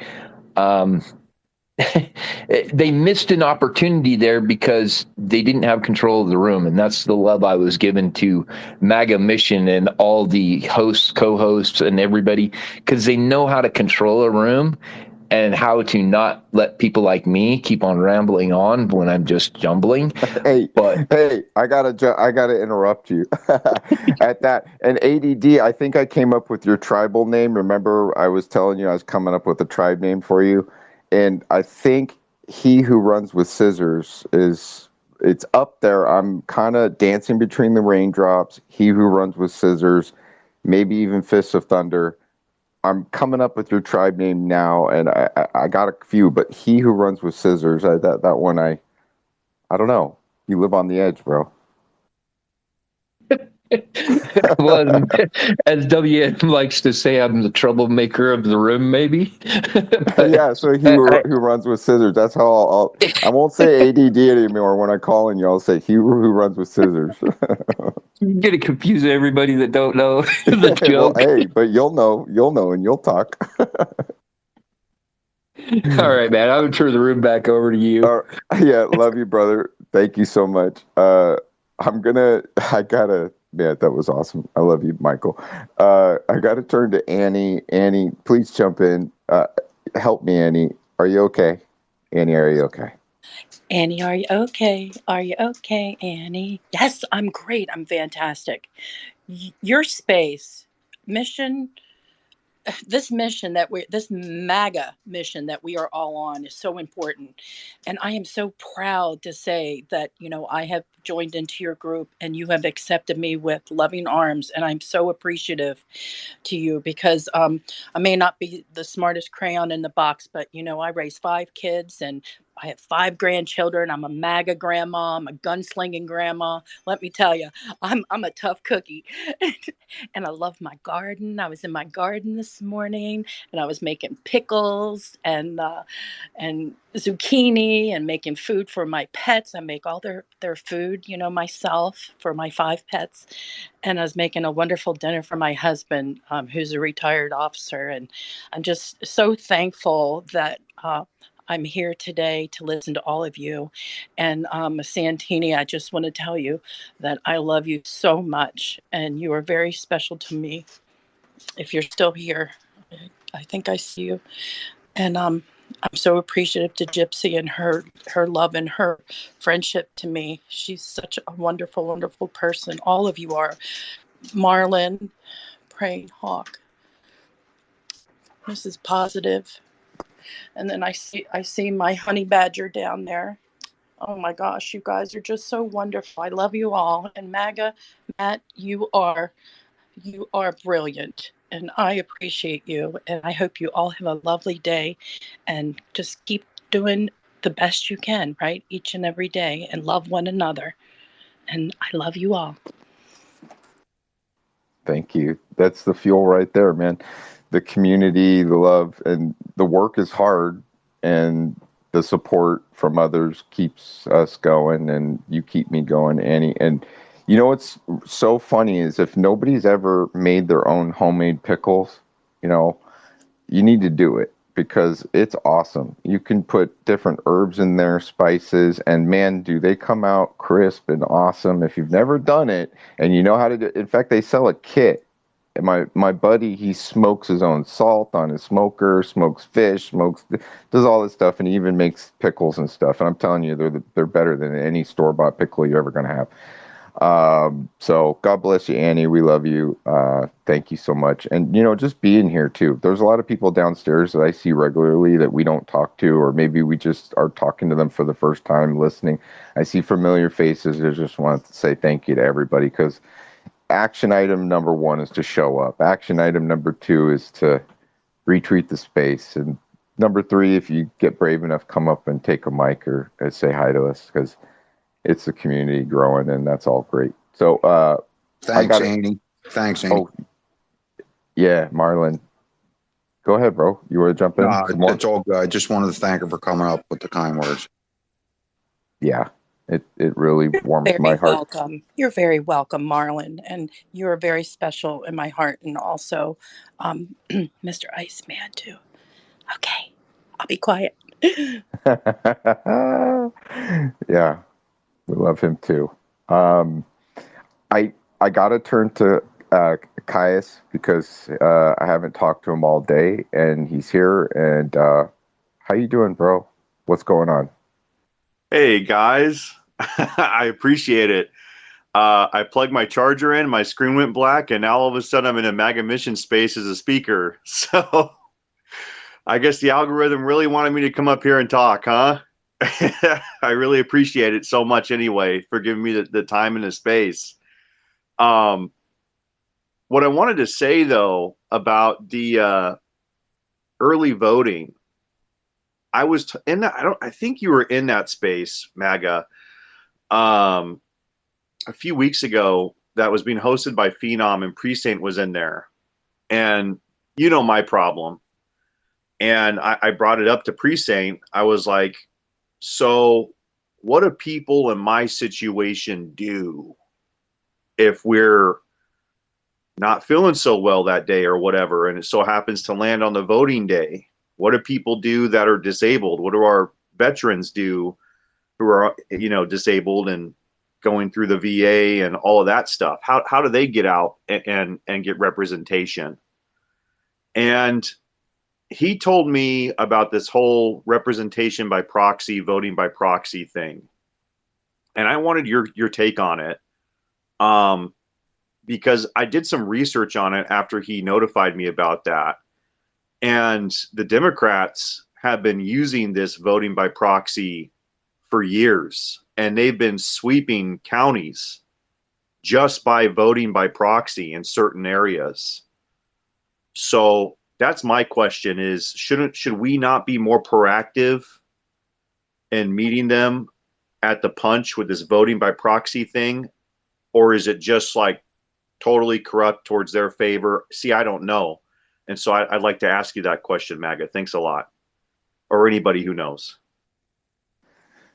Well, part of when you were talking, in fact, for more than half of when you were talking, I had to reset my phone, but I jumped in at the very end.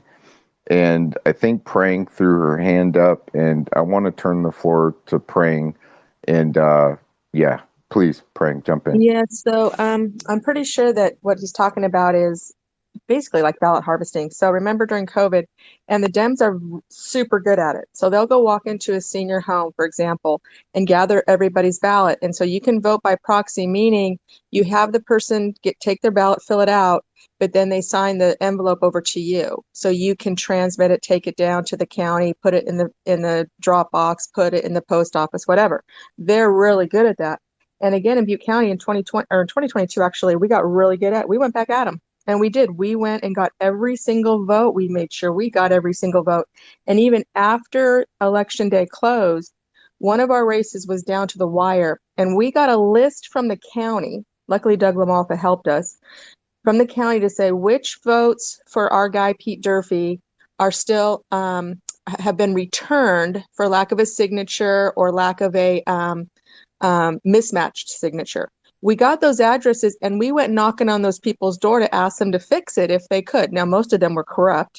That's when we found all of the people that were illegally harvesting.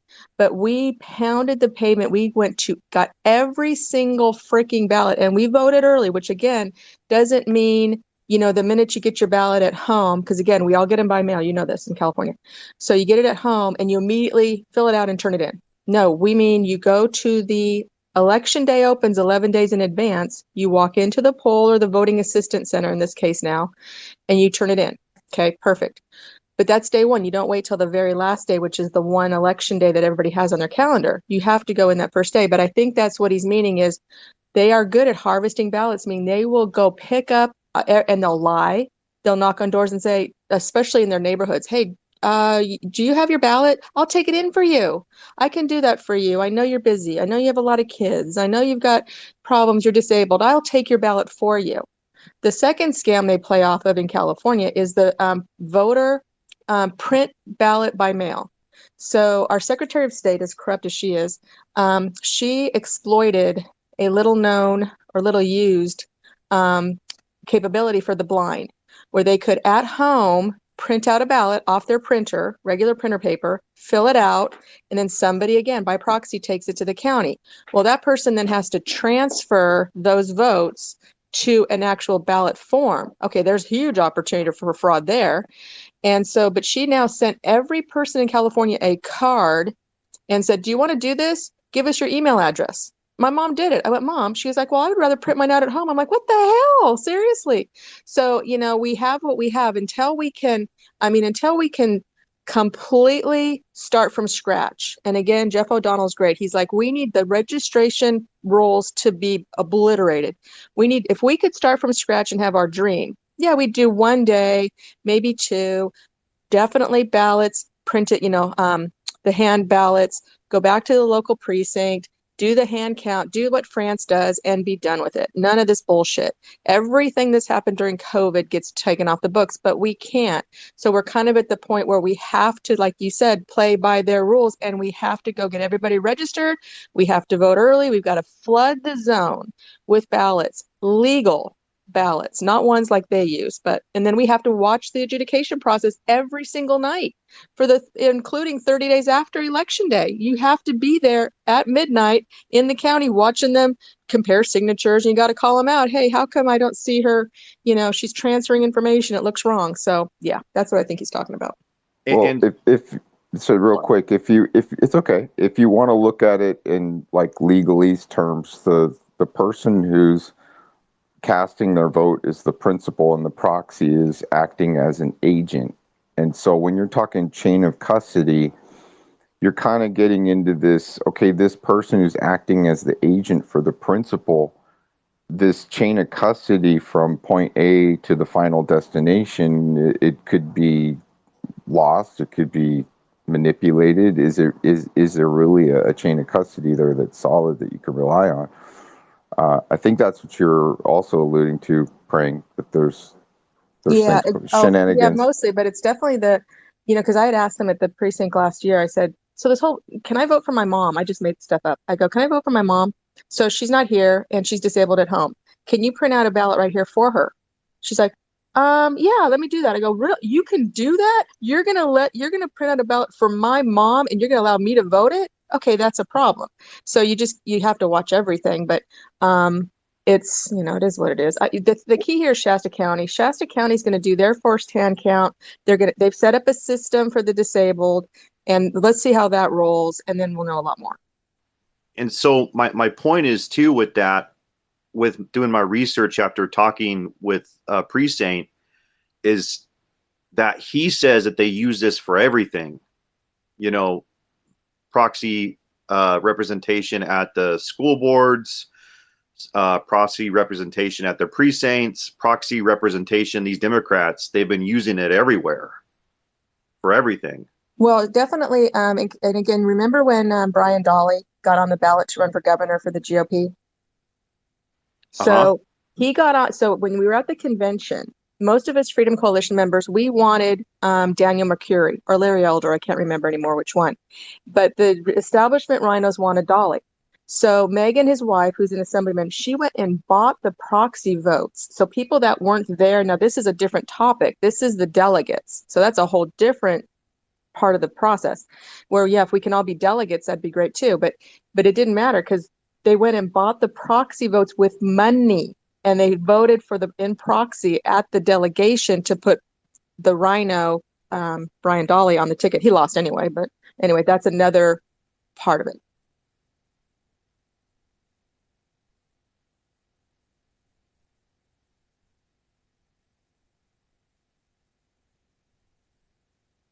Mic check.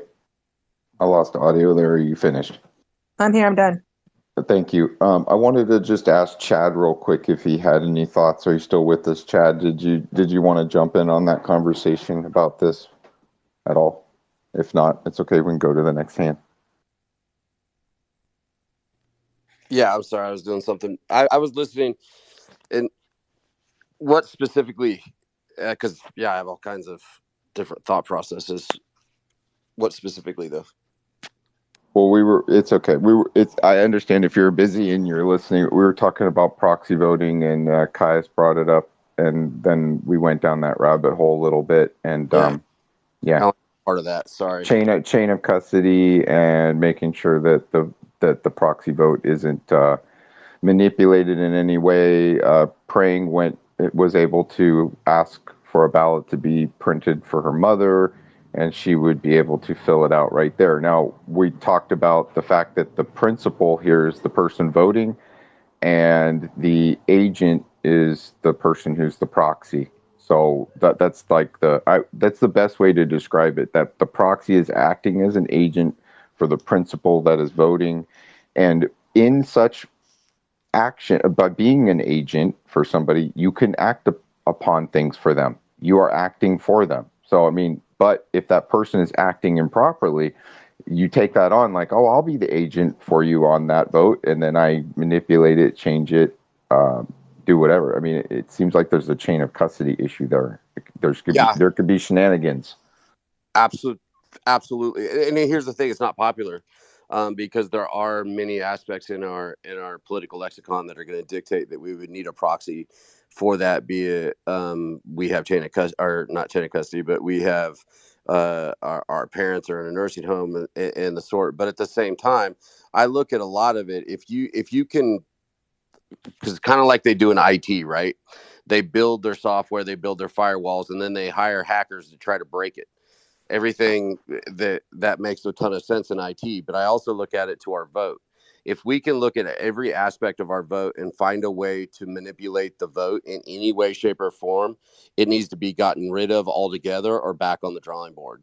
And that's kind of, and I know that's so general, but at the same time, it really isn't, especially after what we've seen in the last 2 election cycles. To me, it seems like, and plus, which each state running, there's different rules. And my whole deal is that if I can sit here and say, okay, proxy vote's great, but if I sit here and say, hi, I'm Chad, I'm doing proxy vote for my mom and my dad, and I'm doing whatever I want, and they may not even know because they're not paying attention. They may be up in years. They may have Alzheimer's. Who knows? There's 1,000 different ways to go at it. And the thing for me is that ultimately it should be able to, when it comes to the vote of this country in any way, shape, or form for elected officials, especially what we've gone through, it's got to be as black and white as possible. I live in a lot of gray in politics. I get that. But our elections should be black and white. There shouldn't be a question. There shouldn't be a well or a maybe or a okay, maybe this. It should be black and white. And that's just, and I know it's not popular with a lot of people, but it's just that it simplifies something that shouldn't be complicated. Yeah, it seems like the introduction to these machines just made things worse because it's just a laptop with a program running, and some guy that could just be wearing like an HVAC uniform can say, yeah, I got a call that your HVAC was down. I'm here to check on it. And you could plug in a USB really quickly. And if somebody isn't watching or securing the area, things could be tampered with. But even back to when they were testing the program in the machines, the firewall was creating problems. The firewall was making it to where the program couldn't run properly. They knew that when they were certifying the machines that there were issues then, but they said, well, let's do it anyways. Now they're saying we're not going to fix them until after the election. Well, wait a minute. If you're admitting that they need to be fixed, then why are we even using them? There should be no ifs, ands, buts, questions. No. It has to be fixed before the elections or removed, because therefore it's void. There's no merit to it if it's not secure. I got to turn to Mrs. Positive. She's been really patient. Mrs. Positive, please.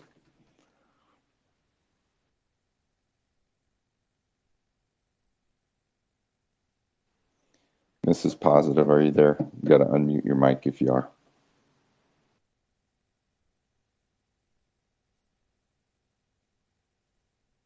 All right, we're going to move on to Woke. Please, Woke, join us. How you doing again? It's Wake Up, New Jersey. It's okay. The spelling on my little font is a little funky. I was getting back to MAGA. One thing you mentioned earlier about the AI creating bills. In New Jersey, we actually had a book ban bill that would defund your school if they didn't go along with the book bans, or if you tried to book ban anything. And there was, I think, 4 bills in the same day, the same literature with like 1-letter difference. And it was kind of mind-boggling. And then another thing was Scott Pressler, we were talking about ballot harvesting. He said in New Jersey, a registered voter may harvest up to 3 ballots from voters in the same county, or 5 in the immediate family member's household. So that was just something that was like segueing to what you guys were discussing. But one more comment before I shut off is that, I've had many conversations. I work in a union and had many hard conversations with people on the other side. And I think it's good to have those conversations because you actually develop a great relationship with some of these people. They don't really know how to communicate. They like forgot how to have dialogue back and forth. And you actually be shocked. Like I've learned things from them and they learn things from me. And I think you have to be able to have those conversations. I think our world's way too coddled and we need to get back to that reality that we need to be able to delegate with each other and have conversations. So I just want to thank you all again for having the space and hosting, and hope to chat with you guys again soon. Hey, real quick, I just wanted to apologize for mispronouncing your name. Yeah, wake It's up. no big deal. That had to Yeah, happen. thanks. It's no big deal. Yeah. All right, brother, you got it. Thank you. And Marlon, Hey, you got your hand up? real quick, just let me say hello to him. Wake, thanks for coming up, brother. Good to see you. And, keep the fight. And anytime you want to come on our spaces, that's fantastic. I'll hop on yours whenever I get a chance to. Thank you again, too. Yeah, Marlon, I'm not going to skip over you, brother. When you got your hand up, I'm going to go right to you next. No worries. Thanks, man. Yeah, you got it. Melody, jump back up. What's up, Melody? Hey, I just, first of all, real fast, I wanted to say to Wake Up New Jersey, I love Elizabeth Nader. She was one of my first podcasts and she's amazing. I love her. Talking about the harvesting thing, I know we go back and forth different ways, like who says yes, or I don't necessarily mean harvesting. I think I'm more meaning like early vote versus day of, and the harvesting thing. Look, I was a strong proponent for day of, and I still am a strong proponent for day of when we get it back. I think right now we're in illogical warfare, if I may call it that. We're this is the game of war that we are in, and while I don't love it, I had to concede when Greg Phillips said to me, "Right now, yeah, we can't telegraph." I used to play basketball, and when you telegraph where you're going to throw the ball, they take it from you every time, and they run down, with an easy layup. So I think for right now, we are okay with doing, not just day of, though we need to get power back and then get that put in everywhere. And also, guys, we need to be starting to write bills. The only way we're going to get any of this changed is by we, the people writing bills. They are putting bills out ad nauseum. And people need to know and understand and learn that every single one of us in this room could write a bill if we wanted to. You need to know how. You need to know how to write one that's, got teeth to it. That's also, it's going to be bipartisan enough for your legislators to want to take it up. There is a specific way to do it. But literally all we're doing, I feel like, is we're playing defense against their bills, constantly playing catch up. We hear about all these bills. Oh, these bills, these bills, these bills, all these ones in California. Where are our bills? Where are the ones where we are getting in front of them and being proactive and saying, we want this? And those bills are a lot of what will change and get us back to where we need to be instead of waiting. So just some thoughts.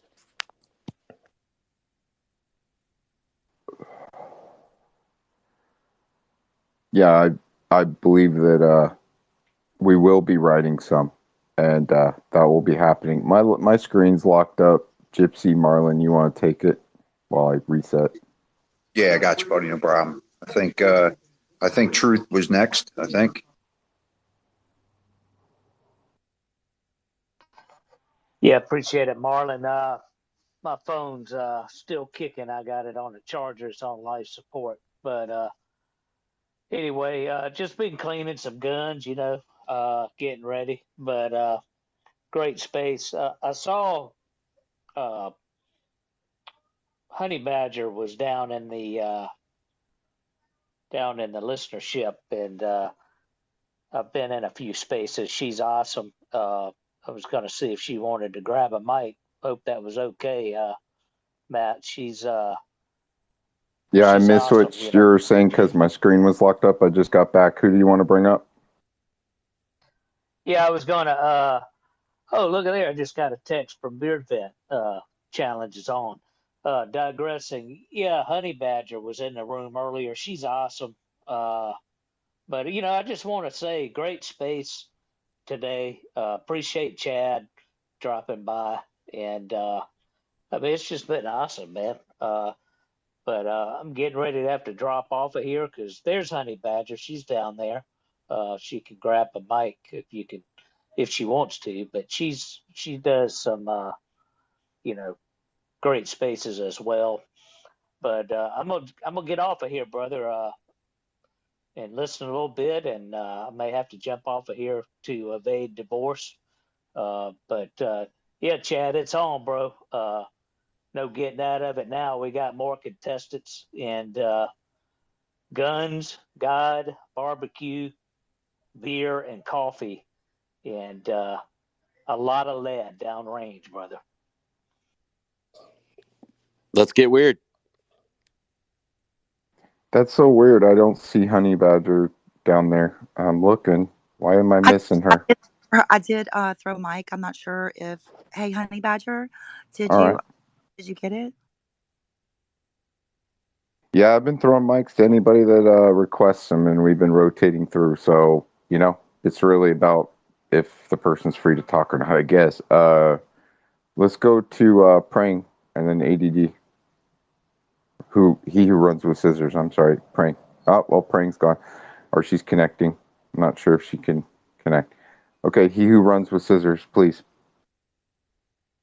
Okay, so I do this in every room. That's probably redundant for a lot of people, but the one thing I haven't heard brought up, and we're talking about, voting. Has anybody gone down to the registry and made sure that your dead relatives are not voting anymore? If you've moved in the last 15 years, have you made sure you're not voting in 3 other states?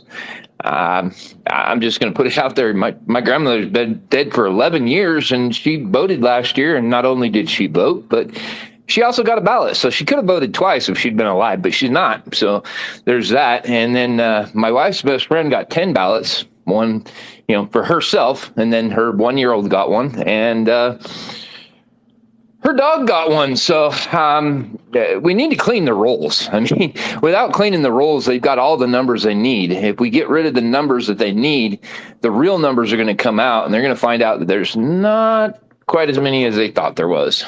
But it's the Honey Badger is down there. I already found her, but it's the Honey Badger. Yeah, I know Honey Badger, but if she wants to come up, she can come up. We've thrown her a mic. We're doing everything we can. If she wants to come up, she's more than happy to. Praying, what's up? Okay, yeah, so 2 other pieces of this. So for sure we know if we don't dump Dominion, it doesn't matter. And the one other thing I learned when I was up in Shasta County last week with Jeff O'Donnell giving his presentation, the Lone Raccoon. So he said that there's an area in the system called the vote cast record. And so what he was able to do through FOIA was get all of these vote cast records from a variety of counties, a couple of them in California. I think Placer was one. And so what's interesting is that's where the vote that you cast is stored, but even the clerk recorder doesn't see it. And so what he was able to find was, again, a consistent uplift, and he's got a whole bunch of charts, and it shows, it's like 1.17, I think was the number on average across all these counties. And again, from Mesa in Colorado with the Tina Peters to Placer County, California, down to Arizona, et cetera. But so they automatically, the bad guys, start to uplift, and it's just this 1.17, like, every day for their guy or gal, and they keep doing it. And so, but it's visible almost to the clerk recorder. And if you don't know your clerk recorder, reach out to them. We meet with our guy here because he's brand new. Keaton Denley, he replaced the last one. And, he assures us the system he audits it. I'm like, do you know about the vote cast records part of the system that you can't see? So we kind of have to keep having a conversation as gently and as kindly without, making him sound like he doesn't do his job. And he does really well in the grants versus others that are out to throw your election. So that's number one, this vote cast records. Go learn and go investigate that and look up Jeff O'Donnell, the Lone Raccoon. Number two, so back to this proxy thing. So when you sign your ballot, you put your signature. And for the most part, unless you've got a hard power of attorney, that signature of that is important, right? And that's what we key in on, at least here in Butte County, when we're watching their signature matching. And you again have to have a good DA who is willing to actually charge somebody for fraud. And so we found a mom, this poor mom, but she was fraud. She took her kids' ballots, who were adults, and she filled it out for them, and she signed their name, but it did get caught. So, our clerk recorder said, hey, that signature of those people does not match. And come to find out, the mom's like, well, I decided to vote. They don't vote, so I voted for them. Well, she got charged. She got fined. She got jail time. So, you can't, at the end of the day, you have to have everything working. And again, this registration system, we've tried to we've audited the rolls and we pick apart, we go knock on doors and where's this 120-year-old voter? Not here. But at the end of the day, again, Jeff O'Donnell's amazing. He's like, you got to take the whole system down. There's no, you can't continue to pick at it because you're getting feeds from the DMV, you're getting feeds from Social Security, you're getting feeds in and out and in and out to try to keep up at this registration system. And now it's a big old mess. And so he's a big advocate of start from scratch. Everybody, and again, this is a dream kind of, but everybody voter ID, go sign up today, a brand new system, bring your voter ID or you're going to get one. And then we all start from a fresh system and then it's move people in and out. But there's so many feeds, right? The Social Security are directing the dead and the births, and then the DMV is the address changes. And when you leave your county, you don't go back and report that you moved out. You're telling the people where you moved in. So it is a big mess. But as long as we get every ballot in and every registered voter registered, I think we're better off. Because what we did last time did not work, and we waited till day of. So just putting that out there. Thank you. Let's go to Chad, and then we'll go to Terry. I just have a question because I'm all about the voter roll. I was glitching a little bit and I didn't have to get out, but I'm not sure who was talking about the voter roll thing. We had a canvas done here in South Carolina in my county, and 1%, we went out and did randomly 1%, and we found 95% of them were fraudulent or errored. Now, my other part is I understand registering to vote, but that clouds a voter roll for 10 years until the next census. And if you don't have an election commission that'll actually clean voter rolls after a census, then it's unfortunate. So I want to be able to stop all of that. And the one thing that I have researched and I have found that only 5% of those registered at any given time in an election cycle will actually vote. So I think it's important to register voters, but are we clouding that voter roll for this to happen? And two, if we register people to vote as Republicans or whatever, because South Carolina is open and you don't register by party. You can vote in whatever you want, which sucks. But that happening, why would we not have something after that? That's why I push for taking over your party, because if you're going to go out there and do voter registration, just turn it into the election commission. We don't know what happens after that. They may come vote, and if only 5% is voting on adult registration, then that's where you're at. If you're at a college, of course, it could be higher. People turn 18. But ultimately, if somebody hasn't voted now and they want to vote, would they not find a way to register? It's pretty easy. And all these people, and I've had this argument with Scott Pressler, going out and registering people to vote is kind of, it just doesn't make sense to me. Grown-ass people know what they're supposed to do. If they plan on voting, they would probably be registered. If you hit somebody up because you happen to be standing outside of a Walmart to register them, great. But ultimately, if they wanted to vote, they would be registered. I don't think it's a matter of unregistered voters not voting. It's unregistered voters being informed enough to vote. And we only end up with 5% of it, but the rest of them cloud the voter roll. These are some of the things that if anybody has answers to, I'd be more than happy to hear. But it's the research that I found.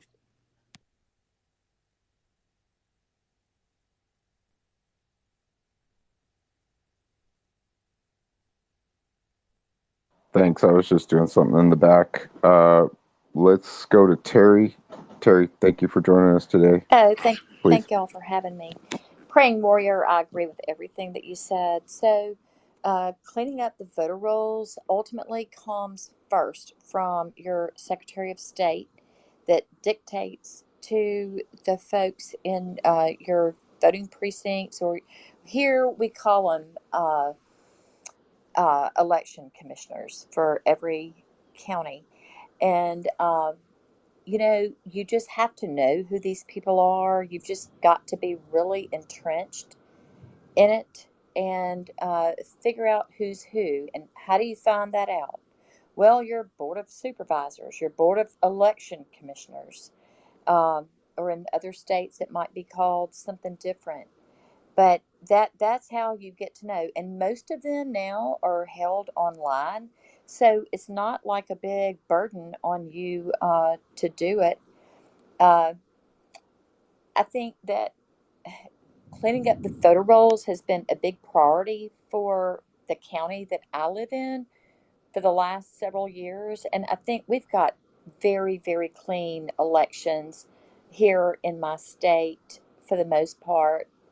We do have photo ID, and uh, the Department of Justice approved it. Like, we weren't discriminating against people for not having a photo ID. I mean, they've got to have it to cash a check, or to open a bank account, or to, make a,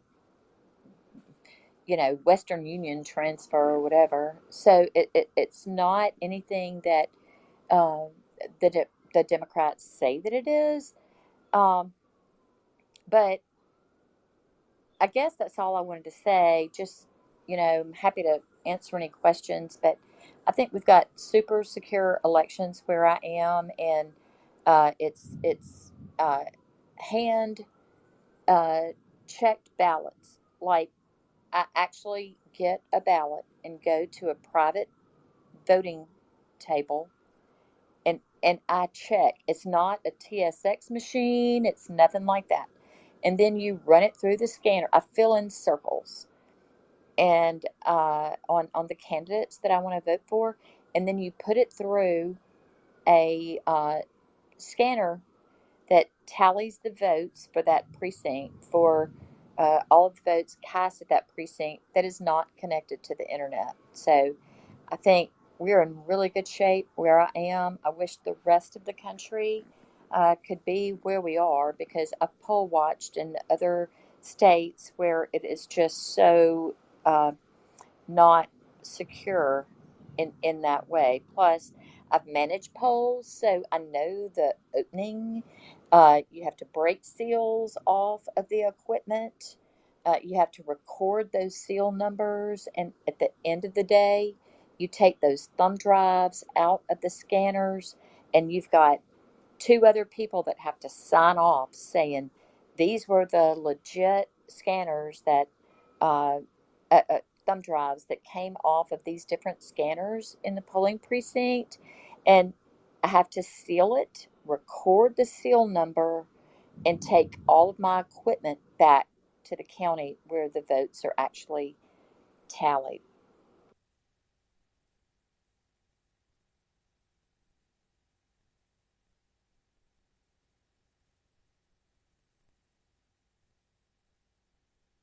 Terry, that's a really a great process. I'm glad that you have. Where are you located at? I'm in Mississippi. Mississippi. Okay, well, we're neighbors. I'm in Louisiana. Um, I'm really glad that you have that security. A lot of places don't.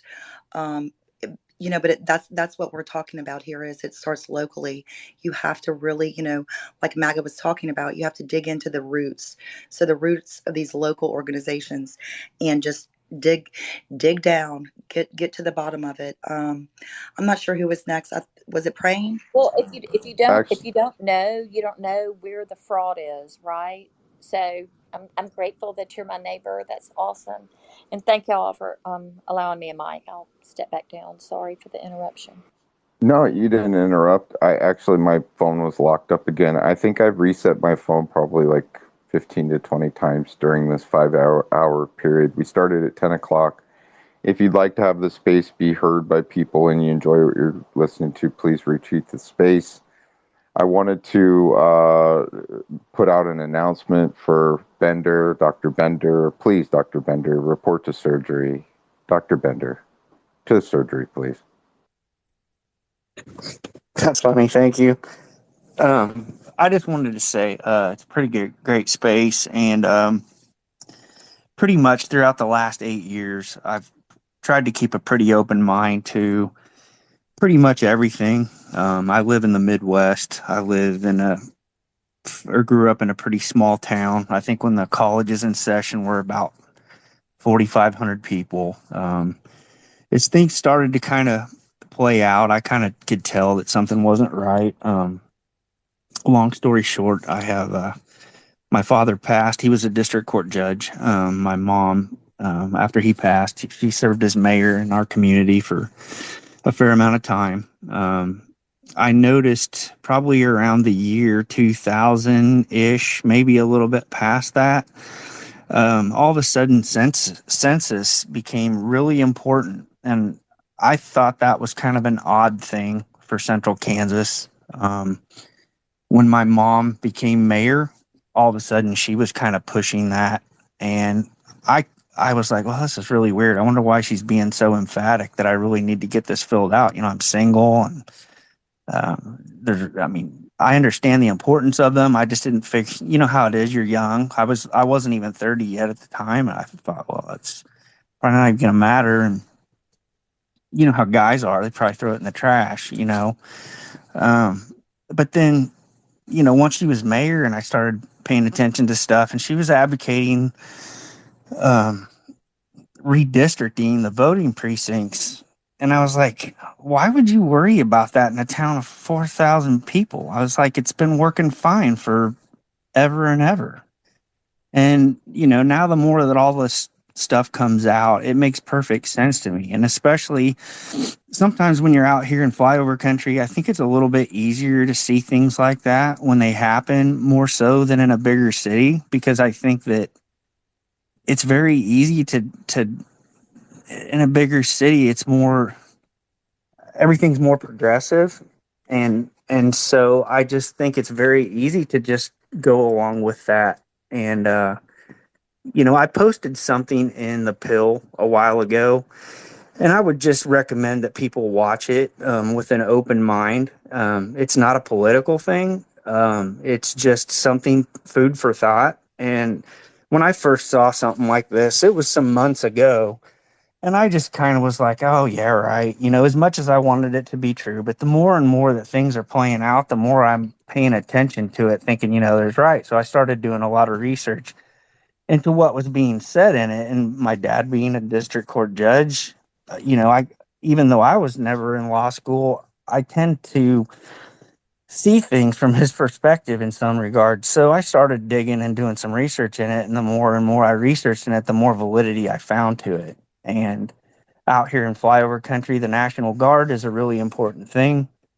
And so, with that being said, I would just pay attention to kind of what's being said in some of that and how it plays into the National Guard and maritime law and some of that stuff. And with, you know, the elections and stuff, I think people can relax somewhat. I think there's things that are going on behind the scenes that a lot of people just aren't aware of. And one thing I would like to add is, like, you know, again, when you're talking about elections, why until about the last 15 years or so was none of this really like a major issue?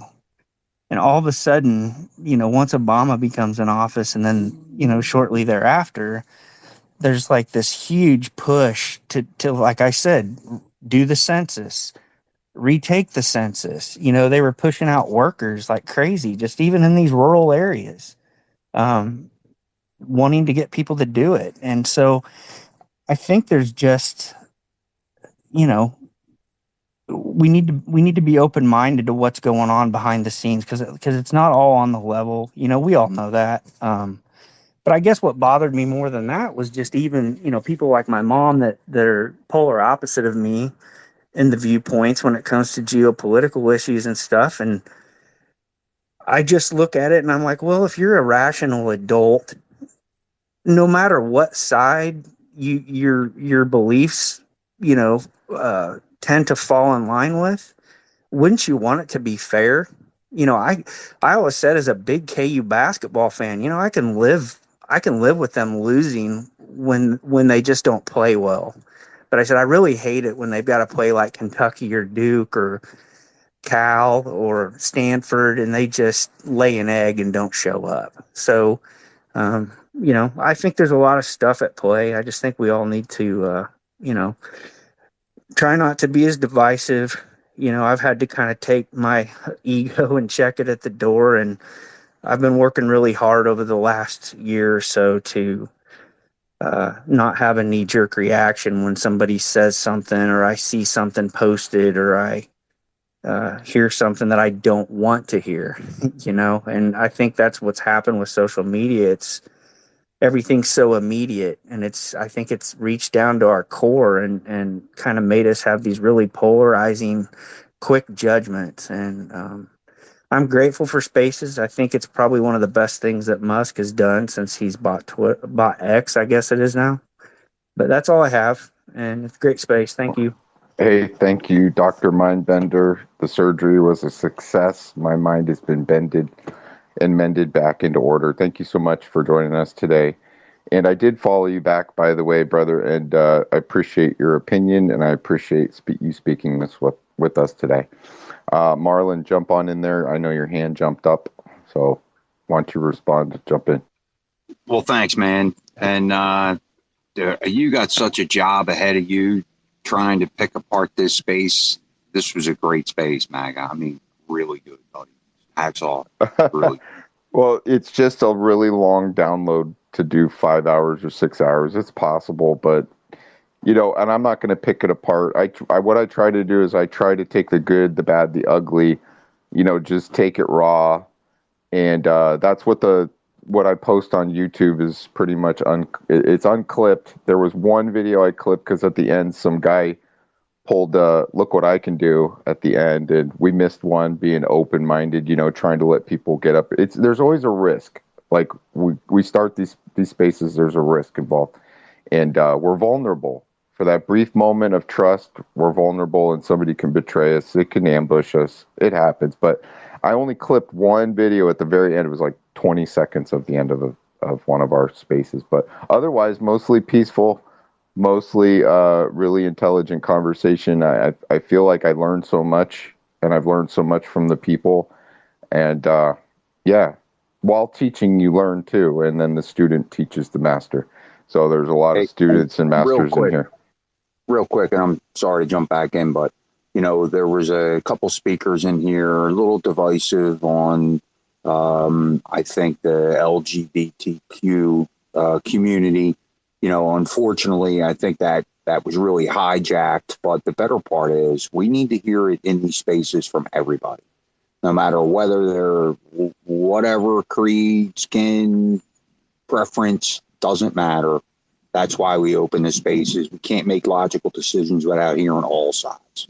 So I appreciate everybody coming up and really contributing a lot today. It was great. So, I'm sorry, Mag. At some point here, my dinner's ready. We're close, so I'm gonna have to pull away. But awesome, man. Yeah, and even further to go down that road of being open to, it's neither left nor right.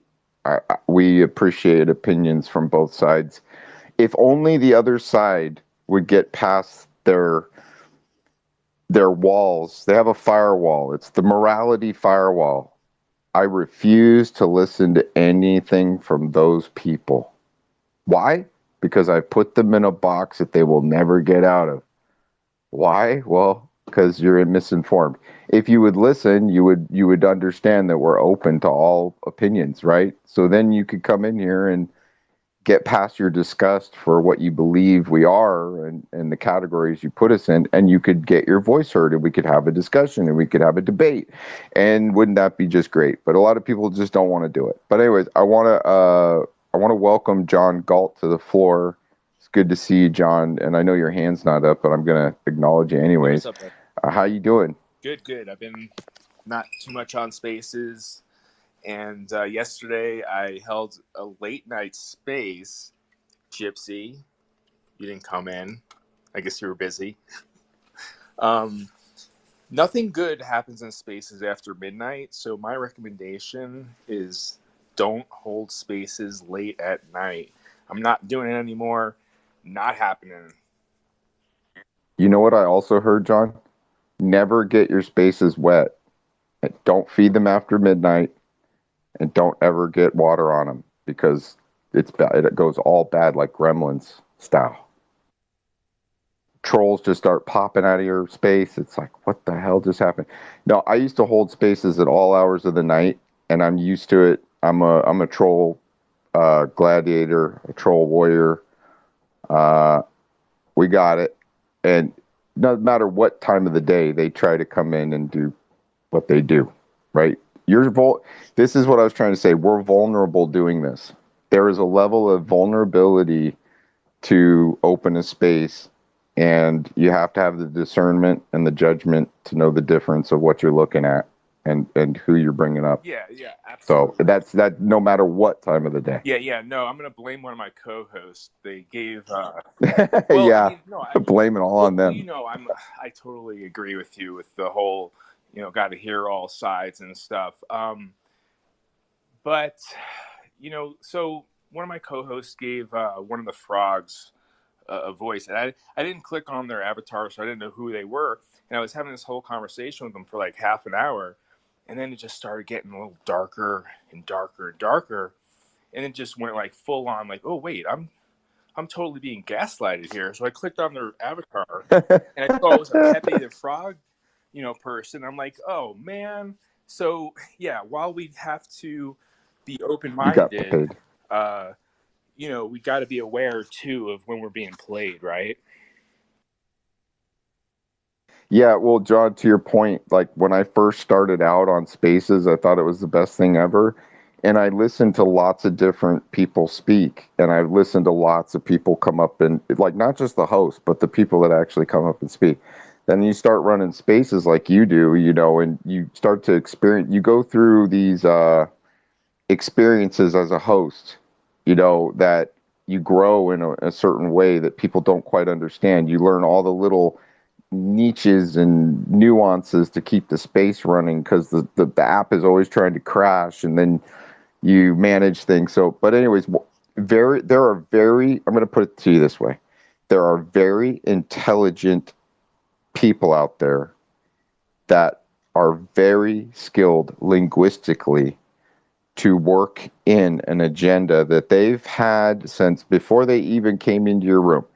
They already had it laid out. I'm going to do this today, and I'm going to get this. I'm going to go in, and I'm going to make this happen. And they will lead you down a road, and you were led down that road through intelligence, or maybe it was a moral thing. If you were to interrupt them in the middle of them talking about a certain story or a certain something, it would be seen by the general public like, wow, why would you interrupt the person saying such like this heartfelt story?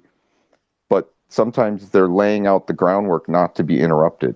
And then it leads to this place where all of a sudden, out of the blue, left hook, wakung, and you're like, what? Wait, whoa. We just talked. Yeah, they're very skilled, John.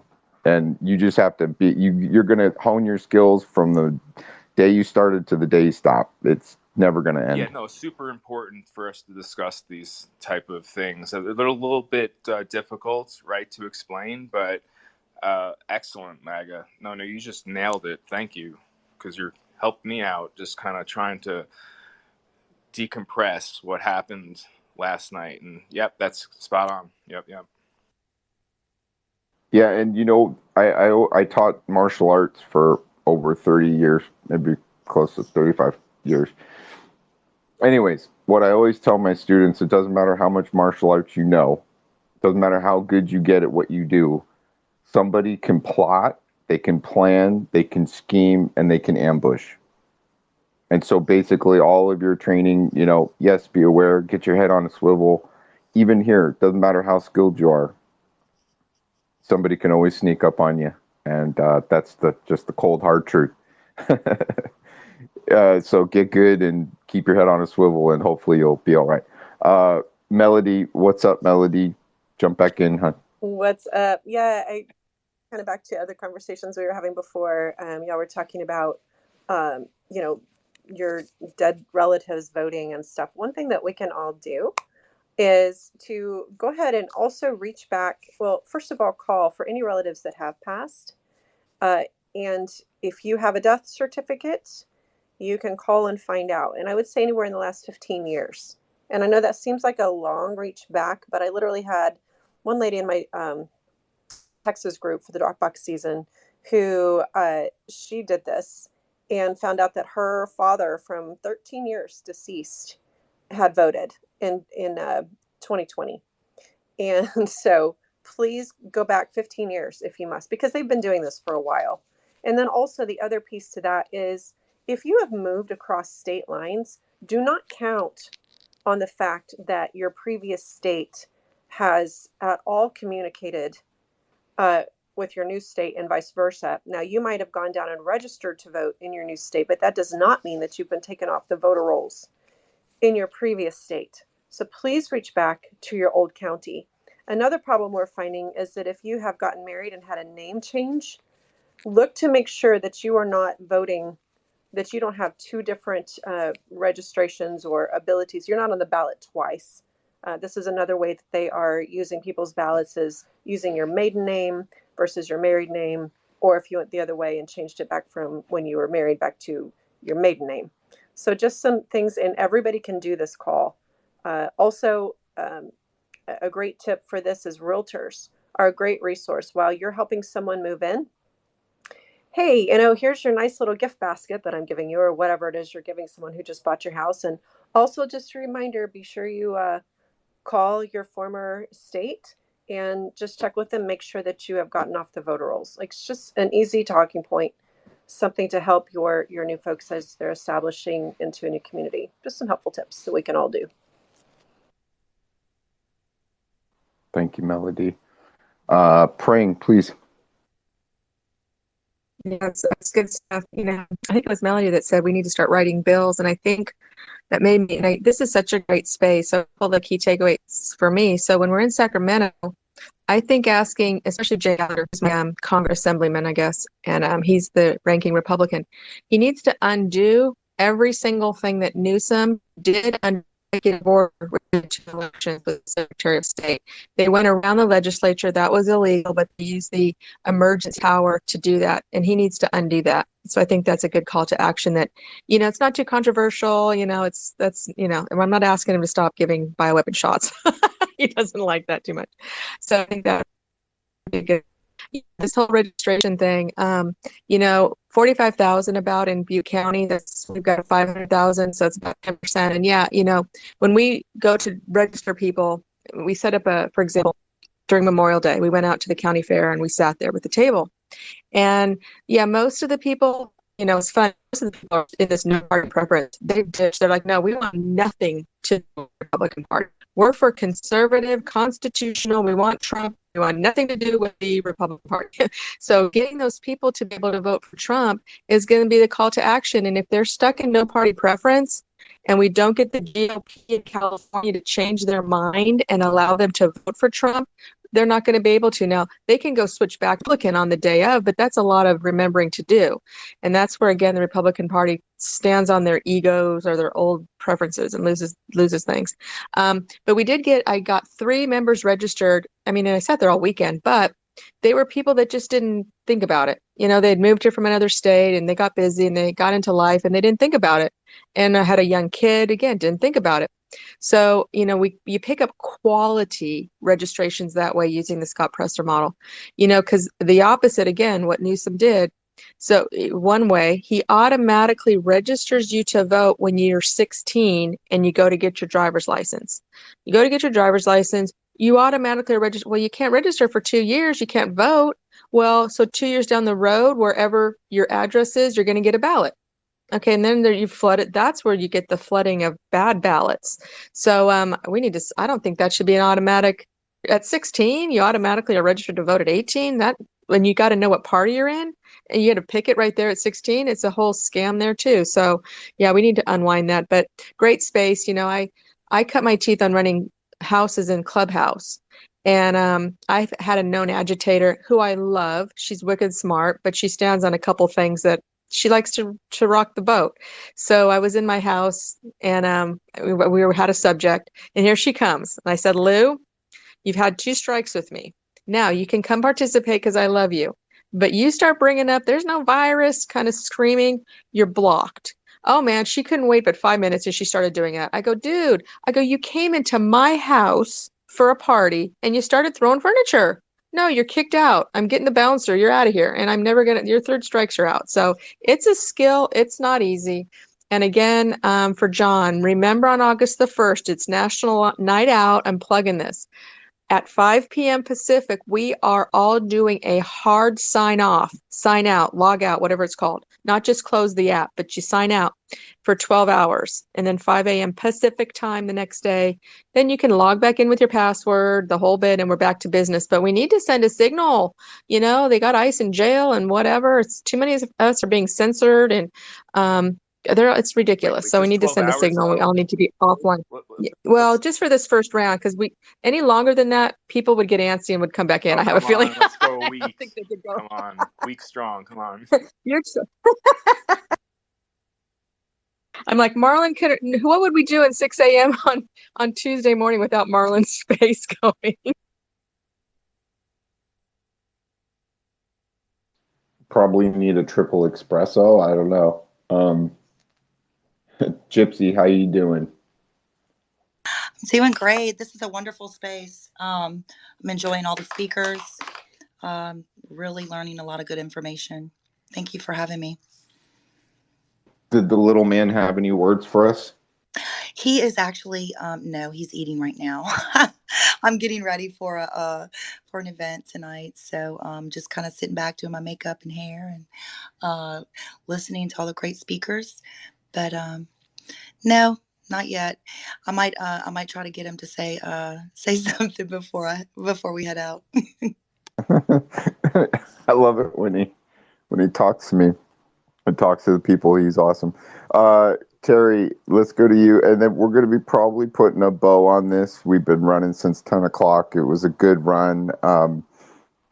You know, it's good to finish strong. I think we accomplished that. So I'm going to lock up the speaker's nest on our way out and have our final thoughts and let everybody get a chance to jump in. I'm not going to just close it. We're gonna have a little bit of a slow burn here on the. And I was going to go back to Praying Hawk, what she said. I have certain people that I've had to have that talk with that you discuss.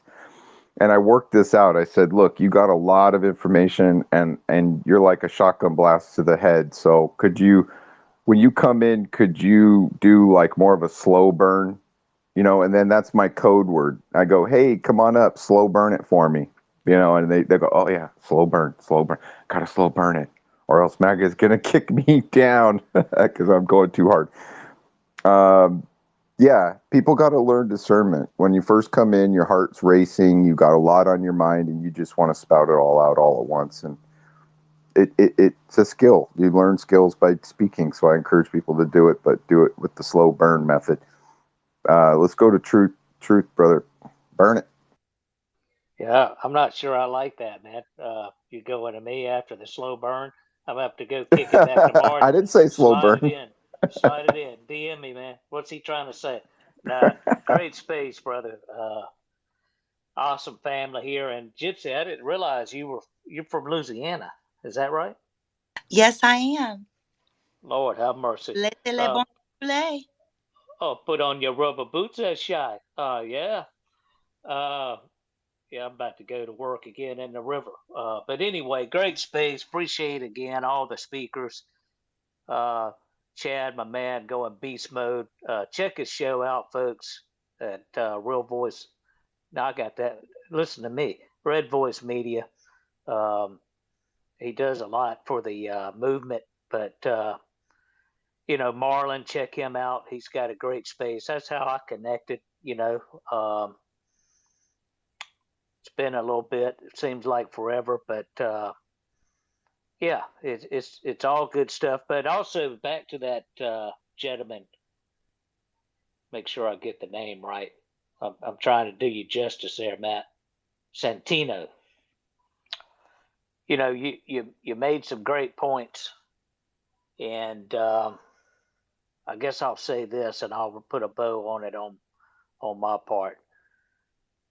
We've got a lot of triggering divisional items here lately. I have to coincide with, people have freedom to do what they want, except when they harm others, also children. That's where I draw the line. So I'm in agreements with um, a lot of folks on that, but I also saw the point that you were trying to make. We also have division with race, right? The Democrats trying to conquer and divide. We got to see through all that stuff, folks. We're one race. We have one God, or we have many gods, but you get the point. We all bleed the same. We got to come together and see through this. And Chad does a lot of shows pointing that out. The strategic angles that the left, like Matt mentioned, putting folks in a box. We got to bust the box wide open and say BS. We've got a lot of folks of different colors, creeds, and let's just face it, sexuality preferences. We got to look through that. We got to come together. We got to realize we're all in this together, because let's be honest, if the New World Order is successful, like Donald J. Trump tells us a lot, they're not just coming after me. After they get done with me, if they're successful, they're coming after all of you. And that goes to the left. You think you're on the winning side, the evil side, good versus evil. That's what it is, folks. Don't let anybody else fool you. It's good versus evil, period. And I think everybody here in this space are on the side of good. So I'll land it with that. God bless each and every one of you. I love you all. Go check out my man Chad. Go join MAGA Mission. It's free. And appreciate all the great topics, speakers, and thank you. Thank you, Truth. And one of the things that we have on there are the quick links. So it's 2 clicks. You can save us to your home screen. Looks like a little app. It's basically an app. You open it up, it goes right to the website. Then you scroll down to your favorite host. If you know that they're having a space, you get used to Marlon's space, my space, other people's spaces when it is. We kind of have a pretty structured schedule right now. We're running on almost the same times all the time. So you can just click that link. It takes you right to the person's homepage, and then you can click on their avatar. It brings you right into the space in 2 clicks. One on the site and one on them, and then you join the room. So 3 clicks. There, I lied. But it's pretty quick. Instead of searching for somebody through Twitter or looking for them, it's actually a really fast tool to get into a space fast. Yeah, and I got to say this, yeah. Matt. You're a great host. Don't ever forget that. You really are. And I sometimes challenge that. I'm getting ready to. Just giving you a heads up. Spoiler alert. And I'm all about checking the ego and slow burn and all that. But I got to say, for the God, Guns, and Barbecue shoot-a-thon, I'm probably going to sway from that because it's on. I'm going to win that contest. Sorry, folks. Spoiler alert. Okay. I'm sure Chad has something to say about that. But he who runs with scissors, he's getting anxious over there, and he might get distracted or forget what he was going to say. So we got to get to he who runs with scissors. Please put a bow on it. Oh hell, I forgot. No, I'm kidding. Hey, Truth. Truth, I would send you like 100 million 100s by now, but I can't even send you one, so I don't know what's up with that. But anyway, I totally agree with what you're saying, and I try to throw just a little bit of information out there to make people curious so that they'll go do their own rabbit hole digging. I don't want to throw so much out there that they're just overwhelmed and they're like, oh, this is crap, that's my technique. But anyway, great space, excellent hosts. Some of them come, some gone. But everybody that was here today for 7 hours now, really appreciate your time. And MAGA, we really appreciate what you've done, because you set the ground and you found the people that best worked with you, and you made something happen. Like I said, we don't even know who's actually in this room right now, but we run a room to a point that it eventually we're probably going to find out.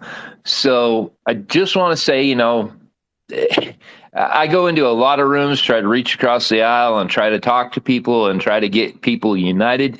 And I find that most of them are just a knockdown throw, all out brawl. It's just it doesn't make any sense. Like I said, I honestly think that she had an opportunity yesterday in that room, and she had no idea who I had invited in, and there goes that billboard sign she was asking for. But anyway, great space, and I'm gonna quit rambling and throw it to somebody else. I'm gonna park my truck right here. Beep beep beep. Hey, DD, I thought you were going to say you were in agreement, said I was going to win that contest. But hey, good stuff. Make assault rifles great again. Yeah, I was kind of, well, let me respond to ADD. ADD, there's probably 17 to 22 agents assigned to my recordings right now, and they're going to love this one, and I hope they review it and they sit down with a good cup of coffee. Maybe, I don't know, whatever they got to do to get through it, because it'll take them a while to sift through it, to go through the data and really listen, and I hope they do. But I know for a fact 17 to 22 people are going to be listening to this recording immediately after we close the space. I would refer to Terry, but I got to go to God, Fiji Hawk or Fiji Hawk. I can't say it. Hawk. Yeah, it's Jayhawk. It's the PGH. Sorry, buddy. Jayhawk. We've talked to each other before, and I forgot. Yeah, the PGH is for Pittsburgh, like the Steelers, and then of course the Jayhawks because I'm a Kansan. But anyhow, on your website, I went to link for pro business _ SVC, and whenever I went to link, I hit the follow button. It sends me like it's supposed to send me to Twitter, but then it blocks it. So I don't know if it's Twitter blocking your website from people linking, to Twitter, or if it's just my internet service provider. But I wanted to Yeah. key in and let you know about that because I've refreshed the page several times and tried to, follow that, because it says follow, and I hit it, and then it sends me to a twitter.com is blocked. It says it refused to connect. But Yeah, it could be that the link, or he changed his handle, or maybe something went down with the link. I'll take a look at it. Okay, yeah, that's all I wanted to let you know. And this has been a great space. I've been in here for probably the whole thing, and I love sitting here lurking, listening, and just wanted to say thanks. Now, were you doing that link on the homepage, the Twitter quick links, or were you doing it from Nathan's profile?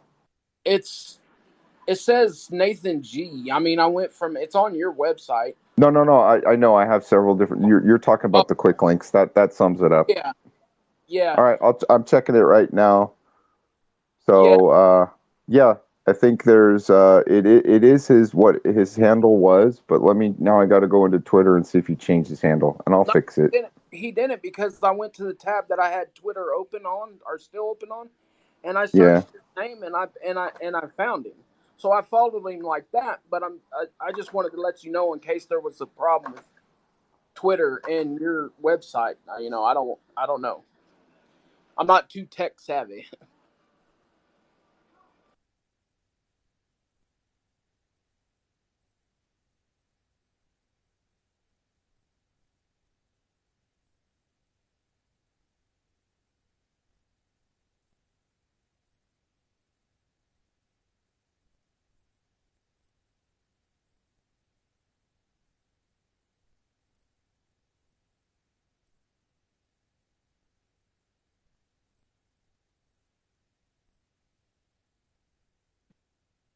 Hello? Maybe you caught me in the middle of an update, because I just clicked on it and it worked. So if I'm in the middle of an update and you're using the site, it might have given you some connection trouble, but it went right to his page for me. So yeah, I don't know what's going on. And then I was saying, I guess my mute button hit. I'm encouraging everybody to consider this. Twitter is now changing to X, and a lot of people have stated that when they log out and they log back in, they're logging into X. And I think there's some changeover there that's worth considering. You know, logging out, logging in, and see if the bird goes away and you're logging into X to update. That might be something going on. But yeah, I tested it just now and it worked. So I'll look at it some more, okay? We could put that one to bed. But thanks for coming up, and I'm going to go to Terry. Terry, please. Thank you. I had no idea y'all were in this space since 10 a.m. this morning. God bless you. But it's very important that people get on here and share information, ideas. I think the new X is the greatest worldwide chat room ever. Yeah, but if you go to the Apple store, if you're on iOS, there is an update for X. So um, definitely do that. I did that this morning. Um, and another thing, y'all were talking about how people you don't know come into these spaces. Everybody can see.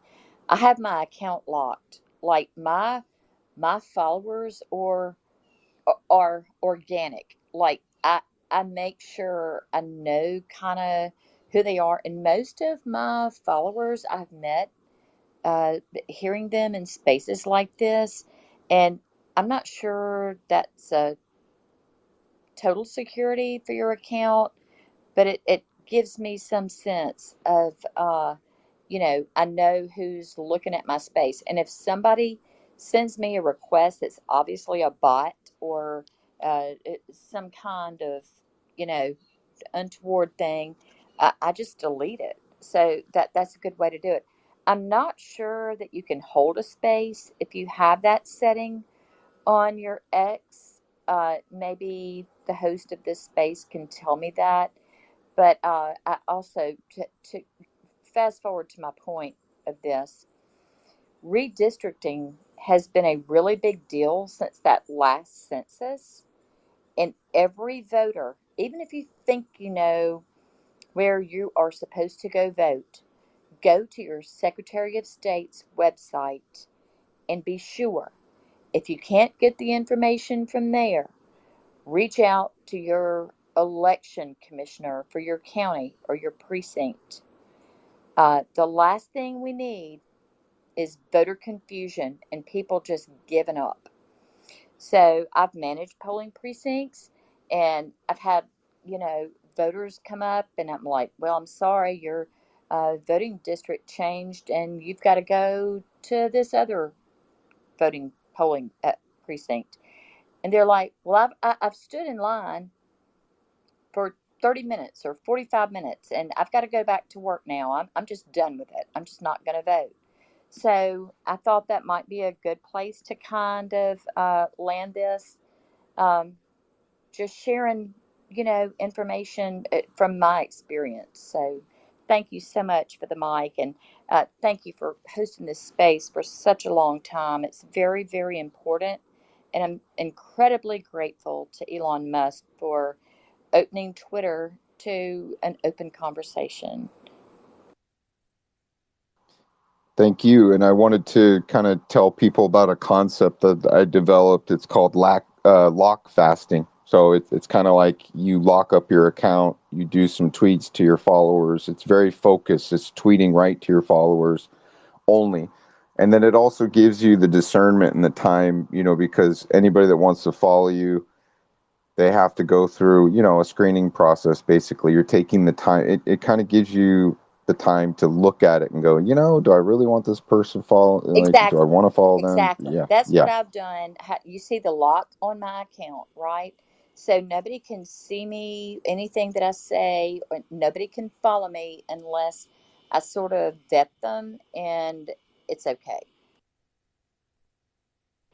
Or Yeah. if I not, wanted to address your second question was, can you run spaces while locked? No, you cannot start a space while locked. You have to unlock and then start the space and then lock yourself up again.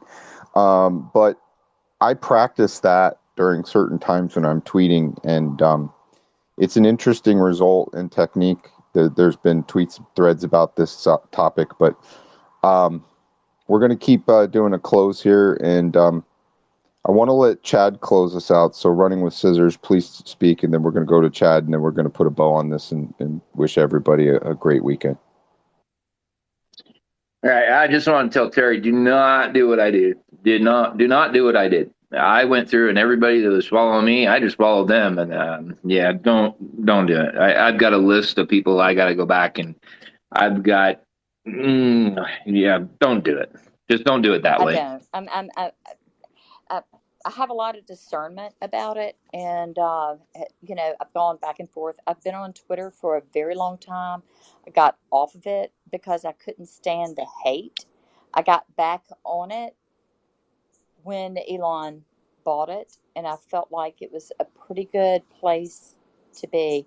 And I don't get all on all this Tumblr and all. I don't, I don't have time for that, and so I just don't. So I can tell you that if somebody is my friend, when you click on my profile, it's because I have vetted them and I have met them in a space or I've heard them speak. Yeah, that was more of a funny because MAGA Mission knows exactly what I'm talking about. I've been asking a couple of people for a hand to fix my thing. If they see anybody that's questionable, let me know so that I can go and vet them directly. Because I did. I literally everybody that was following me, I went back and followed them just because I didn't know how it worked or whatever. And my group, as it is, we're mostly on Facebook, and I'm an admin there on two different platforms, actually three, sorry. And yeah, I didn't know how this worked. We were brought into this by the fine people at MAGA Mission, and we were working with them. And yeah, it's a totally different platform. I'm just kind of learning it, but what I'm saying is, just don't do it the way I did it. It hurts. Well, I'm following you, Yeah, ADD. So great, great comment. Terry has great discernment, and it took me time. It took her time to get to know me, and that's she follows back people that she hears speak that she knows they're not what they're up to. She's got a good head on her shoulders, and she's doing it her way, and her way is the slow and steady. She's not interested in a bunch of fast movements on Twitter. Take your time. There's plenty of time. That's the thing. People act so impatient here. It's like impatient to do this, impatient to do that. Everything instantaneous gratification. No, it's just take your time, get to know people. I mean, that's what these spaces are about to me. They're about getting to know you on a more personal level. So don't waste it. Let's get into it and get to know me, and I'll get to know you. We'll have a great friendship, and everything will be great. So I'm going to close it out. Chad, please let's wrap this up, brother. I want to thank you for joining us today. It was a pleasure meeting you. I don't think we've ever had time to spend together, so it was great to have you. And I want to thank you. And jump in. Well, first off, I want to say I felt like coming in here for a little bit because I saw Truth had posted one of my posts in your all's room. I haven't been in here before. I was very impressed with the room as it is, and I look forward to coming back. I like the difference in perspectives, although some I don't necessarily agree on. That's okay. But for the most part, everybody is about the mission, and of course, it is MAGA mission, so it makes sense. The mission's everything to me. You don't see me selling t-shirts and the like, which any podcaster that goes out there and sells their shit, they need to, because our microphones and the like is not cheap. I'm not taken away from that. But the discernment that you're just talking about is so important when you're following or listening to people that are trying to give you perspective and truth. That's why and Truth himself down there has given me a lot of love today, and it doesn't go unnoticed, because I do put a lot into my craft, because I'm not wanting to be famous or popular. I'm wanting to be famously popular to the point that we fix this country. I'm not going to get put out a bunch of BS. I'm not going to give you things sugar coated in my show. Miss Terry, you sound like a lovely Southern lady. Usually you folks aren't real interested in my show because I bring it very colorful, let's say, because ultimately I'm a regular guy that was a fireman that tries to explain to everybody exactly what they're thinking. and the world as we see it, and how I can arm you to fight back. And that's from the most minute thing to finding a liberal Democrat in your neighborhood because you happen to roll up on them. You're armed with truth and ways to explain it to them. That's what we put in the shows. And then on my 6 o'clock show, I have a tendency to just go off the rails because I don't know what the hell I'm going to watch. They just throw videos at me and I've never seen before. And it goes from hilarity to absolute uh, anger. And I say what, again, most people are thinking. What you our guys are doing in this room is important because so many people came at so many different topics in very specific, regular person speak, if that makes sense. There's a lot of people that like to make themselves try to sound as important and as intelligent as possible. But if you're spitting out a bunch of information in its nomenclature and people don't understand, you're just wasting my time and everyone around us. Break it down to its minutia, look at it with discernment, and this country is ours to take back. The fact that we've lost it is a reason to be mad and move forward, but not be mad about where we're going. Just get there. And I don't agree with registering people to vote. You're a grown ass person. Go vote. Go get registered because I've seen in my state what happens when they do these mad registrations. I'm not saying I'm right. I'm just saying what I've dealt with in the political game that I live in. Just remember, at the end of the day, we're all on the same team, even those demonic Democrats. You just have to look at them as sick. Sooner or later, they'll get their medicine, and I hope it doesn't come in the form of critical fail where they find them and their families scared because they ushered in a government and a style of government that turned on them in the very end. That's why we're fighting and doing what we're doing. Thank you for having me today. Matt, I really appreciate you. Run a hell of a room. Gypsy, thank you for having me. I appreciate it, and I look forward to coming back another time.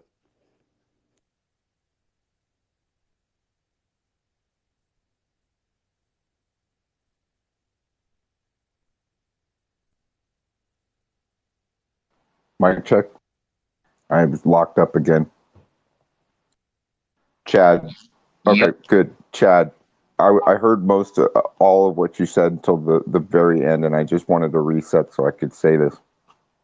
Thank you so much for coming in, and the things you said were so on point. It's almost like you're the amazing Kreskin. You were saying everything I was thinking. You're right. He actually proved it to me. I'm a believer. No, I'm being facetious, but at the same time, you're right. It is about the mission, and you're focused. And when you're focused on it, like to the degree that you're at, there's nothing that people can put in your way that'll stop that. And that's a force to be reckoned with. And I just really appreciate it, and you spending the time to share some of that energy here. Because it is an expenditure of energy, and I really appreciate it. If there's any time you want to collab or do anything with us or continue that discussion and have fun and do some of that stuff you're talking about where you review stuff, it would be a lot of fun. I think it would be a blast. I want to turn to Gypsy. Gypsy, with us, hon, and let's talk about your show and what you got coming up. Well, thank you so much for having me co-host with you today, Mega Mission. I'm so impressed with all of these speakers, the panel, everyone getting out here and having these conversations. They're very important. I do have Monday, Wednesday, and Friday. I run the Liberty Lounge. It's 5 a.m. to 8 a.m. Central. Runs 3 hours, and that's prior to Marlon's space with the Afterground. So I invite everyone in, grab a mic, and we just talk, politics, humor, that kind of thing. But it is America First Room. It is a MAGA Mission room. And I do implore all of you to look at magamission.org. MAGA Mission has put so much work into the organization, into each of us, and I really hope that you can sign up for that. We need everybody. I did want to speak one thing on the what Santi was talking about earlier, and everyone else, and you, MAGA Mission. We need to watch ourselves as far as putting people in boxes, and I know that y'all had touched on that. You can't assume just because someone is gay that they are a certain way, just like you can't assume that a white male is a certain way. So those are very polarizing types of behaviors, and we all have to stay together, and that's pretty much that's part of the mission, is for all of us. I think that ADD, you made a really great point that that we need everyone in the community. We need everyone. And it goes down, as far as the children goes, it goes down to one or two things. This is the line in the sand, the children, that's going to separate the good and the evil, the good hearts and the bad hearts. So it doesn't matter your sexual preference. It doesn't matter anything. What matters is the line in the sand is the children.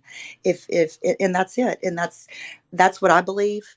And I certainly don't want anyone in my bedroom, the government or other people, or their opinion. And I certainly hope that everyone, well, you can believe what you want, but I hope that people look at unifying. But anyway, thank you so much. I appreciate it, Mag Mission, and everyone here. It was a fabulous space. Thank you, Gypsy. It's always a pleasure to work with you. We have so much fun in the morning in the Liberty Lounge. And then Marlon's Afterground is so great for a diverse amount of topics, including talking about the trucking and NOAA and what's going on with that, not to mention the wind farms and other things with the environment. And then we have other spaces afterwards that are just to decompress. We listen to music, talk some news, kind of do a couple fun games, with words, and decompress. And it's that decompression, man. The week is long, and people are frustrated, and so you catch up with us in any different kind of show. You're gonna have a good time. Terry, what's up? Okay, I just want to say, Gypsy, you're so awesome. Some of my greatest door knockers for Republican candidates in my district are uh, not heterosexuals. I mean, they love Republicans and they are so against this transgenderism of our children. So I thought that was just a comment worth noting. They care about their country, uh, even though they have a different mindset on sexuality.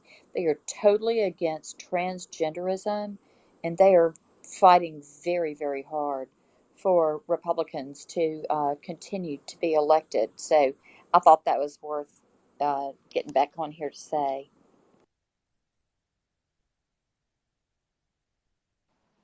Well, thank you, Terry. And I'm just going to end the room by shouting out to everybody in the room that came to listen to us today. Most of you stayed with us all day, some of you for a few hours, but either way, we really appreciate it and hearing your voices. So we will be getting this one to YouTube, and we'll have the recording available, of course, on Twitter for 30 days or 60, however long they're going to keep it up. But we'll try and capture the data, and if anybody else out there hears your voice, maybe you change their hearts or their minds, and that's the point. All right, everybody. God bless, and Godspeed.